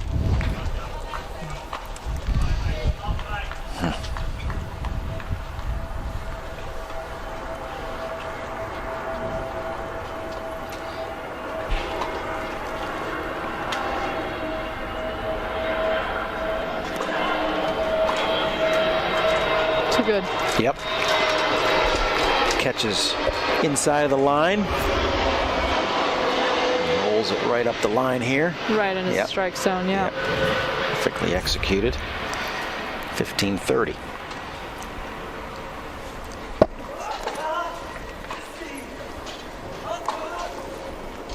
Whoa. Oh, wow. Never seen that. Never seen Shingo kind of just duck to get out of the way of a ball like that. Interesting. Really caught off guard. That's what you call good depth there. Yeah.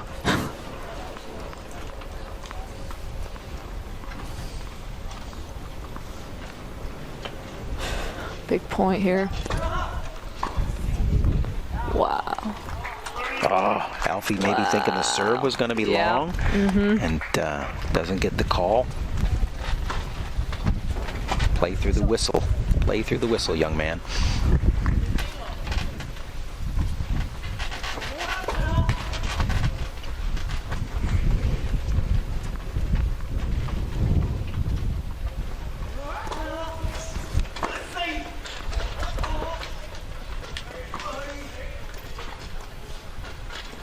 Oh, yeah. Hewitt showing off a little bit of touch and feel, changing things up, going on the attack, and then finishing soft. A little finesse on that shot.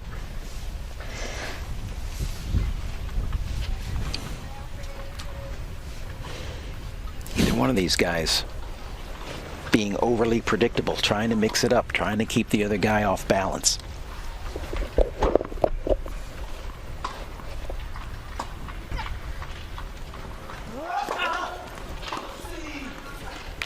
Cuneta same shot flattening again. it out, right? Stepping in, Eastern, backhand. Look at how Classic. early he went. Short Yep. punch. Like a Mike Tyson. Inside hook. My fiance's a pro boxer, so he'd Really? appreciate that. Yeah. Really? That reference. Pugilist. Yeah. Where is he at in his career? This is his last year. So it's the last year and he's retiring, putting the gloves down. Oh, what a point. Yeah. Way to stay in that. And how long has that career been going on for him? So he started boxing when he was 6 years old. He fought, I want to say, over 150 amateur fights and turned pro when he was 20. Wow. So he's had, darn it, he's going to kill me if I don't know this. I want to say over 50 pro fights. Wow. What Yeah. weight division? I know that. Welterweight, light welterweight, lightweight, welterweight. welterweight, welterweight. Okay. He's fought at 147. Yeah. Okay.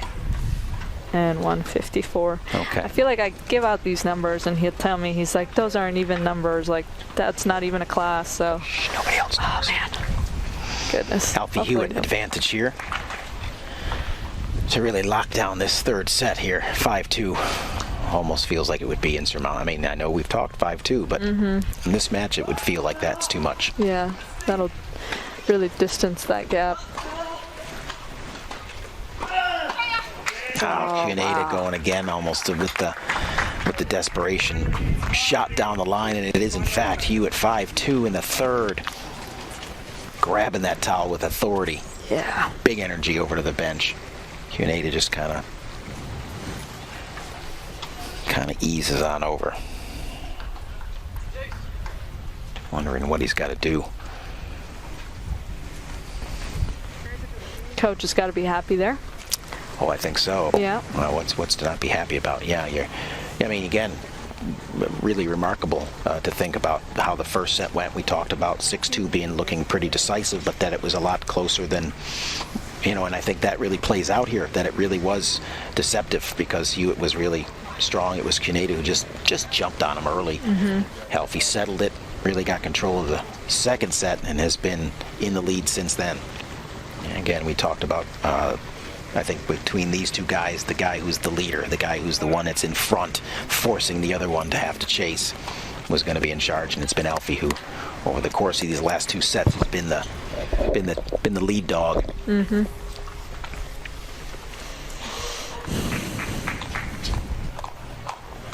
Any calls yet?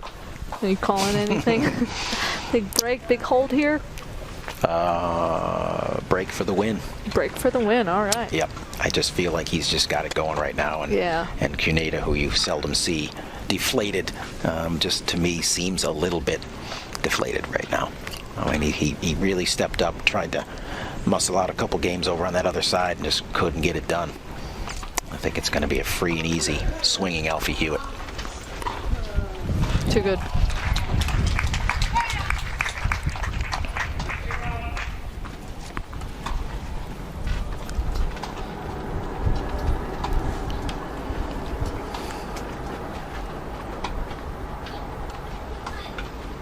That's, I think, one of the toughest things that tennis players have to go through is having those opportunities where it could have been 3-all, 4-3, and then just letting it get away, and all of a sudden you're down 5-2, and you're like, what just happened? Yeah. I was just there. Blink of an eye, just a second ago, right? Yeah.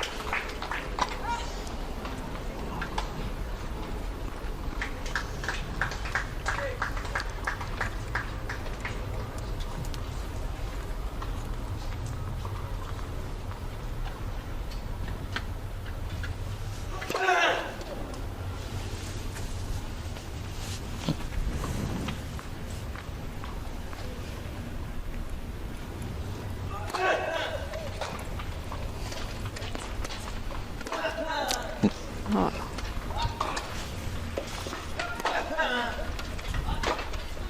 Mm. 40 love. Maybe it's Hewitt who wants to serve it out with authority. Right now it's Cuneta hanging in there. Man, impressive. I think if you're Cuneta too, you want him to serve it out. It's like, all right, let's apply a little pressure. Let's see what you can do. Yeah, and remember from that side, he had the bad service game, had the rough service game, couple of doubles, and There it is. All right. I think Hewitt wanted to get to that service game this time. He's kind of like, I'm not going to expend a lot of energy here trying to battle back in that one. Let me just get that racket in my hand, balls in my hand, control my destiny from the serve. And again, I think it's one of Alfie's young trademarks, or for me, hallmarks for him is he's a confident man. I mean, not cocky. I mean, cocky to a certain extent, but not out of sorts, right? Yeah. And he really always has been supremely confident. And I think right now he feels like I'm gonna serve this thing out. Yeah.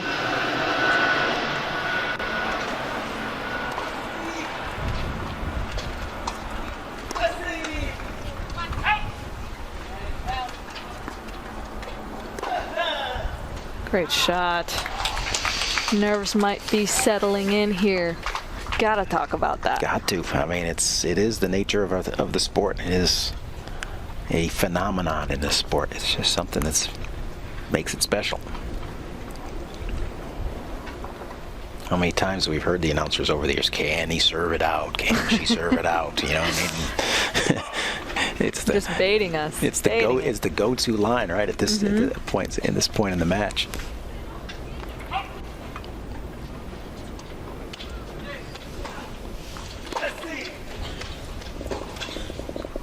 Great shot. Yep, Cuneta, second serve, return there. Left it short, left it center cut. Hewitt, look at that, rolls Just it in. too short. Yeah, just way too short, right? Easy, easy outfield. Knock that out, 99 of 100. 15 all.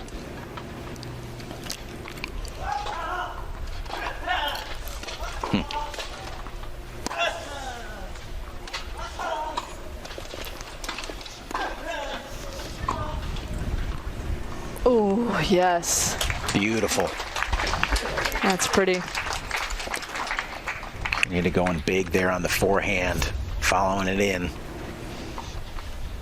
Not Deep this ball, there. but right here, this next one, he really commits to this forehand right here. Bing. Big ball. Follows it.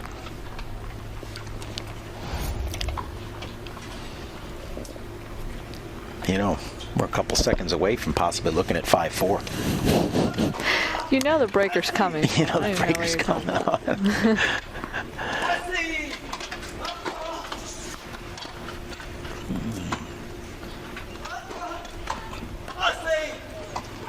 Hewitt's going to drag it down.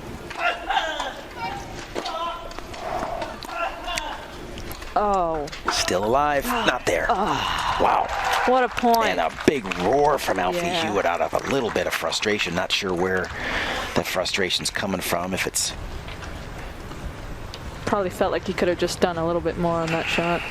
and now that it's point. 2 break points for Cuneta to get it to 5-4. Just a second ago on 5-2 on the changeover.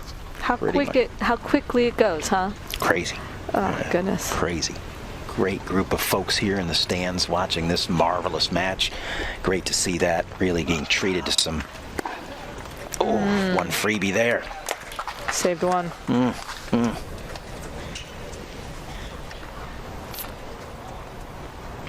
Pressure squarely on. I really feel like it's squarely on both shoulders right now. Both of these guys really feeling a little bit like. There's a good example of Hewitt trying to roll one in and just get moving on the chair. We'll see how big Cuneta goes on this return.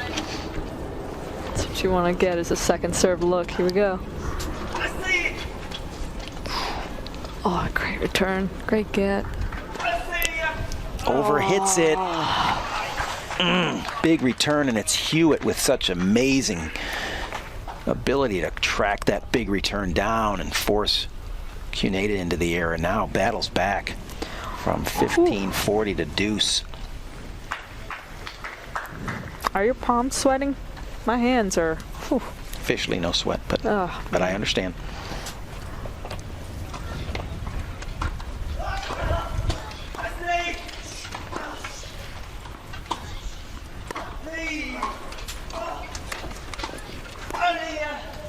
Oh, it's the miss by Cuneta, and now it's match point. You got to make a call. Well, I called it. He was going to hold for the for the match. Now the call is he going big here, or is he going to just compose and put something in? I say he goes a little bit bigger than he has been. Nope. Oh, Wow. wow. Great swing and a miss shot. there. That It was blocked, but Alfie Hewitt into the NEC Singles Masters Final. Cuneta giving great credit to his opponent for a job well done. Great tournament by Shingo Cuneta, but it's Alfie Hewitt who is victorious with a big roar. Love that. Fist pump to the team. That is some great tennis. We're final bound. Wow. Wow. Got 2 people, 2 men that are now booked into the finals. Alfie going over to give his coach a hug there. That's awesome. Big time. See, that's why we handshake of watch it. Congratulations. Exactly right. Yeah. You see the relief now after the emotional output. Yep. Yeah. The whole British contingent there of coaches and trainers. Got a large team here. A lot of players involved in the competition. And they're proud of their top male, Alfie Hewitt, top ranked British man. So fired up for them. What a great tournament for them. Yep. So it's going to be Hewitt and Gerard in the finals of the NEC Singles Masters on Tuesday. That will be a great battle as well.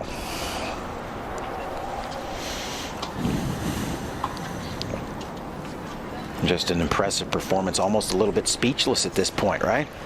I think so. Yeah.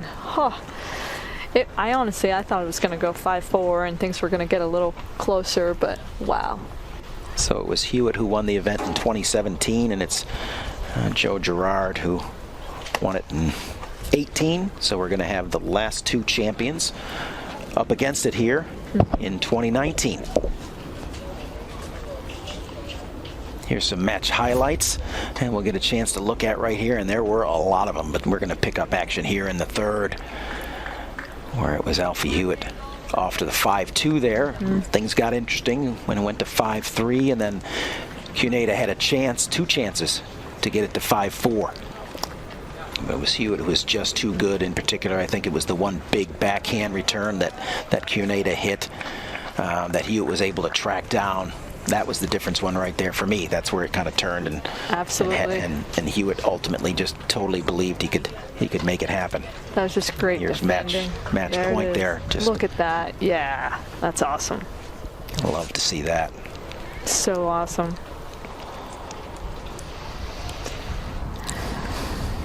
Great day. Big heart there by Alfie Hewitt.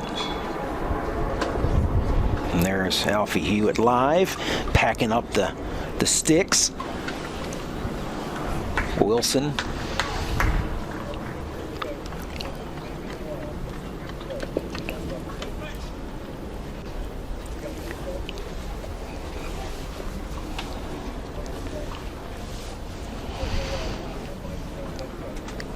All right, well,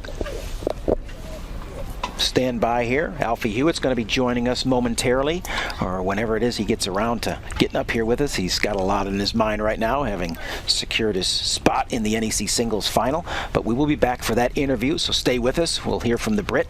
I'm sure I'll have some great thoughts on the match.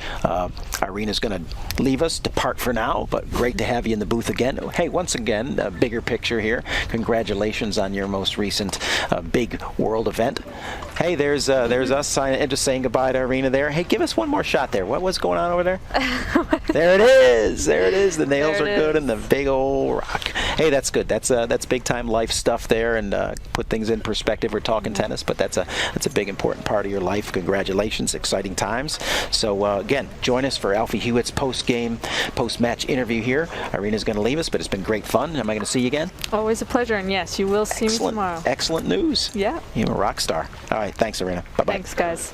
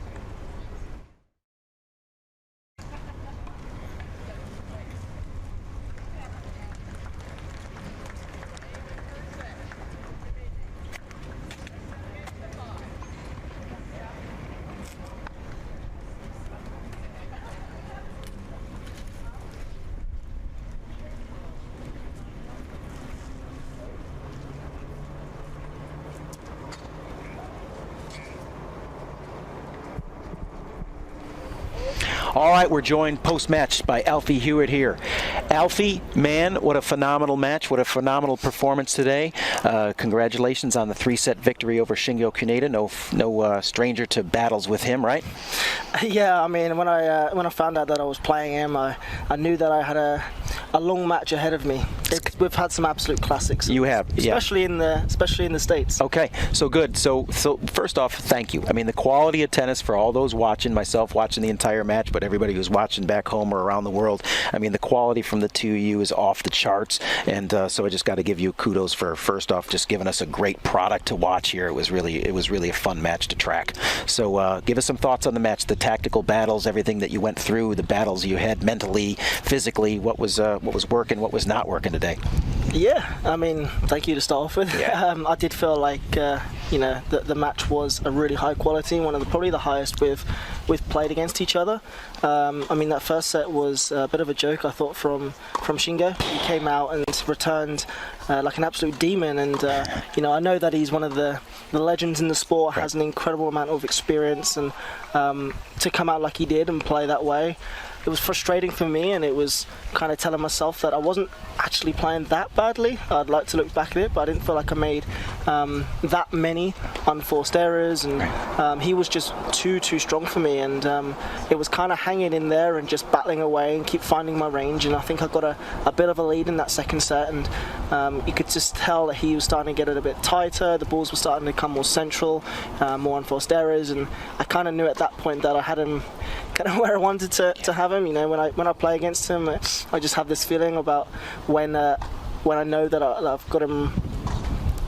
I'm not in my pocket, but you've kind of broken through. Yeah, broken through. Yeah. That's the exact word I'm looking for. I kind of said that just to my coach at the end. It was finding that break. Yeah. And when I started to see it happening in that middle of the second set, my level went up. Clearly. And I'm very, very proud of kind of how I finished it off today. Hey, you got to give you credit for having a pulse for the match, because I got to tell you, as we're up here broadcasting the match, we commented on the 6-2 first set win to Shingo, and we're like, didn't feel like a 6-2, because the quality, again, back to your point, the quality was there, and it wasn't that, you just didn't have the goods today.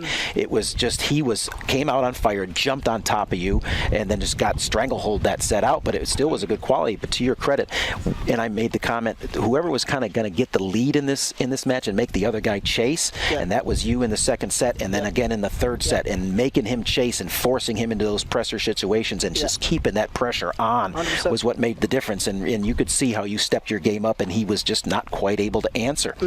So I mean, just all credit to you. Don't know if you know that, but you guys are now 8-8 in head-to-head battles in your career. You're aware of that? All square. No way. All square. So the next one will break the tie. You have, and it's been fun. I made a comment that I think, if I could say, and I don't know, maybe you can confirm, is a guy like Shingo somebody who you, as a young man coming up, patterned your game against? No.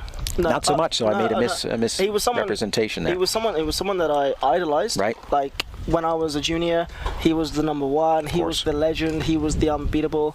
So I always aspired to be as good as what he did, and his success. I mean, he's only got 23 Grand Slams. So, easy, right? Right. So to have that success shows he's doing something right, and I think his work ethic, his ability to adapt and change his game, is credit to him, because he has. He came back after the games, and he has reformed his game and got back up to where he should be. And for myself, I wouldn't say I idolized him. I wouldn't say I idolized my game. Right.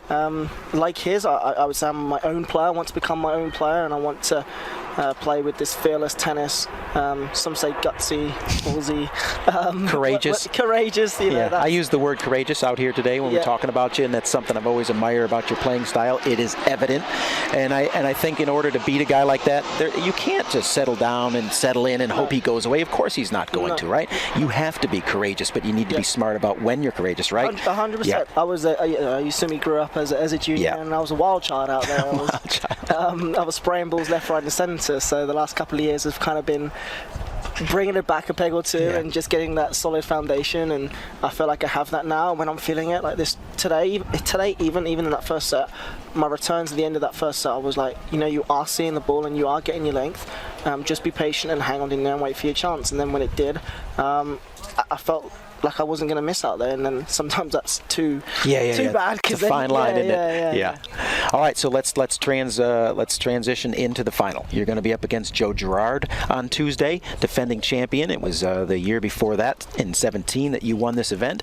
Took the year off last year from this event. Joe got back on top and got this title. He's won it 3 times, and now you're going to be up against him on Tuesday. So a couple of quick thoughts, not giving away strategies, but thoughts on taking on the big Joe. Yeah, he's obviously he's playing with a lot of confidence right now. He's defending champion, so there's something about this centre he must enjoy. I think so.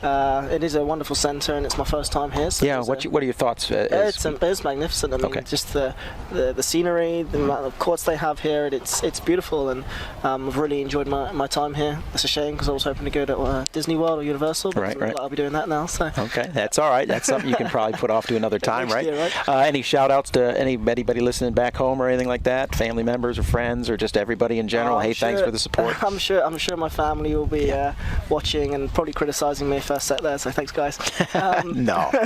But no, obviously thank you to my team was here, coaches here, and everyone back home that has been working with me. It is moments like this. It's the end of the year. You kind of just want to get a bit of downtime and have a bit of a break to prepare for Australia. But it's kind of like one last push, and I'm out here and I'm just really having a good time. And I'm very, very proud of already how I've done this week, and whatever happens to the final, I'm sure I'll just leave it all out there. Well, it shows that you're having a good time. You've got that great energy on the court. It's something that we enjoy watching and seeing. You exude it. So we're just going to wrap it up by saying congratulations on getting yourself back into an NEC Singles Masters final. And it's just a phenomenal performance today against, again, you mentioned it, one of the greats of all time, if not the great of all time. So I'm proud of you, Alfie. You did a great job. We've known each other now for probably a better part of a decade, when you were just a young lad running around in Great Britain. The first time I met you in 2009 at the British Open, and then the World Team Cup. And since then, it's been fun to track your career. Not age at all, Paul. Not age at all. Oh, thank you. You're kind. You're a kind young lad. So congratulations. Great stuff. Thanks, man. We got still great tennis from you, I'm sure, and we'll look forward to seeing you in the finals on Tuesday. Enjoy your day off tomorrow, and get ready. Be strong. We'll see you on Tuesday for the final. Thanks, man. Alfie Hewitt, NEC finalist, and he will be going for his second ever NEC singles titles. We're going to go back live now to the women's action as we shift gears and go into the women's semifinals. It's going to be world number 1 Dita de Groot versus British number 1 Jordan Wiley. Thanks again to Alfie Hewitt for joining us here in the booth. And we're live and we're up and running here on center court.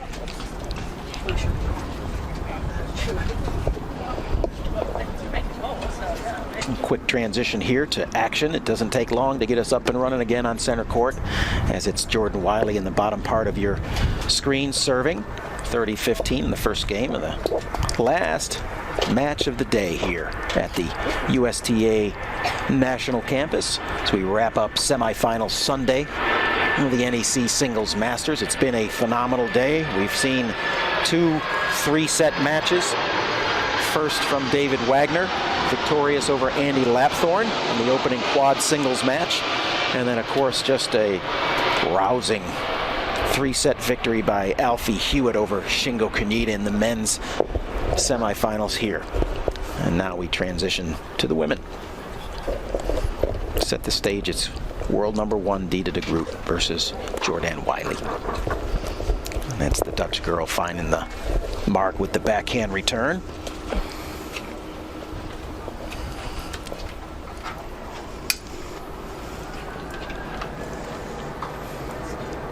I'm going to be welcomed into the booth momentarily here by Jo Wallen, as she will bring it home here, this women's semifinal.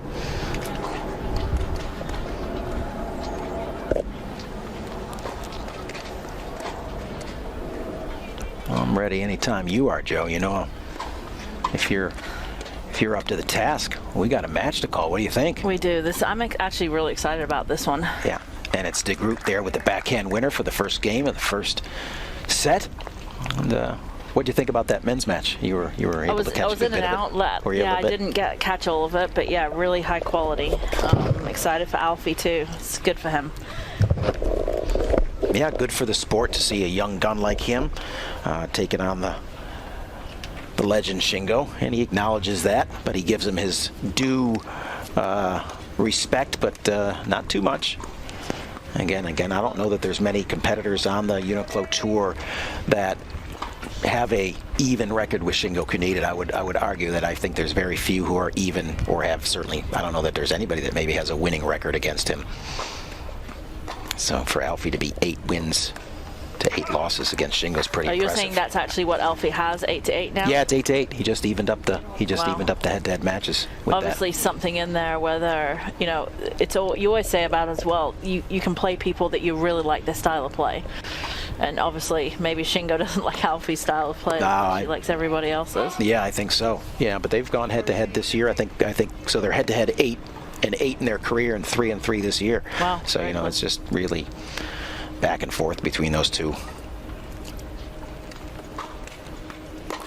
And thoughts about this one?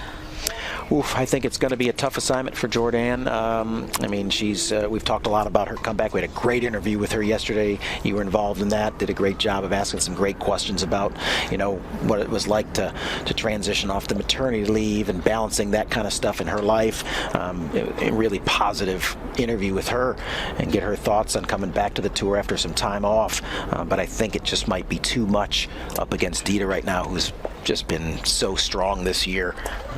But we'll see. I'm not counting her out by any means, but I think it's just going to be a tough task. What have you got there head-to-head, or am I just too far ahead of you right now? No, it'll be, you know, probably accessible here, and I bet if you gave it about 13 seconds or so, I'll probably be able to jump on top of that. I did notice that Jordan was in getting lunch and getting ready and just sitting there nice and calm before she played. Ice bag, but for afterwards. But then before the match, she was heating up that right elbow too. So I don't know that, I'm sure, you know, obviously when you if you again, if you have a baby and come back from maternity, your whole body's different. I mean, your body has to be different to actually have the baby. And I would say that, you know, she's coming back and having pressure on her body like that as well. You're obviously going to have some usage injuries. So not surprising that she's warming up really well with that, you know, right side. So as promised, the career head-to-heads between these two, you know, not overwhelming favor and for De Groot. She's up 6-2 in the career head-to-heads. Any this year? And we have 2 this year, and one of them a 3-setter. So, you know, in the comeback, Jordan's looked pretty strong. Took Dita to 3 sets in the British Open. Last time Wiley was able to defeat Dita was 2016. That was kind of in the years when Jordan was really probably at the top of her game as she reached world number 3, and it was prior to Dita assuming the title as the world number 1, which she has securely kind of had here the last several years. And then from watching her yesterday, and the reason why I kind of put her as the heavy favorite here, you know, watched her striking the ball last night in the women's doubles, and her victory alongside partner Aniek van Koot over American Dana Mathewson and countrywoman and Marjolein Baus. Dita just striking a different ball, in my opinion, compared to the rest of the ladies. Just sounds different, looks different, and she's just a physical. If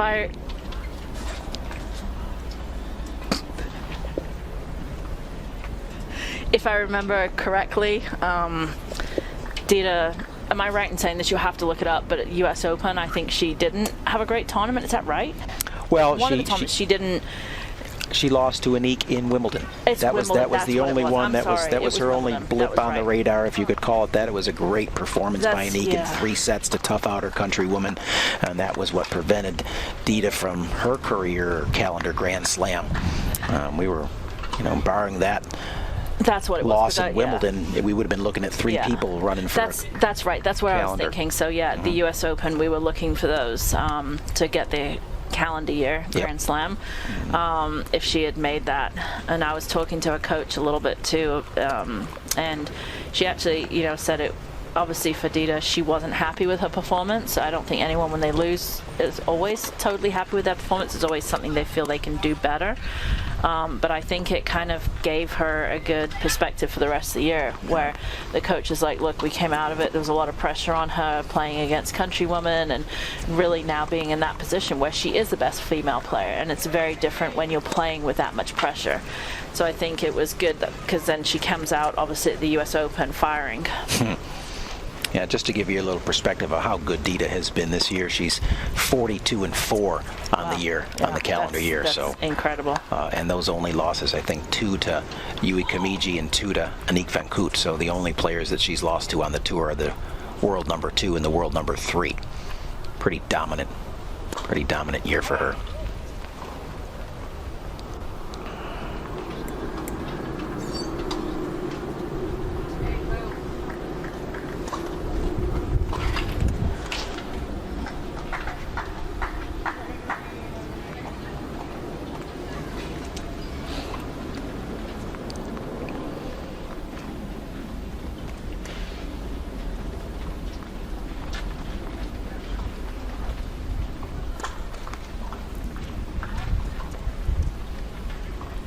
I think we were talking last night when the order of play came out, and someone said out of the, I think it was the, however many people were playing, what percentage were Brits, Japanese, and Dutch.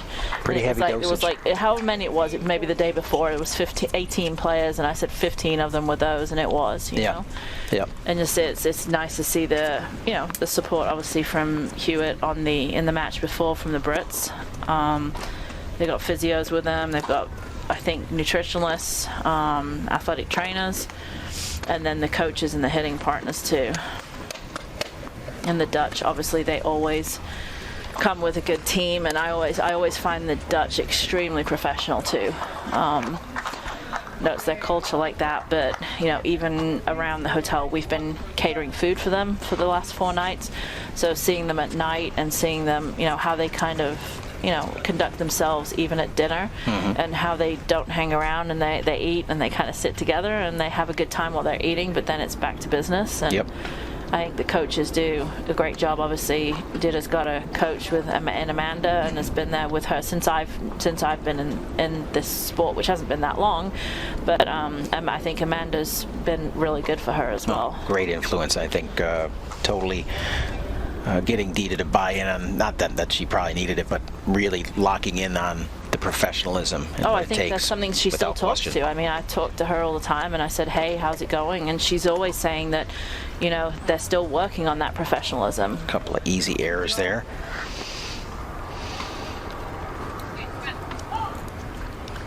At least one easy error. And it's Wiley serving at 1-3. A little aerial view there, which is nice. So we'll see how de Groot handles the Wiley slice, because that's what she's going to see exclusively off the backhand side from Jordan, and an aggressive forehand. So.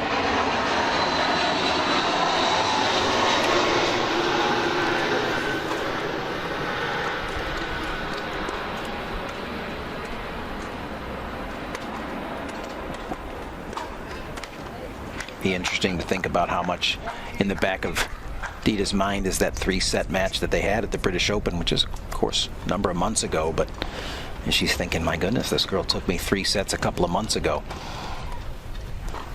Not many people have done that this year. Just the flick of a wrist almost return there by Dita. Fight off 1 game point.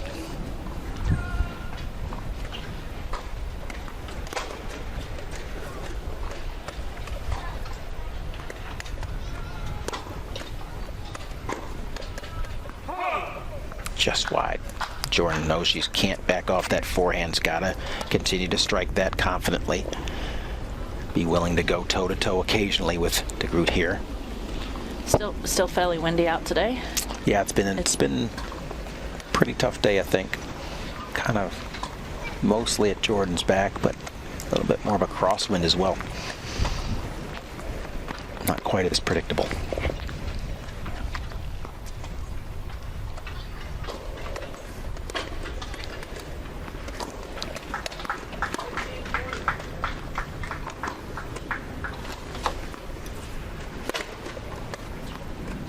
lot of seemingly mishit sounds coming off the forehand of de Groot, right? Yeah, I don't know if you're picking up on that as well. Two in a row, Yeah. for sure. Yeah. But then coming up with a clean winner. Yeah, So yeah. as long as those mishits go in the court, Should be fine. I was going to say, it's totally fine, right? Yeah. But I mean, ultimately, I don't think you want to not be on the strings like that. Yeah, she'll look to clean that up a little bit.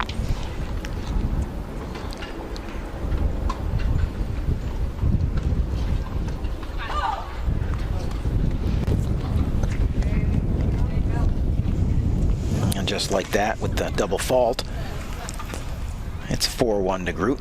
Off to a quick and decisive start here in the first set.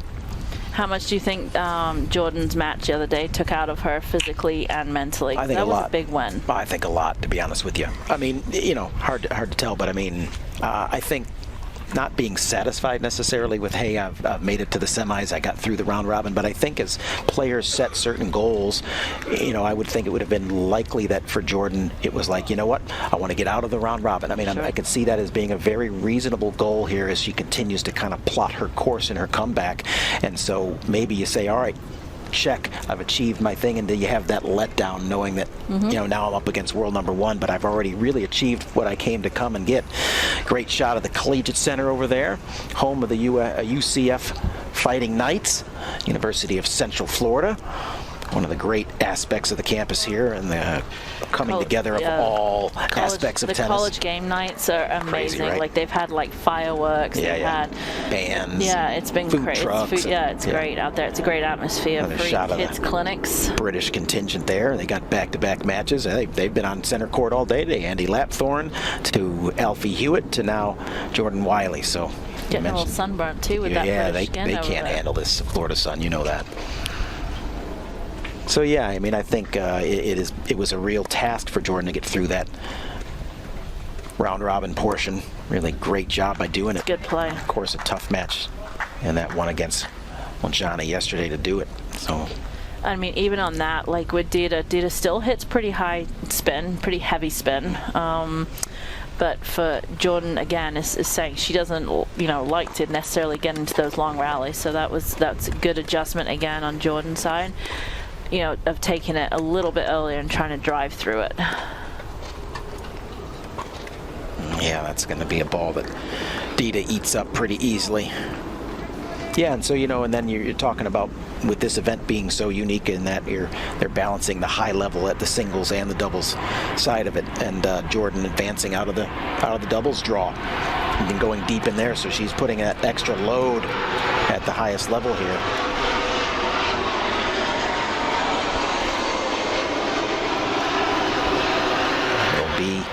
It'll be Wiley and de Groot who will see each other in the finals of the doubles portion of the competition, the UNIQLO doubles portion. Tomorrow. So these two getting a double dose of each other, singles and then doubles. I have to say that's one of my favorite days to watch matches. Oh, it's going to be a great day tomorrow. It's been a spectacular day today. Yeah. We are getting everything we bargained for with this combined event here. Both of these corporations that are our title sponsors here, NEC and UNIQLO, really getting everything we would hope for. It's a good shot. It's a good point. We're really thankful to both of those major sponsors for all their contributions to this sport. Big time. There's a nice reverse there by Jordan, but Dita gonna push into this. See her coming in with that forehand lined up. You've seen a lot. I've watched Dita now in 2 points. She's been actually on Wiley's side when she's been hitting it, but she's hit her backhand. And again, this is the one that is, it to me is the trick shot that no one else would play. Yeah, it's the one back behind. And I was actually sitting with someone the other day, and they said a cuss word, and they were like, what just happened there? Like, she actually hit that ball behind her, and she obviously has the flexibility in her wrist and arms. You got to have a huge amount of strength there, and also the grips, I would say. Yep. The ability to do that. Jordan's a little bit more conventional. Yeah, traditional, conventional with her grips. So she actually, like that last one that we saw her digging for, it was actually a conventional looking dig. Yeah, kind of a little bit limited in that regard. Of course, Dita there able to probably execute both the top spin and the slice backhand when necessary. It's Jordan pretty much exclusively with the slice. But 5-1 here for de Groot.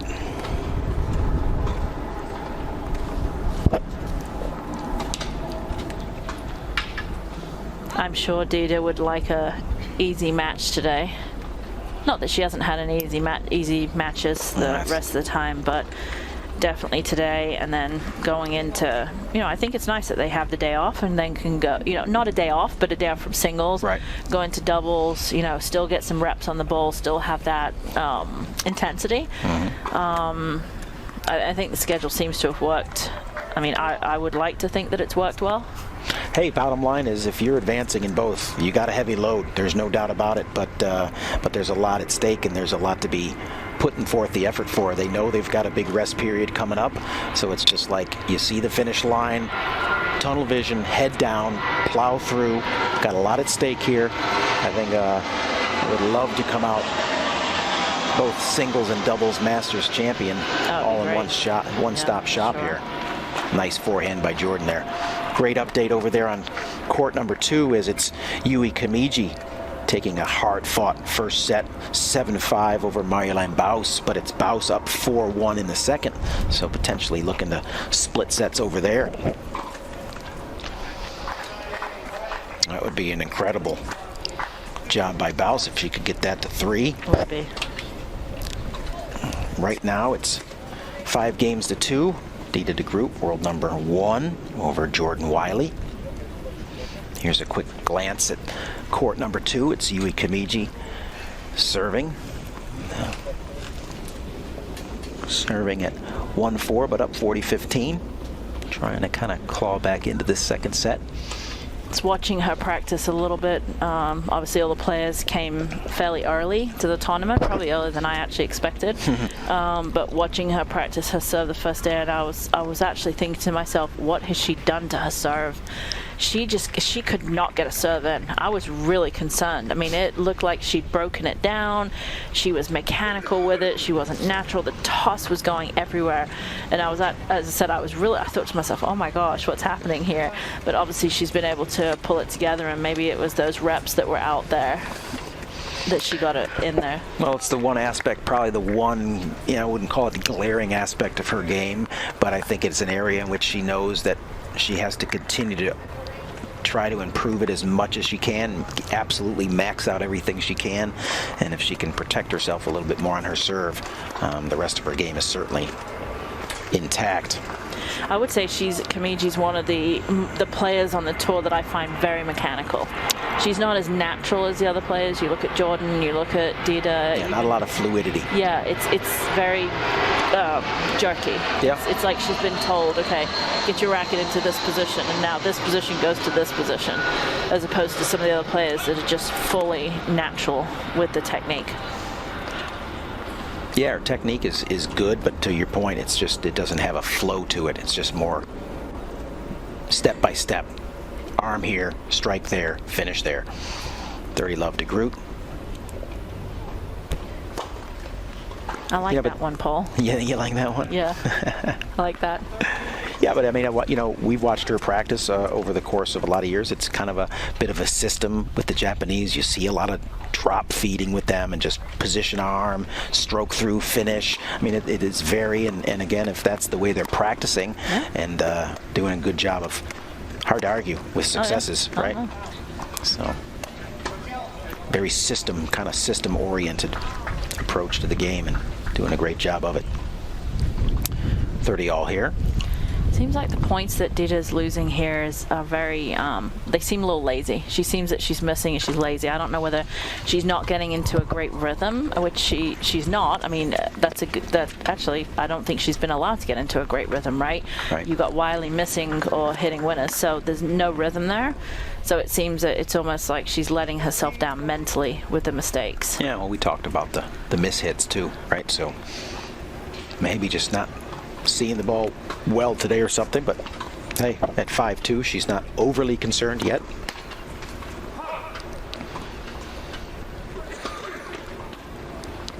Wiley with a chance to break, though.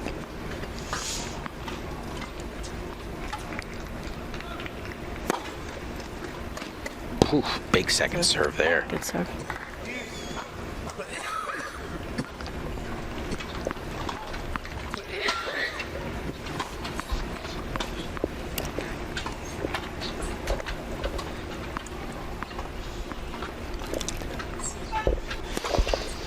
serving at deuce.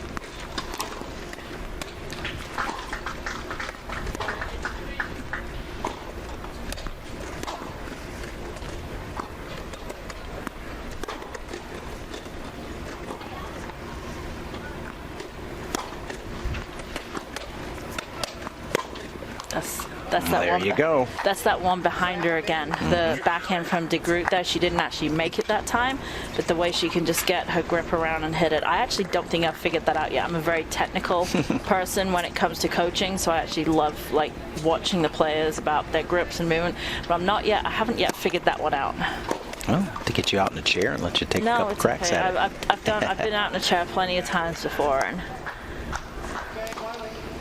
Hey, there's a nice break by Jordan Wiley there as she kind of continues to stay alive here in the first set. Going to serve now.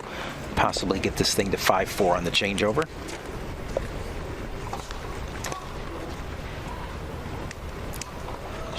Certainly showing that she belongs out here without question. She's only going to continue to get stronger as you mentioned, as she continues to kind of come back from that time off.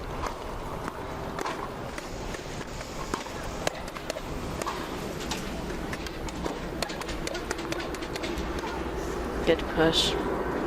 Great 1-2 combination there by Wiley with the really aggressive backhand, pulling De Groot out of the court and then following it up with a really nice forehand. Get her off to a good start here in her service game.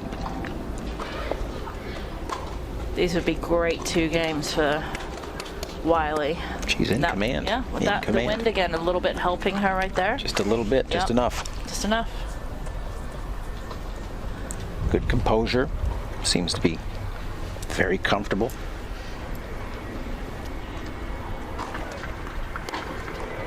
A little bit of a frustration swing there from Dita. And produces the error, and just like that, it's Wiley with a chance to hold at love.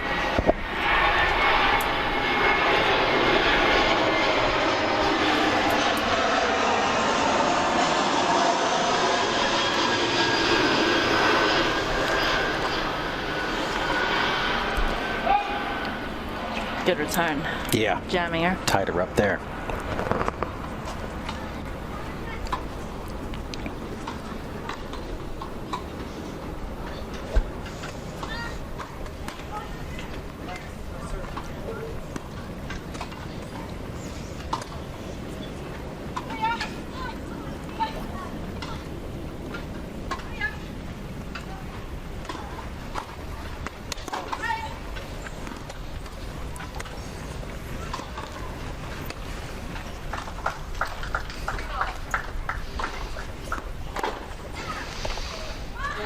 Error and then a double fault gives Dita a slight chance to get back in this service game here. 40-love lead not completely erased, but getting closer.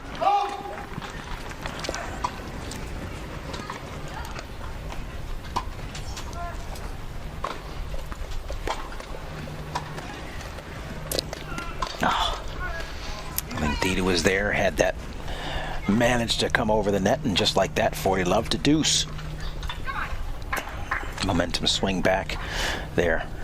The group possibly settling in here a little bit now.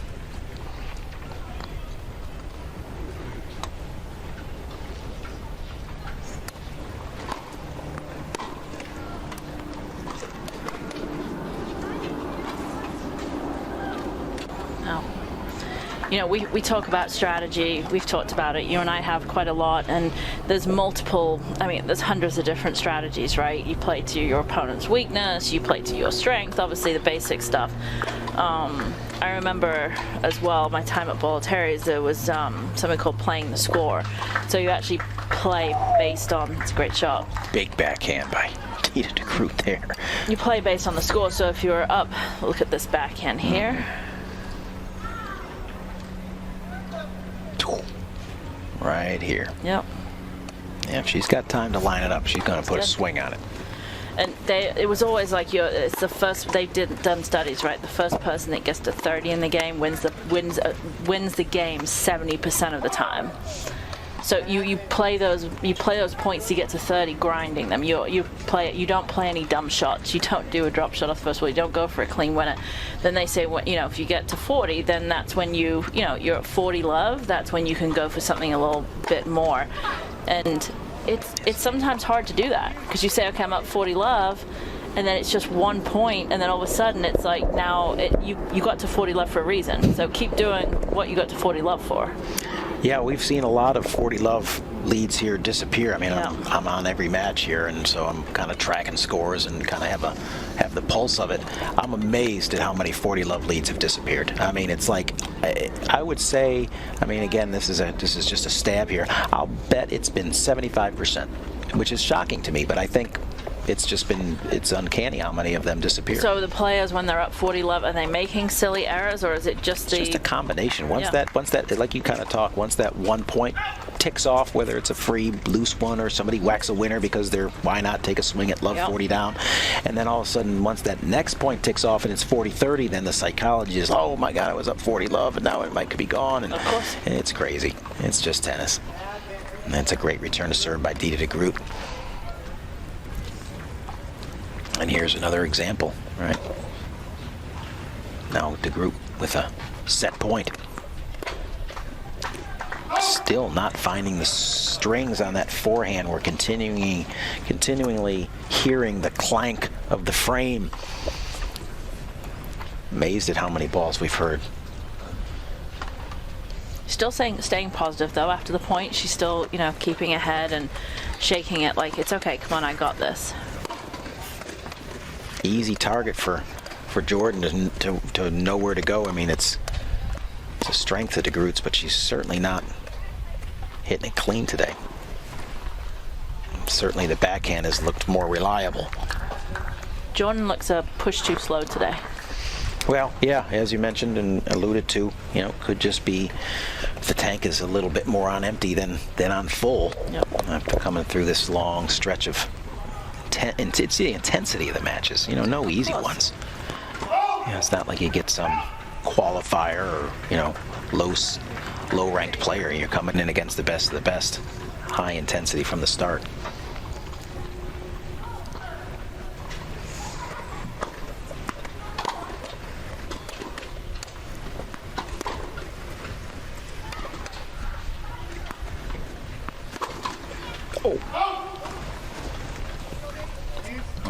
Vicious cut by de Groot there. Goes big wide. Back to deuce.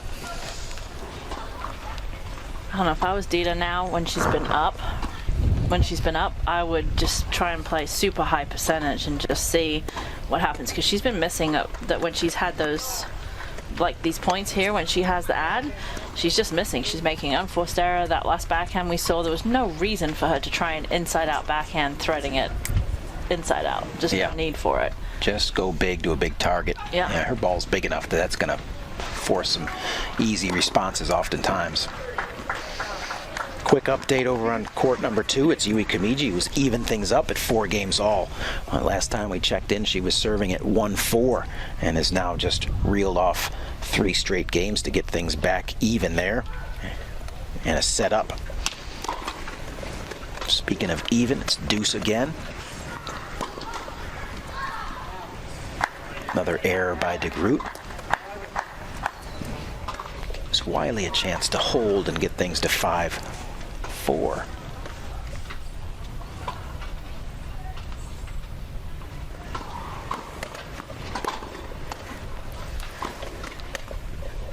Total commitment to that backhand. Very impressive hold by Jordan Wiley right there. Roaring out to the 40-love lead, giving it back. De Groot missing a couple of break opportunities.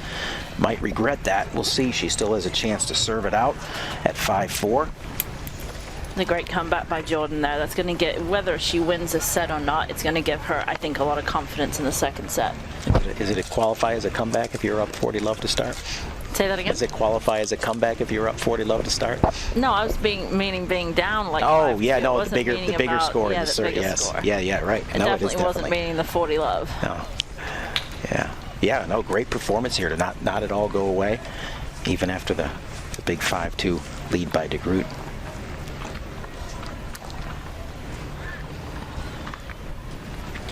So I know that, well, we've got a second here and looking at the beautiful campus there for a second.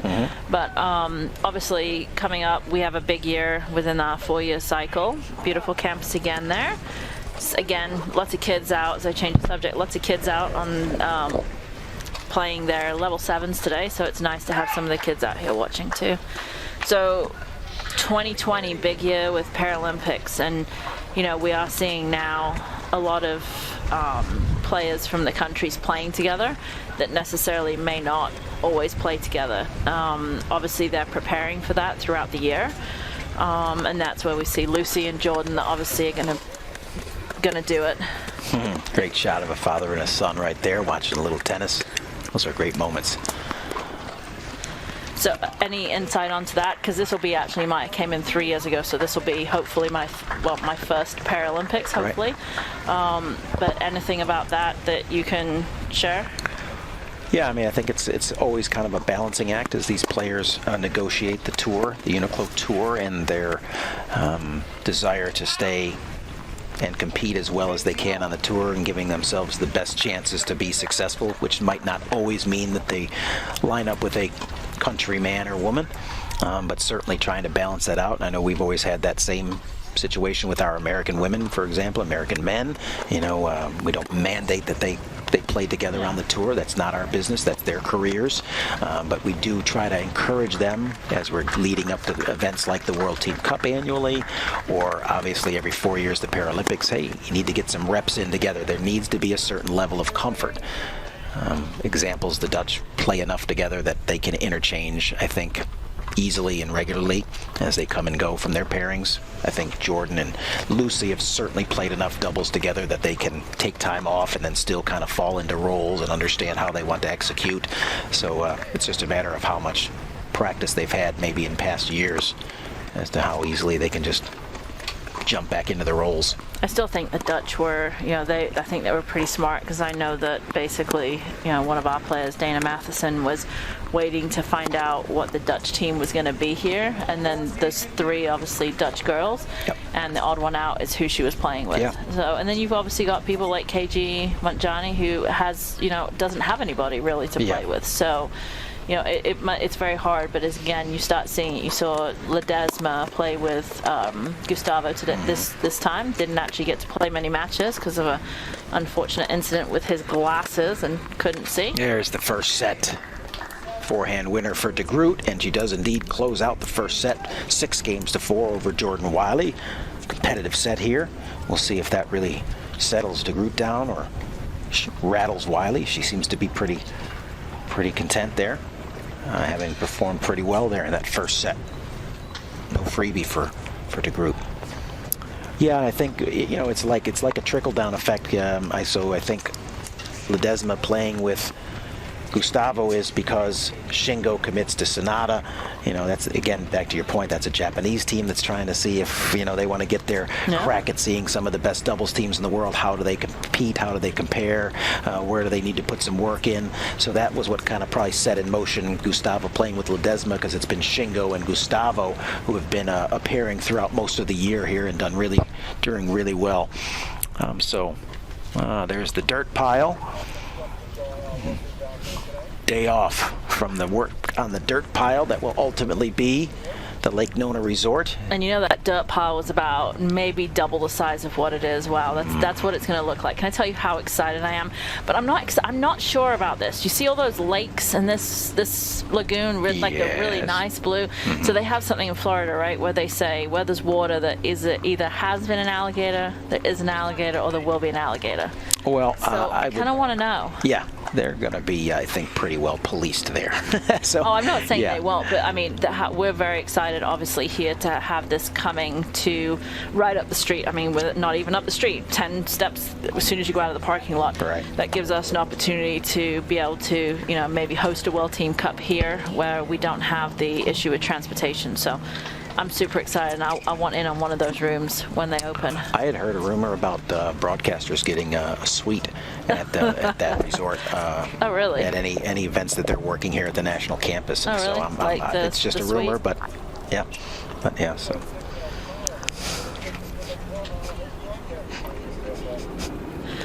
Here we go. First game, second set. Jordan Wiley serving. And let's see what she's got in the competitive, tank. highly competitive first set. Let's Really see what nice. she's got.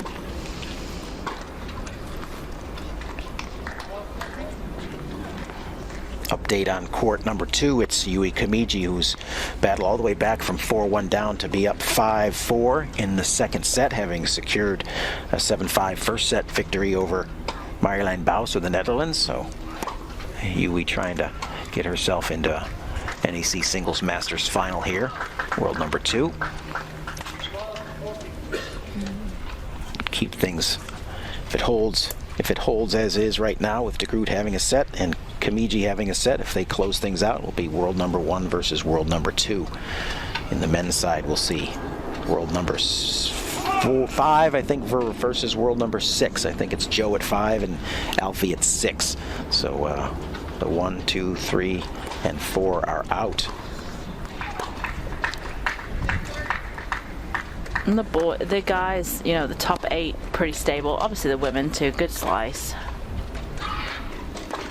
It's a beautiful point there from Jordan, using that slice to open up the court. Keeping that slice obviously keeps it nice and low, and it went through the singles line, so really opened up the court. An easy forehand winner there for Wiley. I'll make a quick correction on that. It is Joe Girard who's number 4 in the world, so it'll be number 4 versus number 6. And the last 2 singles champions here at this event going toe-to-toe on Tuesday. And leaving right where she left off or starting right where she left off from the first set, it's Dita de Groot, 1 love over Jordan Wiley.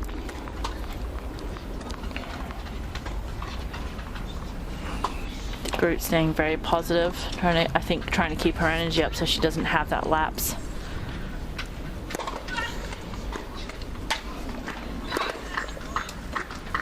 Oh, that's Great just backhand. big. Heavy. Heavy is right. Another one. And then target too, and ability to catch the angle. I think that was in. I think she was hoping for that backhand. See this backhand? I mean, this backhand just set it up heavy. Big finish there. Beautiful. Using the angle again. Yeah, it's close. Yep, really close, but No dialed Hawkeye. in. No Hawkeye out here to be able to challenge it. And Wiley with the answer on the return of serve. Get it tightened up at 15 all.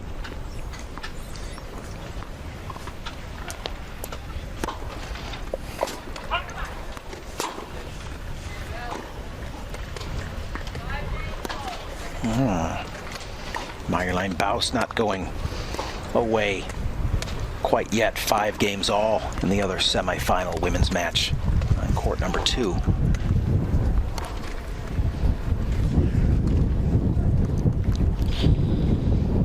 I think Wiley may be changing her mind just at the last second there.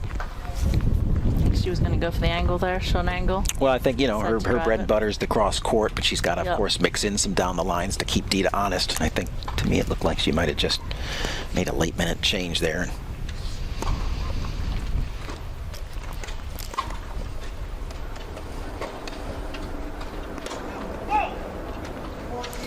Good defense there. It looks like Dita, when she actually, Jordan is actually hitting the heavy ball.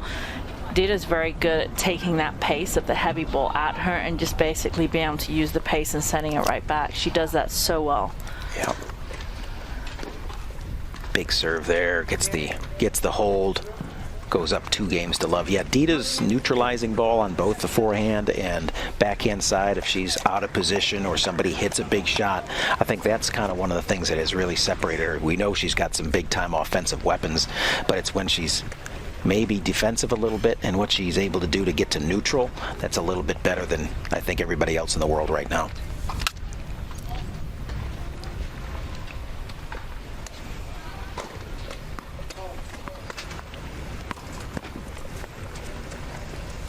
Light call there.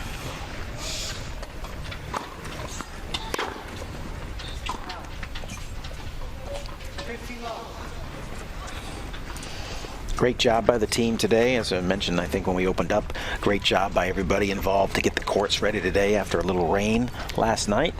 And that was a huge team of people out here. you know a little bit more about who all those folks are. What is that, event staff or just different staff that's here at the USTA National Campus, getting out here and all hands on deck with the blowers and squeegees and brooms. Nice job by Jordan Wiley there. I got a text around 6 o'clock this morning saying that just had a massive storm, but the event crew were cleaning the courts, so we got them ready right for 9:30 start. Yeah, I mean, that's the thing I commented on. It's like, that's a massive effort there, and a big thanks to everybody who keeps this event on track and keeps the athletes comfortable, not being disrupted on a big day like today, you know, pushing back start times or everything like that, and the ability for them to stay in their routines. 40 Love Wiley now looking at an easy hold. She was here before, last service game. We'll see if she can close this thing out. Good pickup. Beautiful pickup from DeGroot again. That's where that strength comes in, the hands and the wrist right there. Yep. I mean, that was definitely behind her. Yep. Dita, clearly one of the most fit players on tour. Yep. You know, great upper body strength, great core. Really dedicated to her strength and conditioning regimen. Another good return right there. Just like that. Backhand, so strong. Here we go with another 40 Love lead. Slowly but surely disappearing.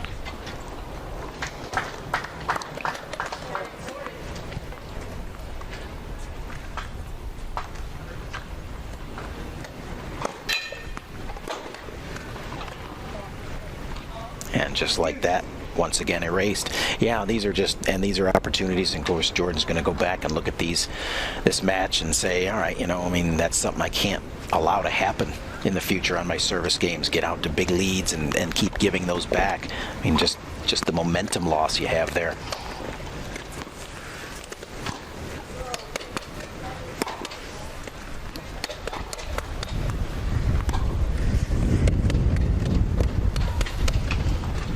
That's the balls right there. She's had 3 on the total run that she's been able to turn into neutral. Dita showing that world-class chair skills, but Jordan just continuing to string shots together, running Dita side to side. Well done. Beautifully executed point there. But still, Jordan having to be spot on with those. Yep. I mean, those 4 balls that Dita got to, they weren't really defensive either. She totally turned them into neutral.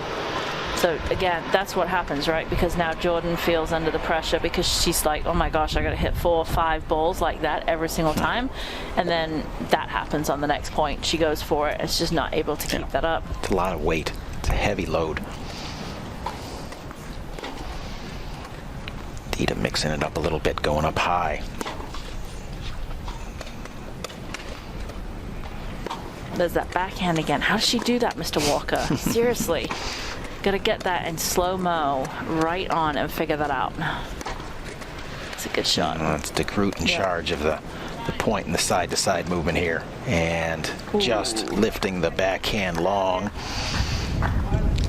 And the advantage Wiley now. Chance to get on the board here in the second set. Play resumes over on court 2 with Kamiji now getting ready to serve for the match at 6-5, up over Baus, 1 set to love. We'll see if all those practice serve reps you talked about will serve her well.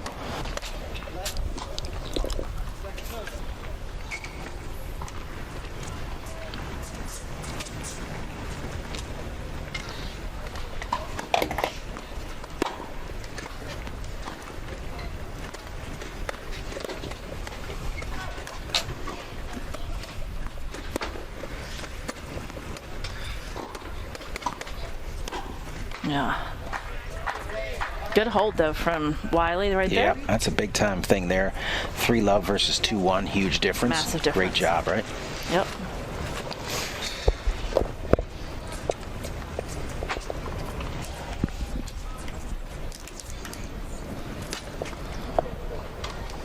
Here we go as we take a quick peek in on court 2. Yui Kamiji at the top of your screen versus Marjolein Baus from the Netherlands. Down the bottom in the pink. And as mentioned, it's Kamiji serving for the match. Get to see a little bit of the serve here. That we were talking about earlier. There's that toss. One good thing. Thank you, Yui. Appreciate it. She's very around too. If you watch her whole chair.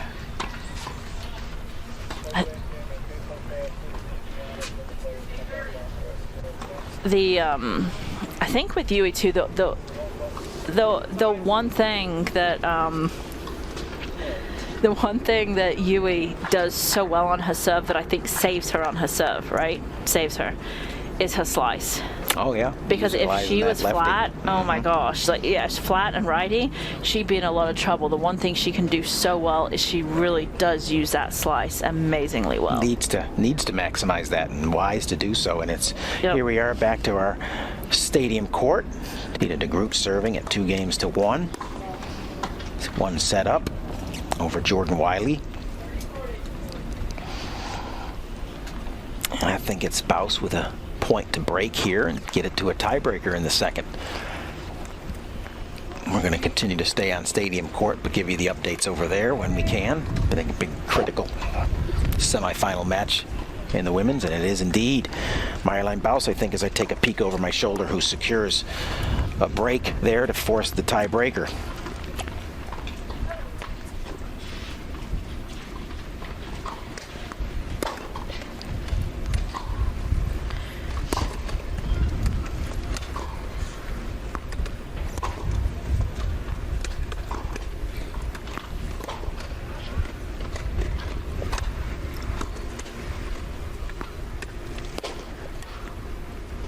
Good ball.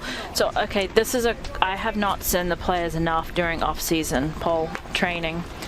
And obviously I see Sabine, KG, Stefan, who else would it be? Dita in a way, right? With their disabilities, they're missing a limb, right? So, and they actually have a prosthetic that they wear, correct? That they're walking around on. Right. So when they're training off, like during off times, and I've seen a lot of on-court training, obviously, because you want to be in the chair when you're training, because obviously the movement skills.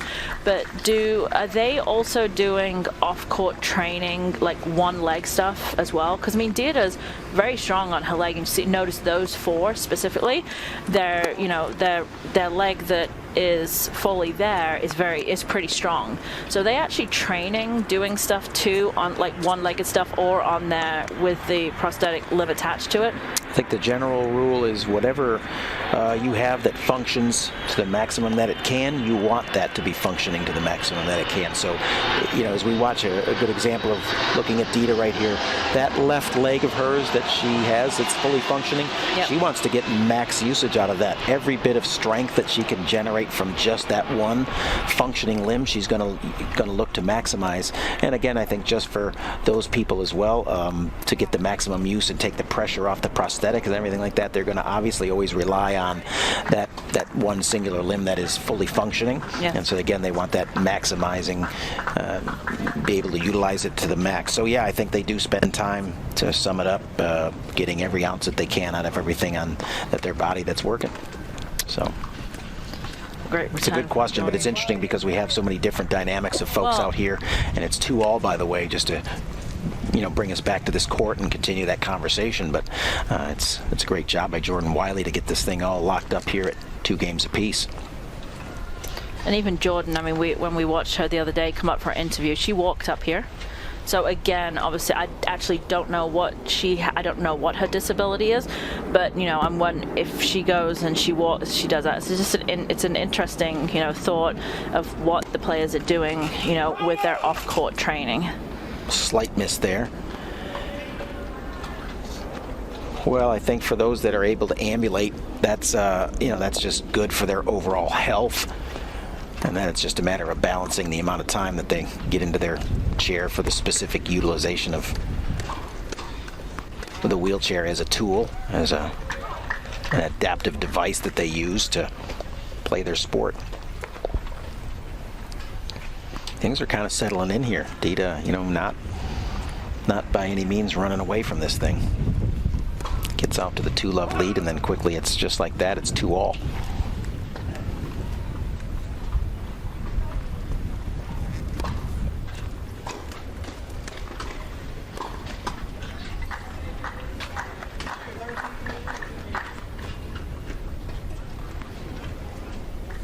Wiley, chance to take her first lead here today, I think, if she could hold here and get up 3-2 in the second. It was de Groot who was pretty much in command of the whole first set, although Wiley kept it competitive.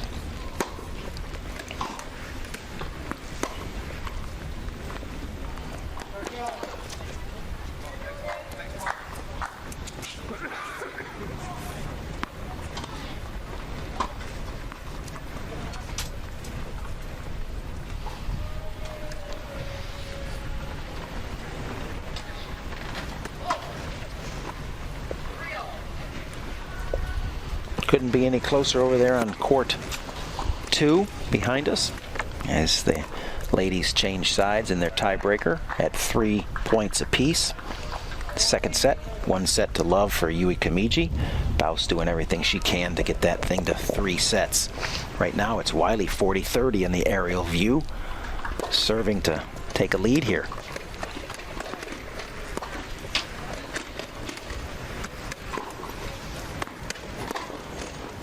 Wiley putting de Groot on the run here. Dita covering a lot of ground, staying alive.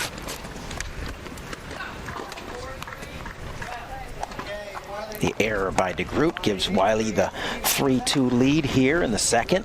Probably a lot of confidence. For sure. I like the way that Wiley, even though she lost that first set, she's actually stayed really calm. Not much emotion either way, but just stayed very focused. I think that's actually helped her in the second set. Yeah, it's just a sign of a more mature player. And again, I think something like having a child and going through, probably the most significant event of her life, adds maturity. You start to take responsibility for a life like that. Not to get too philosophical and everything like that, but I think it helps put a lot of things in perspective.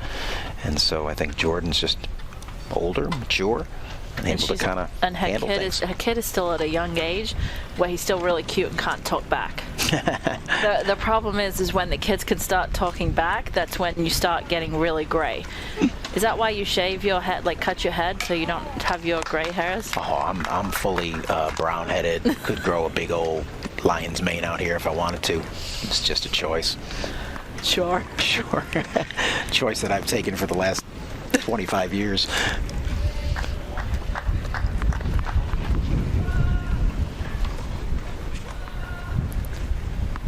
Baus has done well in this match to hang out. Yeah, really, very much so. Back on stadium court. There's that backhand again behind de Groot, which I will figure out by the end of the week. All right. Yeah, Dita with the one looking a little uncomfortable right now. Errors coming from her and a little bit of doubt creeping in maybe. See whether she can stay as positive as she was in that first set.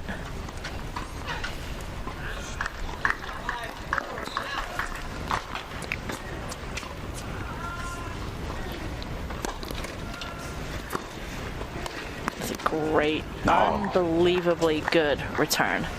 Yeah, great depth there. Nice 30-love lead here for Wiley. Being up 3-2. Yeah, I mean, a number of her service games where she's been out the gate in control. I think you're trying to jinx her. No, not at all. I mean, you just got to figure at some point maybe she's going to settle in and get out to a lead and just keep it and have an easy service game.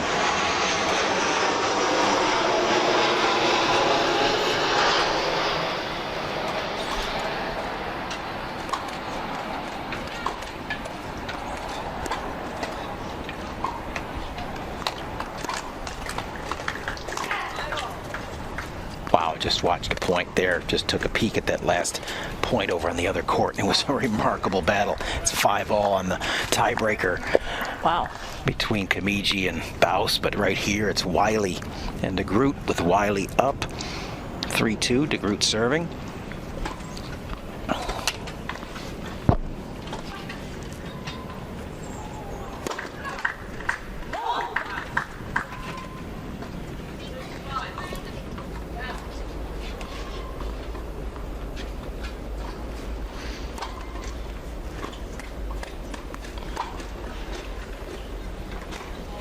There's a big forehand winner by Dita to get back to 30 all.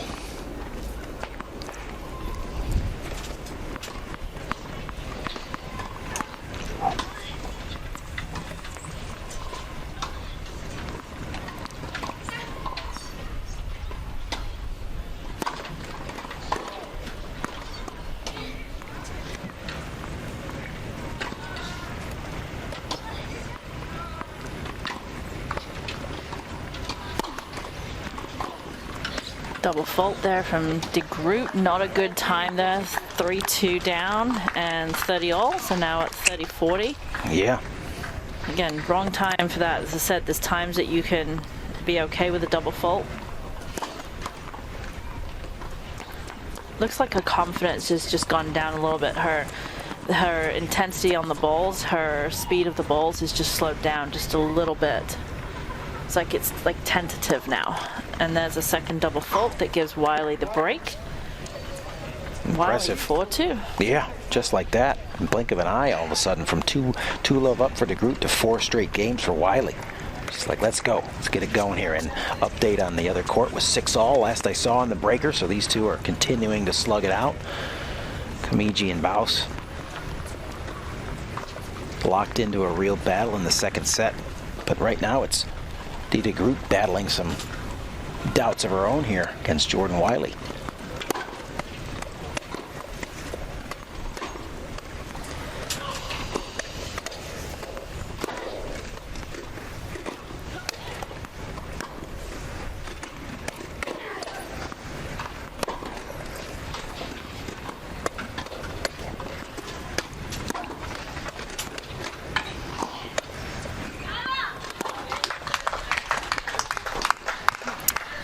Rally from De Groot there. I know she was nodding her head there, like saying keep it going, keep it going. So she knows she has to keep up the intensity on her shots too. Absolutely. And in the background you hear a loud applause, and that is indeed Yui Kamiji completing her straight set victory over Marjolein Baus, muscling through that tiebreaker 8-6. Take that semifinal in straight sets and await the winner of this match. Wow. Again, Dita just slowing down her racket head speed just a little bit here.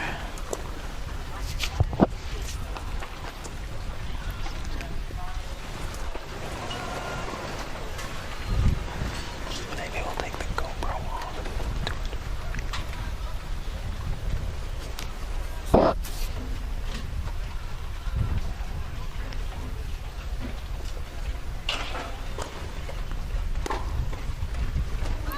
Oh, Wiley all jammed up there.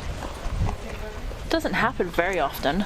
I mean, not that much. She totally got jammed right there. It was a great return, heavy right up the middle. Kind of saw it happen for the first time ever to Shingo with a Alfie Hewitt bullet through the middle in the match, which I was like, again, you just don't see him. I mean, almost have to just duck to get out of the way of a ball. Definitely losing her rhythm a little bit here, Dita. It's a big miss right there. Yeah, I mean, it's really been, although she was able to take the first set, I mean, we talked about it from the early going here. Miss hits and just not clean on the strings and really struggling. And I mean, it's got to be partly, obviously, big credit to Wiley for doing a lot of good things on her side of the court to force De Groot out of the comfort zone.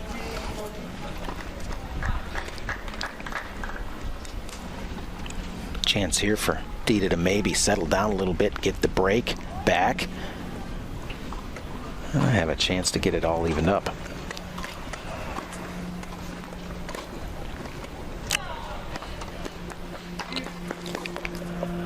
See Dita go into the immediate head down. Not a good thing. Got to keep that head up. Maybe recognizing it right there. And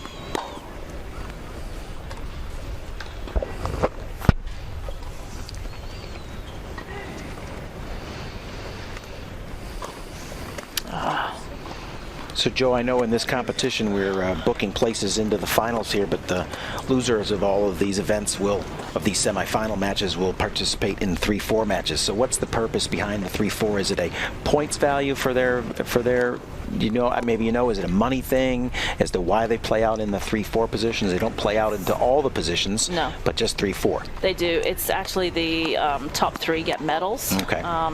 And then they get the points too, so it's medals and points. I actually don't know about the prize money. I don't know whether 3-4 gets. I'm sure it will, because or is it just a playoff. Or is it just semifinal? I'm sure it would be. Money. Yeah. I'm sure it would be. Right. And I think they do that to make it a little bit more. Ooh. Oh, DeGroot finding the line there. That was it? Yep. Huh.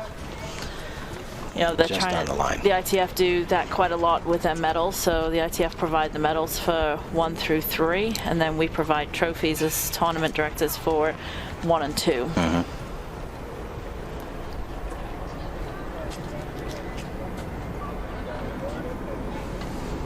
Quick look in here at the Yui Kamiji match point versus Marjolein Baus, and it's the backhand long by Baus that sends her head down and sends her to the net to shake hands with world number 2 Kamiji. Really hard fought, great straight set match. Beautiful. 7-5, 7-6 there to Close. Kamiji. Weather's interesting today. The sun's hot, the air's cooler, and the wind's cool. Yeah, we've been treated to some, by and large, great weather for the week. No complaints on the weather, that's for sure. Especially compared to last year. We were off to a pretty chilly start at the beginning of the competition. We've got line crew, obviously the umpires today, and we got the the ball kids out today as well. So always easier to get ball kids when they're not in school. They're actually pretty cute on this court too. Oh yeah, I've seen a couple of them. I think I might know who you're talking about.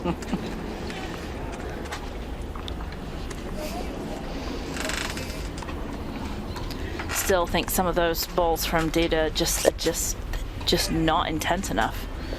Another miss right there on the forehand, just flying it long just a little bit.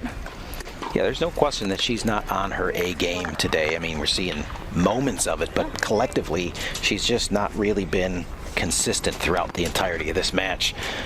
She may find it at the right moment here and pull through here anyway, but all credit to Jordan for being up to this challenge. Those are easy points that Dita, not being in rhythm, will happily take from Wiley.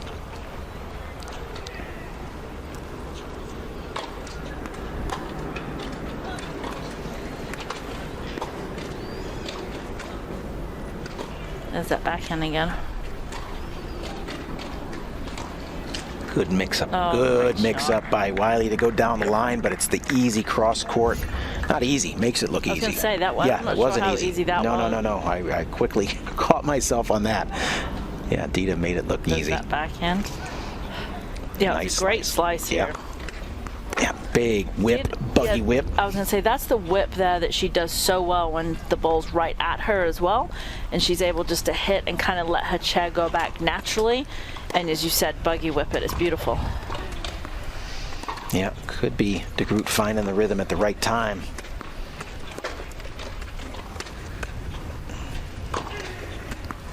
Starting to be a little bit cleaner consistently, just on cue. Isn't that great? You always say that and then like... Sorry, Dita. Still a chance to hold here for 4-all. I moved back and got a little sun on my back. I moved back. I can see the court, see the screen, sun on the back. Cold beverage in my hand would be nice.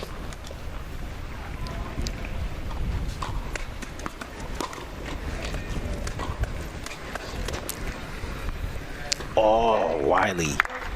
Looking at that one, wanting it to go out, but not. Finding the line for DeGroot. It's 4-all, just like that.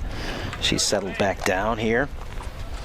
That's what world number 1s do, quite honestly. You can see her kind of really pumping herself up, trying to stay sharp here. a break here, and she'd have a chance to serve for the match. And that's match experience for you. That's where Wiley hasn't been, playing as much, and you can practice as much as you want, but it's really that match experience of, how many times has, Dita been in this position at, a set and 4-all? Well, a lot of times this year. Look at that ball just carving out. There's the slice by Wiley. That British slice. Come to know and love. Yeah, what is it about the Brits that teach such a great slice? What do you think it is? I don't know. I would ask you. You're a Brit. Well, I certainly don't have the slice. Okay. However, okay, it's the grass. Oh. So it's funny. We only play on grass about 2 months of the year, but that's just natural, and there's a lot of artificial grass too. So that's kind of how you're brought up. So it's a systematic attempt to build the next Wimbledon champion, is what you're telling me. Wiley with a great forehand there to get it to 30 love. Again, really, on almost every service game, she's in the lead early. And I'm not sure it's working very well for us when you say building British champions, because as I said, we only play it 2 months a year. But again, it goes back to that cultural thing we talked about yesterday as well. Another 40 love lead for Wiley on her serve. It's at least the fourth one. Yeah, it's crazy. I mean, something that I think as Dita and her coaches go back and look at this match, they're going to be like, hey, you cannot allow players to get out to 40 love leads on their serve. Got to do something a little differently or make an adjustment to get into some of these points earlier. For sure.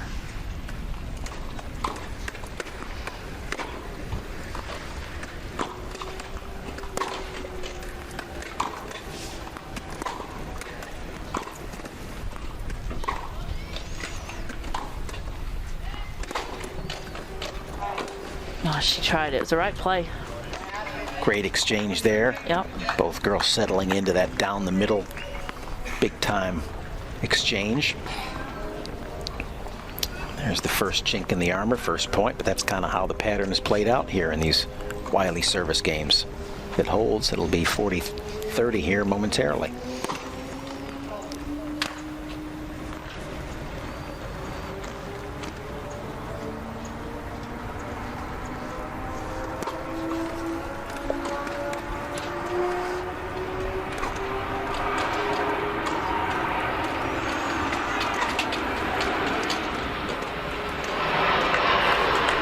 Not this time. Wow, there goes the racket too.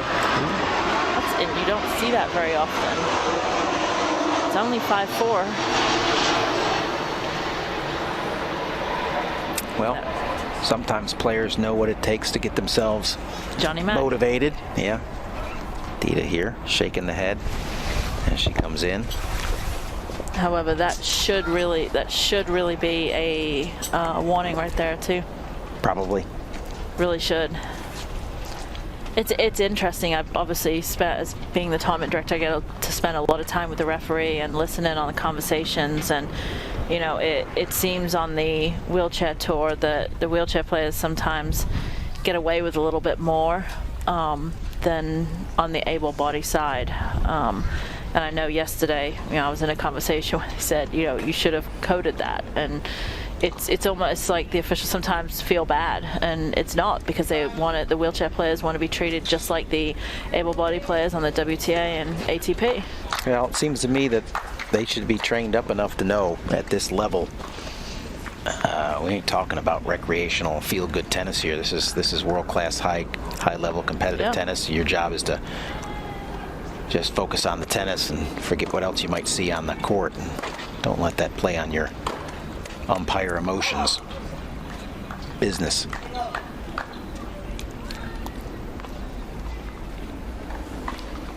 We'll see if Dita can answer here and get it to 5-all. If not, we're going to a third set. Yes, we will. I don't think they'll flip a coin to see who's going to. You don't think? No. You don't think the referees or the players will let that happen?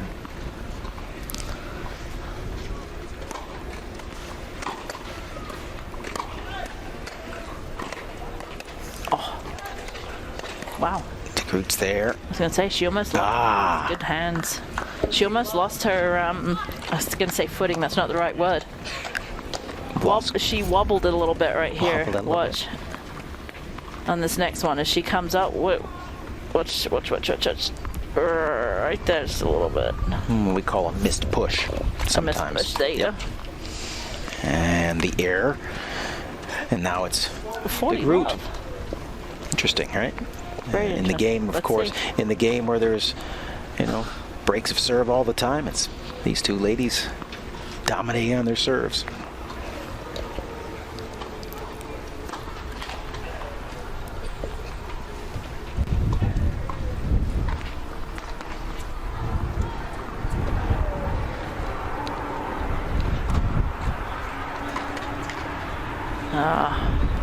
Easy hold for the group.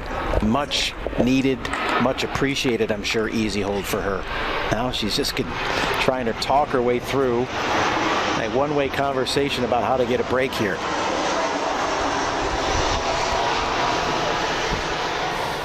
Throwing the racket obviously is, you've got to let the emotions out. It's what we talked about the other day, and obviously Johnny Mac did that so well. I don't know whether he was getting his emotions out or being actually abusive, but either way. Error by Wiley there on the backhand. She's normally so strong on take your time, don't rush here. A little bit fast after that error. We saw that today from Andy Lapthorne in the first match, where he just seemed to not be able to slow down enough to get composure. Cost him in the match against David Wagner. Good to see David back in the finals, though. Yeah, it looked good. Yeah, he's in the singles portion here of the competition, he's looked really strong. Looks healthier than last time saw him at the Open in Lima, where he'd been coming off some medical timeout. Great job by Jordan Wiley there. Get settled back down here and get things to 15-all. Yeah, David with a crack on Tuesday to win his 11th NEC Singles Masters title, which is just a remarkable record. Against the young Niels, though. Against the young Niels, yeah. There's a lot to be said there. That's a statement. That's another backhand miss by Wiley. Yeah, that kid's a handful right there. Really impressive young player. We'll see if the moment possibly gets to him a little bit. All indications right now are I don't see it if they hasn't gotten to him at any stages leading up to this.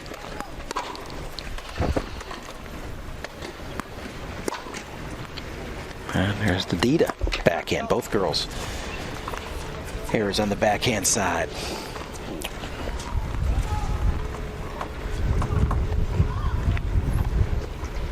Dita trying to stay positive there, trying to shake it off a little bit. Not ahead.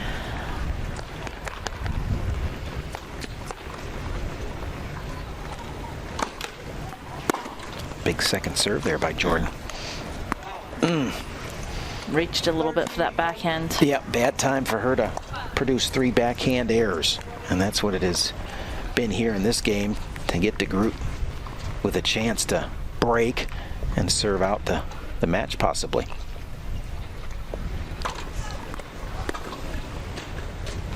And it's a great serve by Wiley. Both girls coming up with errors on the backhand side now. If it's Especially on the return of serve. I mean, after this match, do you think that Dita will go, the winner, I'm saying Dita there, the winner just goes out for a little bit? If it's Dita, I would say that I may suggest that to try and get her timing back a little bit. And Wiley probably needs a rest. Yeah. Another ad point here for DeGroot. Yeah, hard to say. I mean, I could see either way. You could say just, hey, all right, we weren't real sharp today, but you've been sharp. Let's not put a lot of stock in it. We'll get back to work tomorrow morning, get a good session in. You got the doubles to work through some things, and you'll be fine for your match on Tuesday. And the other approach, that's great forehand there. I could certainly say, hey, let's go spend 20 minutes right now. Let's get focused up. And then the last time you leave the court today, that feeling is good. And that's the last impression you have in your head before you resume activity tomorrow. So either one. I don't think there's a right or wrong. Let's DeGroot 6-5 now. And a chance to serve it out.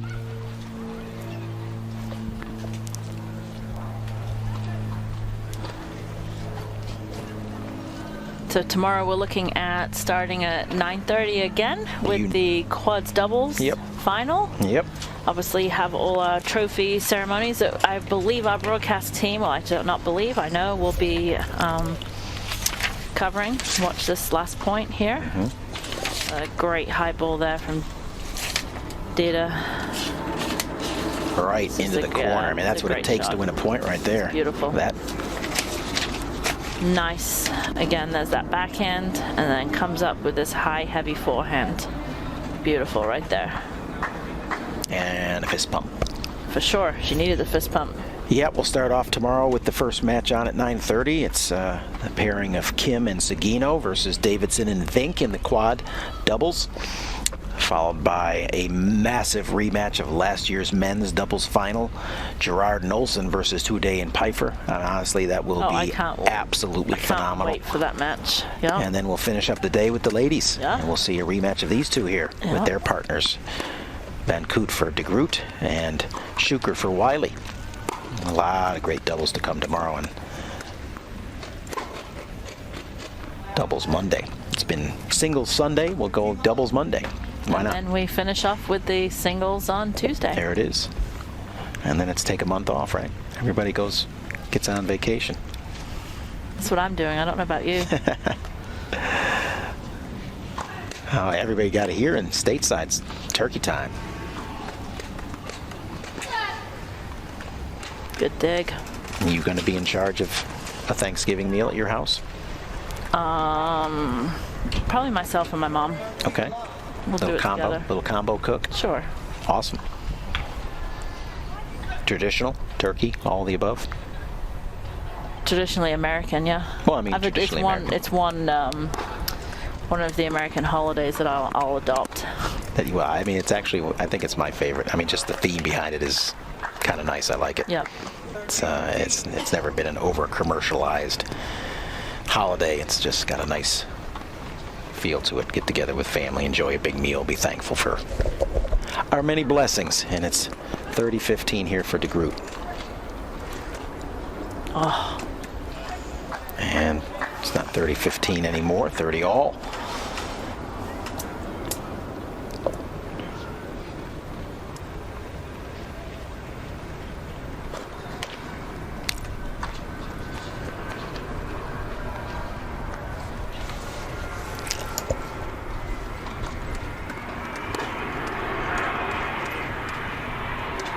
Ooh, two back of the lines. Oh. Oh, big angle there. We'll see what Jordy does with it. Great shot back. Both girls looking, quite honestly, a little tentative in these big moments right here. Neither one really looking loose, that's for sure.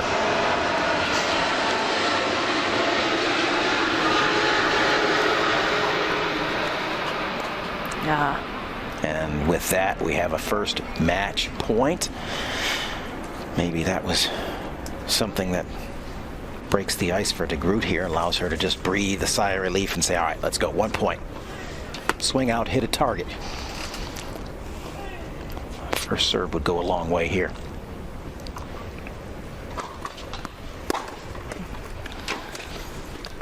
Both girls swing a lot freer and easier, and there it is. The error by Jordan, just too much pressure. Ultimately, it's Dita De Groot 6-4, 7-5, a great straight set victory. Highly competitive by both players, and it's De Groot, world number 1, coming through, and she will face on Tuesday in the NEC singles women's final, world number 2, Yui Kamiji. Said both girls come back out for doubles, and then so good day tomorrow for them to do that. Good fight there for De Groot. I think it's always good too to, you know, obviously she didn't play her best today, and to be able to come out for a win, right? I mean, Federer says that, and Nadal, well, the top men players consistently say, how many times do you actually play your best tennis where it's just, you know, you play great? That's not what tennis is really about. The best players can find a way to win when they're not playing their best tennis, and I think that, you know, I don't know whether Dida would agree with that today, but I think that that's kind of of question the she way would agree with is. it. Yeah, I think there's no Hopefully question. she'll be coming up to talk to us a little bit, and she can talk through that. Well, that is a testament to how great players. I mean, again, she was not sharp, not on her game today, and was still able to figure out a way to win against a really good welcome back Jordan Wiley, and so good stuff right there from both ladies. Dita loading up on the water, gonna really. She went through a ton of water today. Yeah. She went through a lot. Clearly being mindful about keeping the hydration piece in place. Getting the big nod from Dita about a post-match interview. I appreciate her. She came up here full of life and full of spirit the other day. See whether she's full of life and spirit today.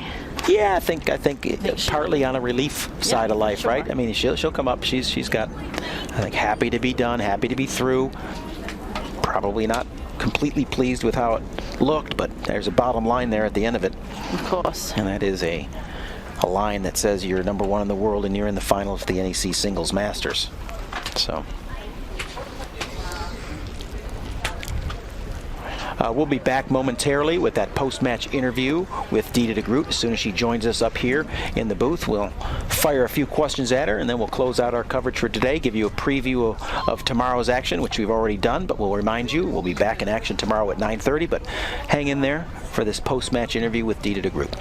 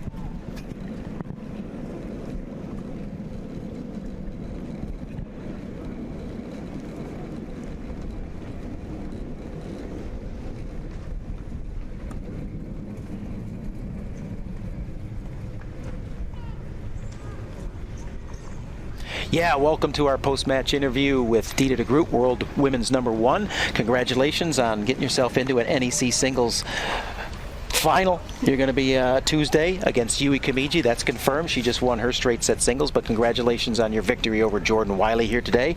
I'm going to be questioned here by myself and Joe. So, hey, I don't know. We kind of had a sense that you didn't feel like you were on your A game today. Is that true? I think I was pretty close in the first set. I hit some pretty good shots and rallies, and I was pretty confident in that first set, so that was really good. But then the second set, I just got a bit too shaky. Okay. Happens to the best of us, doesn't it? I guess so, yeah. I mean, sometimes up in the booth, I get a little shaky myself. Yeah, do you? No, that's just to cut a little bit of fun at it. But yeah, so Joe, I mean, you know, we were marveling and saying, hey, the beauty of being a great player is that sometimes you don't always have your best game, right? And you were still able to find a way to win, and that is a testament to your training, a testament to all the hard work that you put in. So really, your ability to fight through and get that against a tough Jordan Wiley was a great job by you today. I think that, you know, we talked a little bit about your record this year, right? And I was expecting you to come to the US Open looking for your career Grand Slam, right? And you had a little bit of the letdown at Wimbledon. I know I talked to Amanda a little bit about it. Yeah. But what did that loss to NEC do in the middle of the year? Did it actually spur you on more? Kind of talk us through that. Yeah, that middle bit of the year was quite a tough period for me because I was just struggling mentally a bit. I was doubting myself, even though I was winning so much, and that's a difficult spot to be in because you feel like you can't really talk to anyone about it because you feel like you need to be confident when you win that much. But I wasn't, so I really had to fight through that, and Wimbledon was an example for that. I wasn't good enough, and then Annick beat me, and she was better than me, and. Yeah, it was really tough for me to then have to come back and just try and be myself again. So how you say that's difficult, right? Like you said that's a difficult thing. How do you work through that? Do you have a sports psychologist? Is it just a coach? Like, tell me how you work through that. Yeah, I think it's. I'm not a very open person. I don't talk about my feelings too much. But then to sort of experience that and then experience Wimbledon where it just all went wrong, to then sort of realize, okay, you know what, I need to talk to someone. I need to find a way to handle this. I need to get back to being myself, and I did that through mental coaching, but also just talking to my mom, to talking to my friends. Like, I just needed to get it out there, and then sort of make sure that everyone knows it's okay. Breathe. Well, we talked to Jordan, I think, was it yesterday, Paul, Yep. about being a mom, right? And I think these are some of the conversations that we necessarily don't like to have, right? Coming back as a mom. And she was even saying she was at a dark time before she got pregnant, and then she got pregnant and she had that. And there's a lot in our sport. I mean, on the able-bodied side, you hear about it a little bit more, but there's a lot in our sport where people do struggle. It's a very lonely sport. Excuse me. You're out here kind of all by yourself. You're winning. There's expectations. And so I think that actually letting people know that it's tough is okay too, right? And if you look at it, it's not you, it's tennis. Yeah. And that you can't let tennis define who you are either. So I think that's a process that players have to work through as well when you're feeling like that. Yeah, I'm definitely not alone in this feeling. I know that for sure. Tennis is a difficult sport. It's very like mentally in the head. It's difficult. The court's different. Well, the court's not different. I was going to say, what court's different? Surfaces are different. Okay, whatever. Saving you there, Dita. I gotcha. You playing a different size court in Holland, Netherlands? Maybe that explains the balls that were. Hey, let's take a look at some highlights. I think I'll bet we're getting close. I don't know if we're getting close to taking a look at some highlights. A great opportunity to see some of your great performances out here and what got you this actual victory today, Dita. So we're picking it up here in the first when you had that lead. Now it's 5-4 here. This is you with a chance to close it out, right? There it is. There's the confidence. So as we watch these highlights, do you think that the pressures are that there's an expectation? You can keep watching while I just kind of talk in your ear for a second. Is it partly that there's the expectation because you've arrived at number one and are really have established yourself as the clear number one in the world? Is it external pressure, or do you think it still kind of stays internal for you, Dita? In other words, you may be a little bit of a perfectionist, and this is a tough sport to operate if you're that kind of a person to where you want to be so good all the time, and that our sport doesn't allow us to do that sometimes. So we're back over here. So what do you think? More internal or more external, or a little bit of both? Both, I think. Yeah. It's definitely me being a perfectionist, and every shot needs to be good. Otherwise, it's not okay for me, and that doesn't help. Right. But also just seeing that number one against your after your behind your name. Knowing that when you come here and you win, it's good. when you lose, it's like this big shock, and everyone is like, what's happened and how. So that's changed a lot. Where I went from winning and wow, that's good, where now when I win, it's that's what's expected.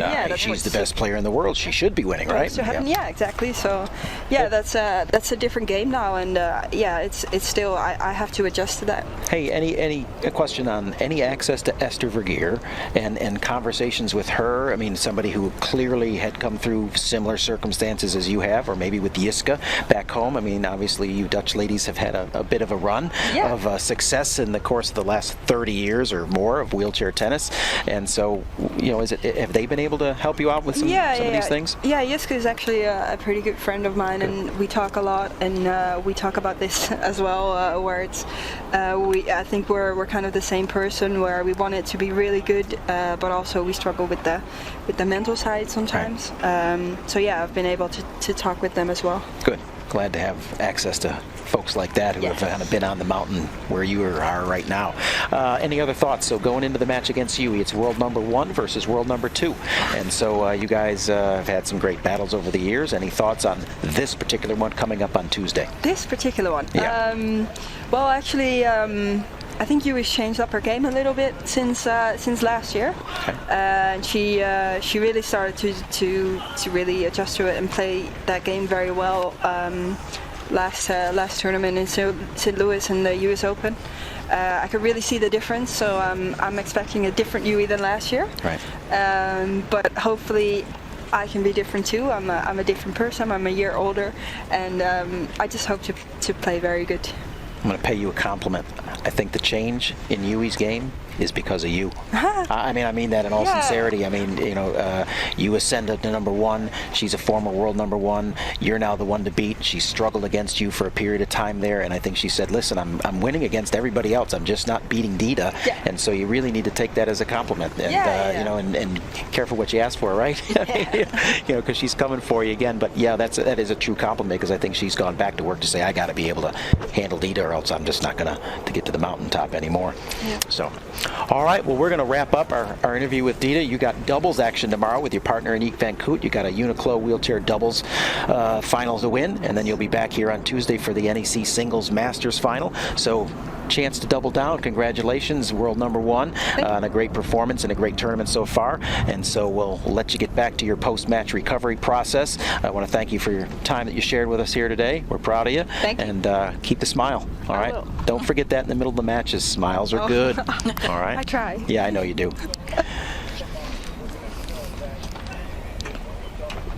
All right, we're going to have a quick little peek here at our action that we're going to be showing you live tomorrow, starting at 9:30. Here's our schedule. That's the playoff. And it's going to be Dita de Groot and Aniek van Koot versus Lucy Schuker and Jordan Wiley in the final. And it's going to be Dana Matthewson, Marjolein Baus versus Kruger and Montjane in the 3-4 match. That's just a little bit of the pools play. Yeah. But we know we're starting off with the quad singles final tomorrow, followed by the men, and then wrapping it up with the women. And we'll get through tomorrow, and then we'll talk about Tuesday then, right? What do you say? So I think tomorrow. Yeah, all doubles tomorrow. It's all shifting to that little UNIQLO side of the sponsorships tomorrow. NEC all day today. And thank you. We're going to wrap up our coverage here. Paul Walker and Joe Wallen, Dita de Groot, thank you for being with us, and we'll see you all tomorrow at 9:30. Take care, everybody, from the USTA National Campus in Orlando.